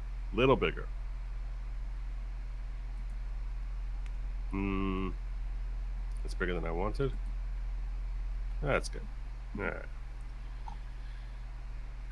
I, affiant Howard Schock, am a special agent investigator with the Michigan Department of Attorney General. I have 26 years experience in law enforcement, criminal investigations. My job duties include investigation of criminal activity as assigned by the department. In the regular course of my duties, I, along with several other investigators, am involved in the Department of Attorney General's investigation into the 2020 false certification of votes by Republican candidates for electors submitted to the United States National Archives and President of the United States Senate in support of losing candidates, President Donald J. Trump and Vice President Mike Pence in the 2020 election. I submit this affidavit in support of my request for criminal charges. On December 28, 2022, affiant was assigned as the primary investigator of Department of Attorney General case 2022-34 blah blah blah. The affiant was assigned to investigate a possible violation of state felony criminal statutes relating to the forgery of a certificate of votes concerning the electors for president and vice president of the United States in violation of MCL 750.24 and 8. I'll pull these up here. Michigan 750. When Taurus 2 with 4 months says, here's to 4 months. Thanks for keeping me sane and entertained during my day and DoorDash runs. Oh. Thanks for picking me to listen to sometimes. 2, 4, 8.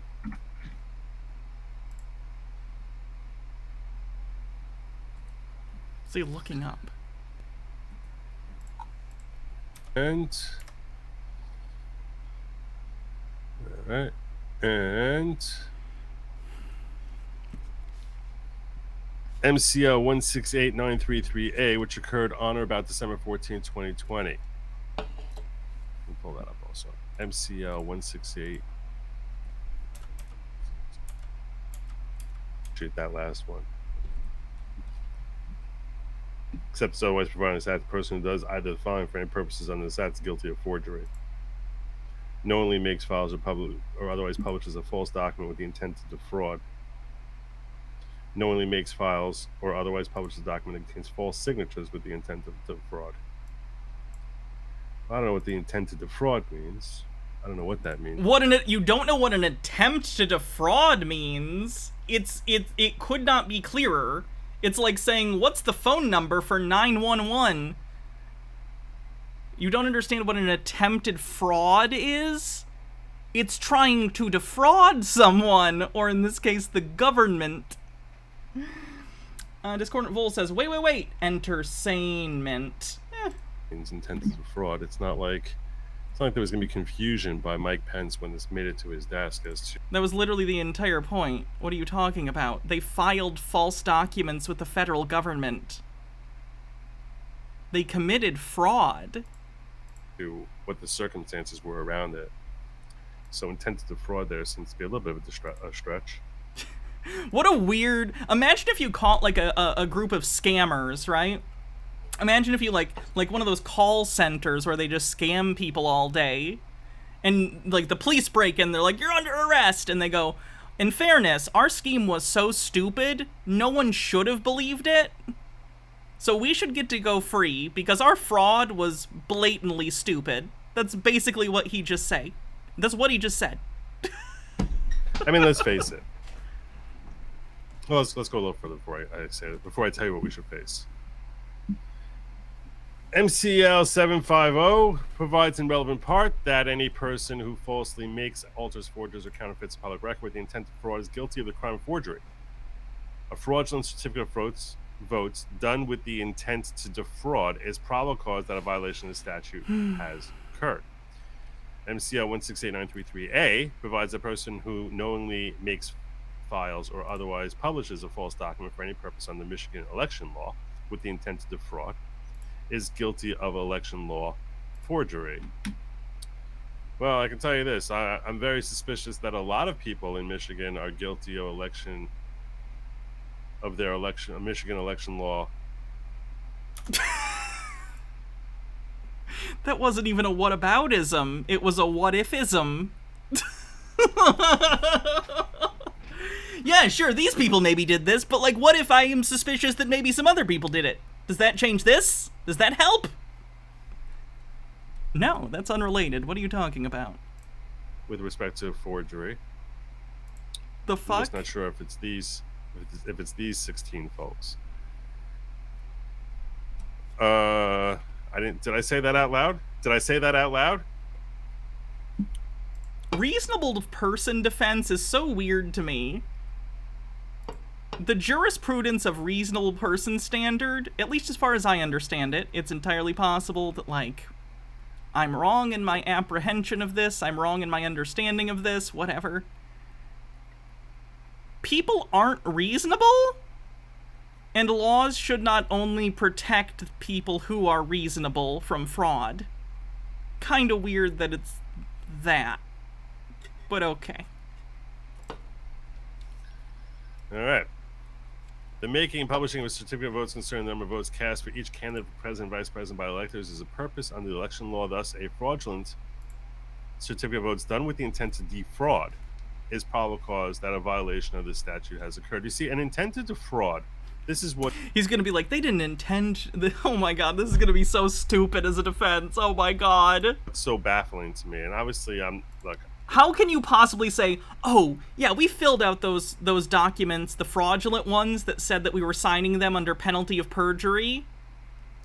We sent those just for funsies. We didn't want you to actually believe them or do anything with them. We just wanted to spend postage on it and spend time filling them out for fun? Like, what's the defense here? There's no version of this where you can explain that away. I'm not a criminal defense. Like, imagine if I was like, I imagine he's gonna be like, this was a protest.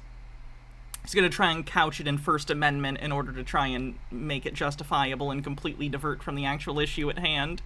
Imagine if, like, I don't even know what's a metaphor I could use for this. Imagine if you went into, like, a store or something. You went into a 7-Eleven and you had a handgun and you stuck up the place and stole a bunch of money. And then as you're walking out the door, a police officer stops you and you go like, whoa, whoa, whoa, whoa, whoa, whoa, whoa. I didn't actually intend for any harm. This was all a protest. That wasn't my intent. Like, it's not how this works. I understand that intent is a part of many crimes. Proving certain crimes involves proving intent. I understand that. I'm talking generally, like, in this particular case, there's no reason to send these documents without intent. Like, what is the purpose of sending these documents to the federal government if not to defraud them? Like, there's no purpose other than that I can even conceive of. It was an elaborate troll. It's a prank, bro, defense. Defense attorney, I'm not admitted to practice law in the state of Michigan. I'm just a humble commercial litigator from New York.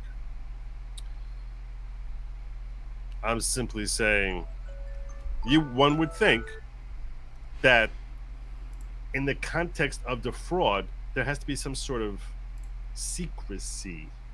There has to be some sort of...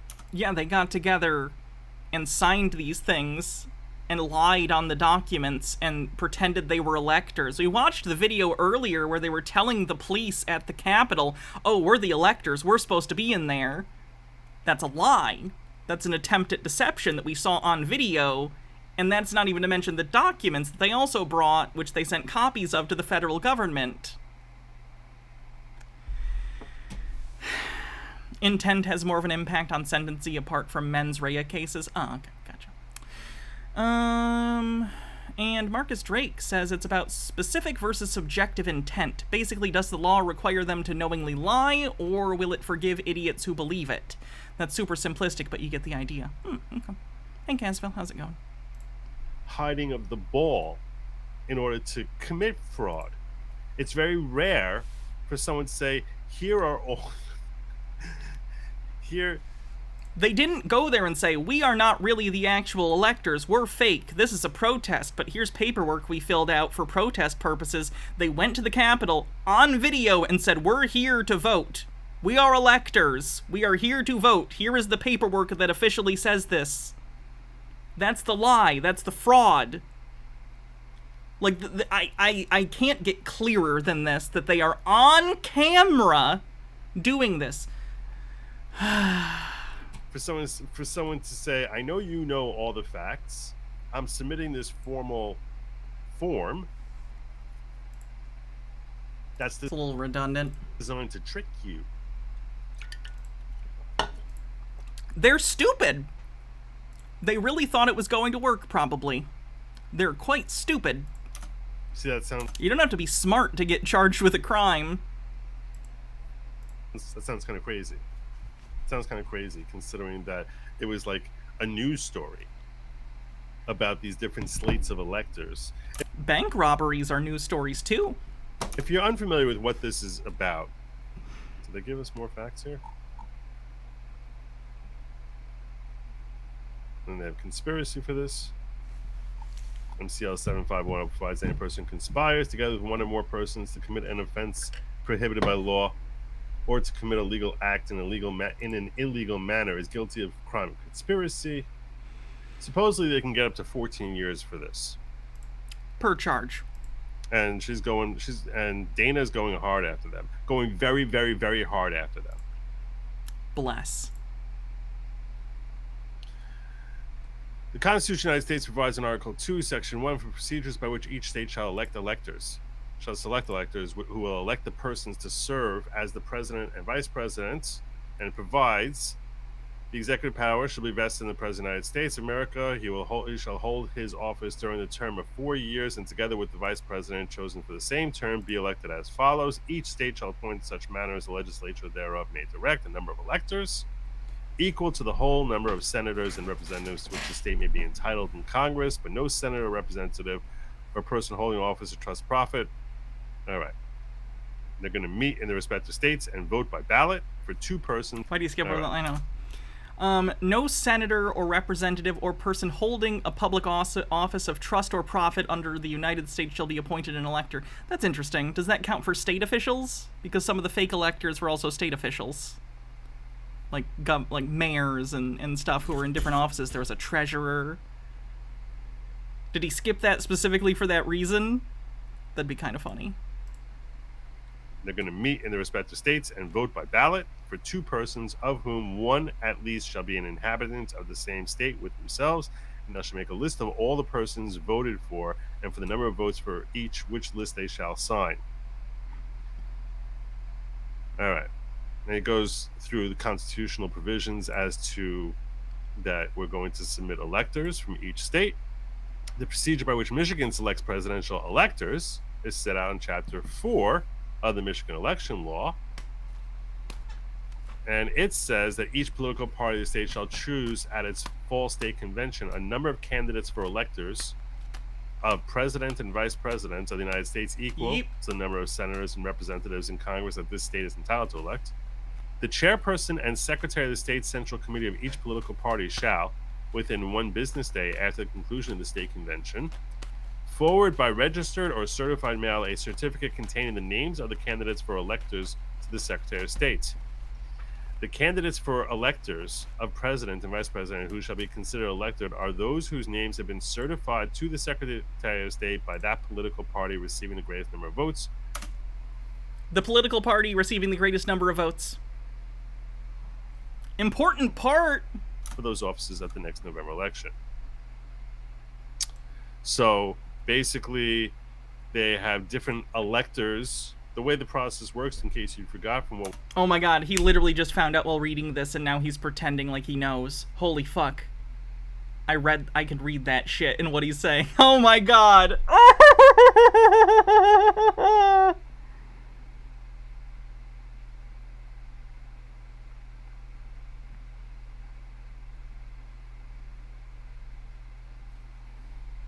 I'm sorry, just as someone who speaks for a living, I read his tone and body language really hard there, and it very much felt like he was in his head like, okay, do I understand this? Let's try and summarize this to make sure I understand it, because I'm learning new information here. I say that because I've done that. As someone who's been online for like a decade, I know that cadence, I know that move. I know that move. I do it on this show! That's funny. Hannah playing legal Where's Waldo. What was going on and all the talk that was happening in 2020 is that there are... Okay, so what he just read, and I don't know how he's going to misinterpret this, but basically, at the conventions, like the DNC and the RNC, they elect the, or rather, whatever the state version of that is, they elect the electors who will be put forward if they win the popular vote in the state. So in Michigan, Republicans and Democrats had electors that were chosen, right? But only the ones who are representing the party that got the majority of the votes, Democrats, are allowed to actually do anything with this, file paperwork, actually show up for the vote, because they're the electors that won. Thus fraud when the Republicans tried to do it, when they weren't the ones who won the popular vote in Michigan for presidency. Casfell says, these chuds in a few months. I'm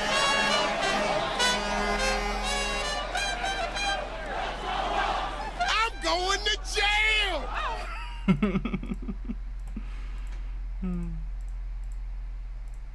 That each of the major parties designates a certain number of electors consistent with the number of electoral votes of that state. Yes. In Michigan, it's 16.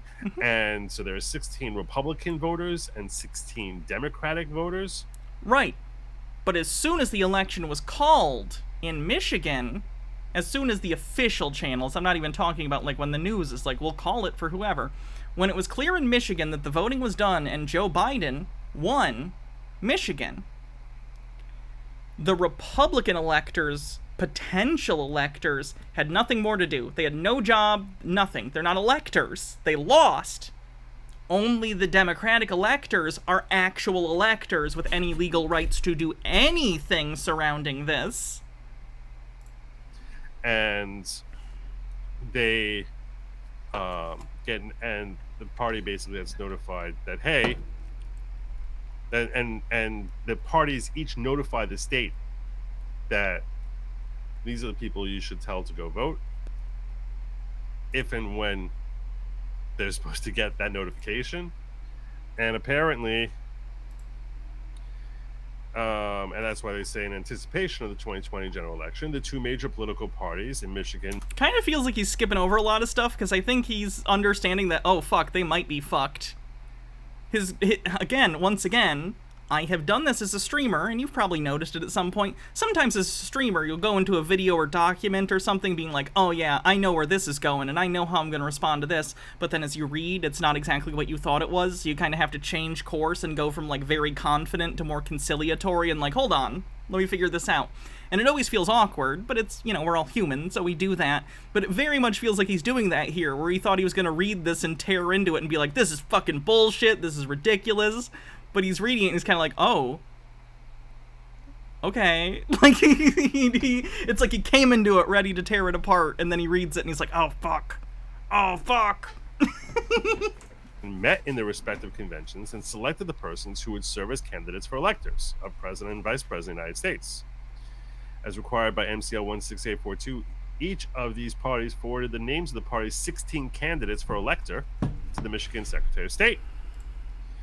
The persons identified to the Secretary of State as Republican Party candidates for elector were, and they count off the 16 people who all become defendants here. And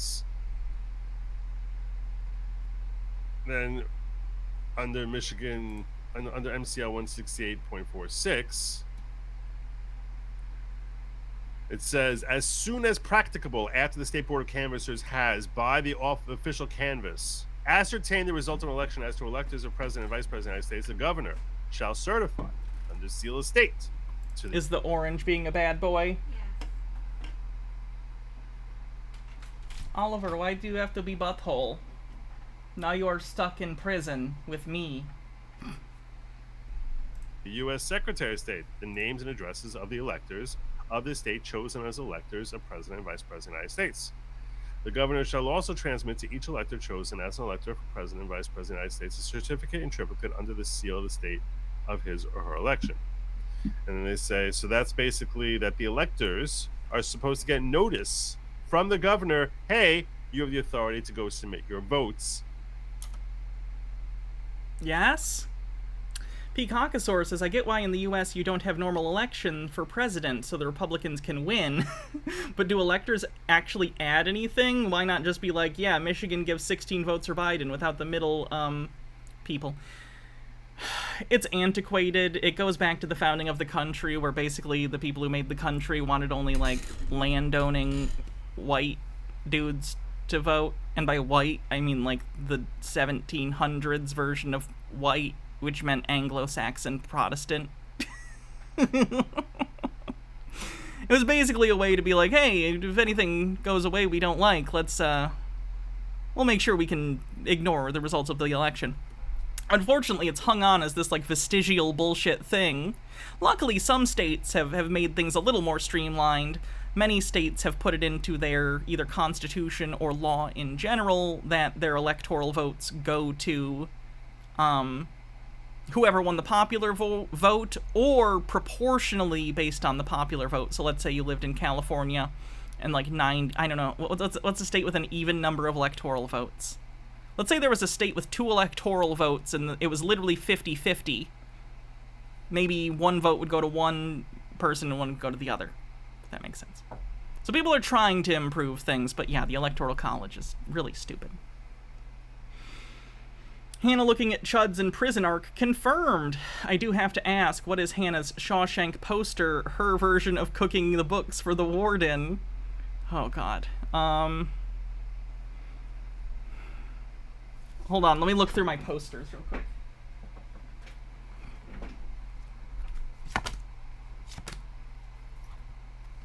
That one's pretty good. That one's pretty good.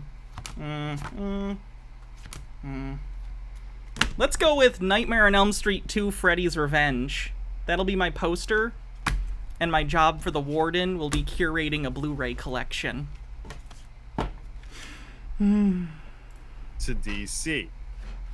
And as they proceed to explain here, these people never got their notification. But then they submitted to DC statements that implied that they had received that notification, that approval from Governor Whitmer. That seems like fraud, doesn't it? Even the inhale there. I know body language reading is bullshit. On a strictly bullshit, anecdotal, intuitive level, what this body language is saying to me as a fellow human being is he's like, oh, fuck. That approval from Governor Whitmer.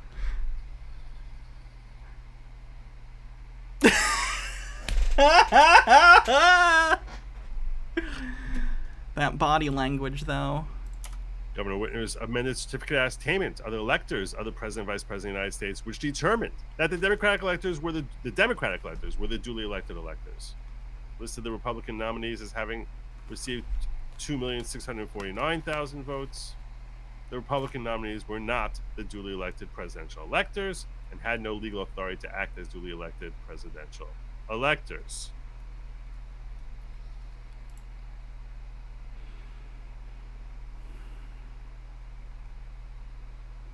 MCL 168. The pauses. 47. The pregnant pauses. Provision for the Michigan election law concerning convening of presidential electors. The electors of president and vice president shall convene in the Senate chamber at the Capitol in the state, 2 p.m. Eastern Standard Time. And the reason that this was, it's a really interesting thing that we're sort of left with the, I would say, what today is endearing. You better not abort those pauses. Vestiges of our history. Because you have to recognize that, these laws were all passed long before there was easy fucking world is this? This is his argument? What? What? You gotta understand that even though clearly they committed fraud as outlined by this indictment, these are old laws, and as you know, Republicans really hate old laws and traditionalism. So we should probably just let him go. Even the thing you're saying has no bearing on the fraud that they committed. Transportation from one state to another across the union. No easy ways of communicating. You couldn't pick up the phone and say, hey, the Republicans won. So you have to think back to a time 150 years. This is all irrelevant. They did the thing. They did the fraud, as described in this document. Address it. Stop trying to obfuscate and move on and reframe. Address the fraud. Years ago. Now Michigan has an election. Well, how are they going to find out in Washington, D.C. who won that election? So they would submit electors. So they would have to... If this guy's just straight up like, the Electoral College is stupid, I agree. Has nothing to do with these people operating within it fraudulently. Come in and the electors would verify that they had been proven that they had been designated by the governor to submit their ballots, and they're submitting their ballot for the GOP Doug Walker. That's not bad. For the Democrat or the Republican. Except he really, really likes the song, "We Don't Need No Education." I guess back in the day, maybe the Whig. The point being that those are all obviously outdated modes of communication between states and DC. And this is our Constitution read in context of today's. It's like his brain's short-circuiting. He's desperately trying to, in his head, be like, how do I, oh God. Because, like, it's one thing for, like, a rando Republican to write this off, but, like, he's a lawyer. So on some level, he understands the law enough that he practices law in New York for his particular domain of law. But, like, he must be able to read this and understand it. That's why he's having trouble. He's trying to contort, but when he does, he's like, I don't know, these are old laws? Since when does that matter? They're on the books. Easy availability of mass communication and mass transportation is a charming vestige that back in 2020, when there was all this commotion about what was happening with the election. There wasn't commotion. There were conspiracy assholes, and some of those assholes conspired to commit fraud against the federal and state government. Election in Michigan, and we were reaching certain deadlines for when each state had to submit their electors. So it was cleared up by then. I was there. I remember the timeline. It was cleared up by the time it was time for the Electoral College to vote. I thought that when it was over a month after the election when that happened. We knew what was going on. Out there was, if you do not submit your electors, that we need to submit electors if there's going to have any chance of this state being carried for our president. That's the fraud. If the Republicans are doing that and that's their thought process, that's fraud. If that's their thought process and then they go, well, what we should do is fill out documents falsely saying we're the duly representative or duly selected electors, this is fraud, let's fill this out and fraudulently send this in the Postal Service to the federal government, that's fraud, what you just described. You are agreeing that they committed fraud. You just think you understand why they committed fraud. I can understand why someone might rob a bank. I understand why someone might do a variety of crimes. It doesn't make them not crimes. Now, it's kind of like, I understand Walter White's character. I like Walter White's character in the sense that it's an interesting character, but he's a bad guy who does illegal shit and is an awful psychotic person who abuses everyone around him and tries to gaslight his family and friends. You know what I mean? You can understand people's motivations and still be like, that's wrong. this is one of those cases. I understand a lot of the time why conspiracy theorists do crazy, dangerous bullshit and hurt other people. You can understand something and still be like, well, that's wrong.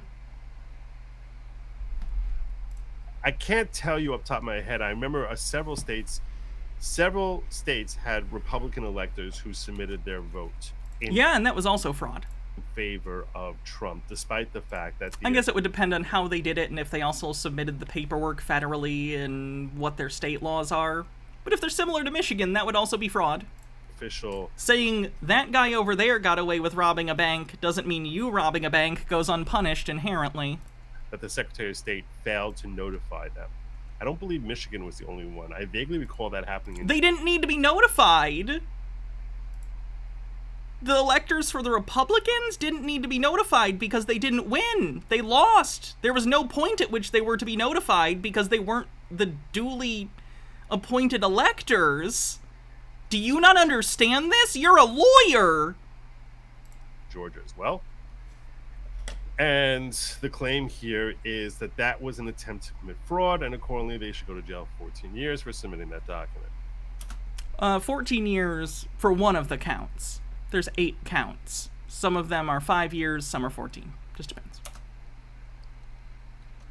I think in totality it's like 80 years if you were to get found guilty and maxed out sentencing on all of these things. Even if they're found guilty, I don't think that'll happen, by the way. I think they'll get a slap on the wrist, but nonetheless, I still think it's a good thing that these people are being indicted. The idea being that that was what was going to get to... More important to me than these old idiots who, like, signed on to be fake electors. They're in their 80s. I'm not too worried about them. Whoever organized this shit, that I'm concerned about. The to the Capitol by January 6th. Did he almost say white hats? That was what was going to get to the Capitol. He said white. He almost said white hats. He's a QAnon guy. Motherfucker.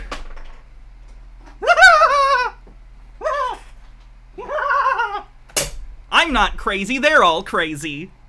I knew it. You fucks. You Freudian slip motherfucker. By January 6th. And that's why it had to be sent out by a certain date deadline. That is statutorily provided for in order to ensure that it would reach there in time. So these electors submitted their votes to the... You think it was White House? Let's go back. Statutorily provided for deadline by a certain date deadline that is statutorily provided for in order to ensure that it would reach there in time. So these electors submitted their votes to the Senate. Was it before where I went? And the idea being that that was what was going to get to the Capitol by January. It's possible he was going to say White House. You might be right. What's a white hat? A white hat in the QAnon conspiracy mythology means that they are a good guy working with Trump. I may have jumped the gun on that. I fully admit. It was definitely white hat, but I can't clock that vowel. That vowel is unclockable. January 6th, and that's why it had to be sent out by a certain date deadline. Let's listen one more time. January 6th, being that was what was going to get to the Capitol. It sounded more like white hat and not white ha. White ha, white ha, ha. By January 6th. And that's why it had to be sent out by a certain date deadline. White House makes more sense for the context, but it could also be if he thinks that there are white hats that need these things. That's the context I was thinking of it in. But who knows? You are probably right. It was probably White House. Dr. Gamble says, the way you pointed reminded me of this.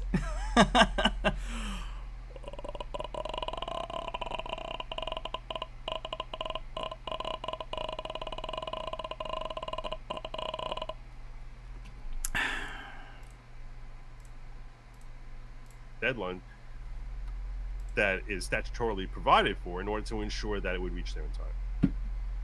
So these electors submitted their votes. I know it's the grudge noise. I can't do the noise from Body Snatchers. To the Senate and yeah, I'll check his other videos. Gave it all the earmarks of being officially sanctioned votes by the state of Michigan. I do not believe this is the first time in history that this has happened. Is that a prerequisite for a crime? Fairly. No one's broken this law before. So how about we just call this one a gimme? And this has happened several times before. I haven't looked up historically when this last happened, that you have multiple slates coming in from the same state. That's why the Yeah, I'll let the kitty out.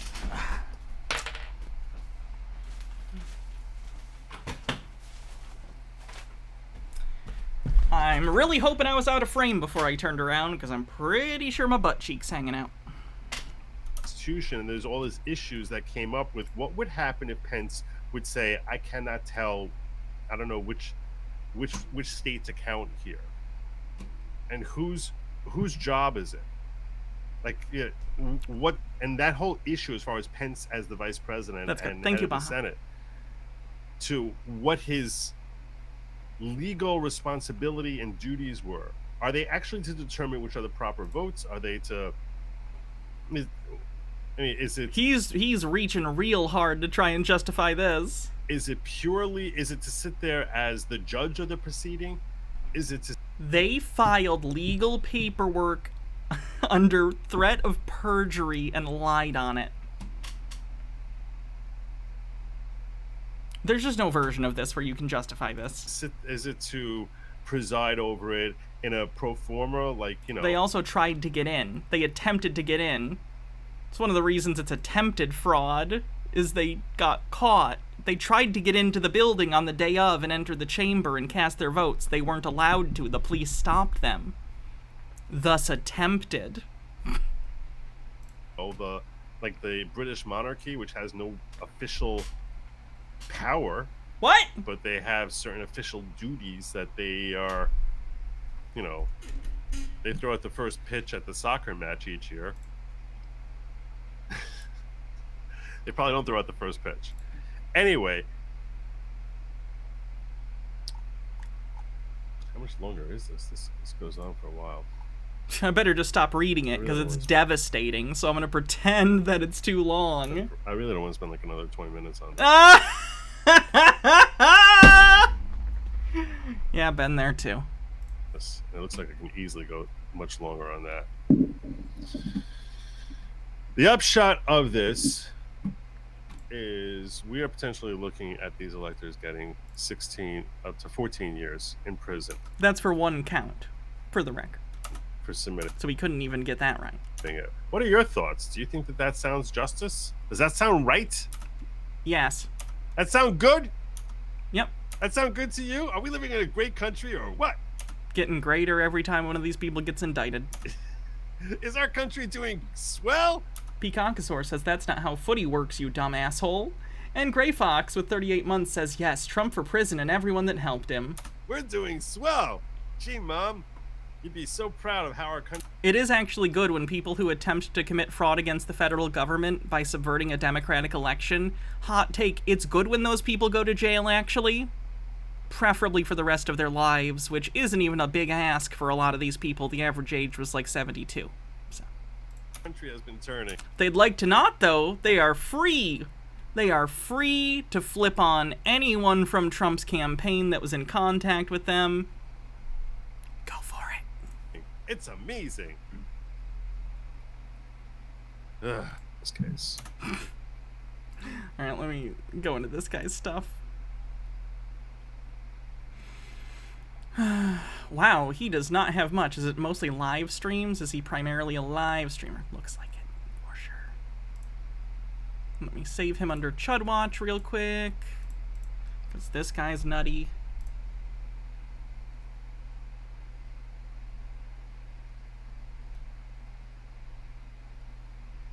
There's a libertarian flag and something about I words. That's interesting.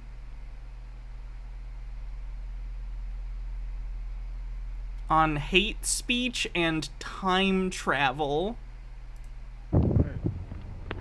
Invisalign thing. But and is it hate speech? 1,000%. Is it protected speech? 1,000%. There should be nothing criminal in it, even though it is the most. So, yeah, he's a lawyer in New York. Who's the puppet master? Oh, God. The following program does not have a normal intro because I was really too busy smoothing other things over to get it done. So, Ori? Like, he was like, I make $200,000 a month on Patreon, 20,000. But the very first place that I need to take care of are the people who are living in my Daladamos. They're just LARPing. Right? Oh, he's complaining about people that he thinks are in charge of woke corporations? Symbolism there. Of adolescence, there's something wrong with you. If you are not... Oh, boy. Let's see. What are his most popular live streams? At this point, the stream's pretty much over, by the way. At this point, I'm just curious what other bullshit he's covered, because I'm curious.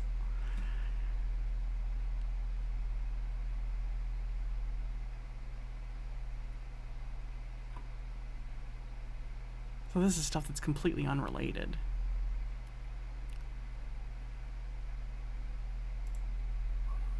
There's him talking about Trump versus the United States.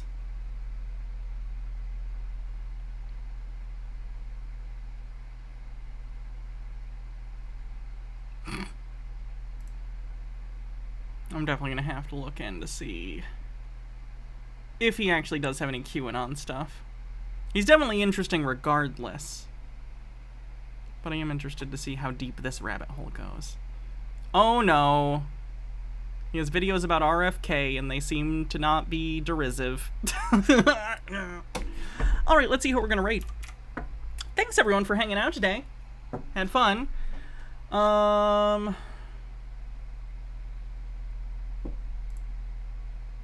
will see you guys soon. Tomorrow, in fact. And it'll be cool. I said I was going to do YouTube streams on Thursdays, which typically I am planning on doing, but I can't stream on YouTube right now because I'm dealing with a false claim. I'm taking care of it. Don't worry about it. Patron stream will have to be whenever I deal with the YouTube thing, because I also do the patron streams on YouTube. I may open a second channel for those live streams so they don't have to be impacted. If I figure out how to do that and I'm capable, I will do the... Let's tentatively, we will set the date for the patron live show the 23rd, Sunday. I would like to do it. If for whatever reason I can't get the strike removed by then it'll probably have to be either sometime that week or the 29th or 30th, just depending on what works out for you guys. But we'll figure it out and I'll let you guys know.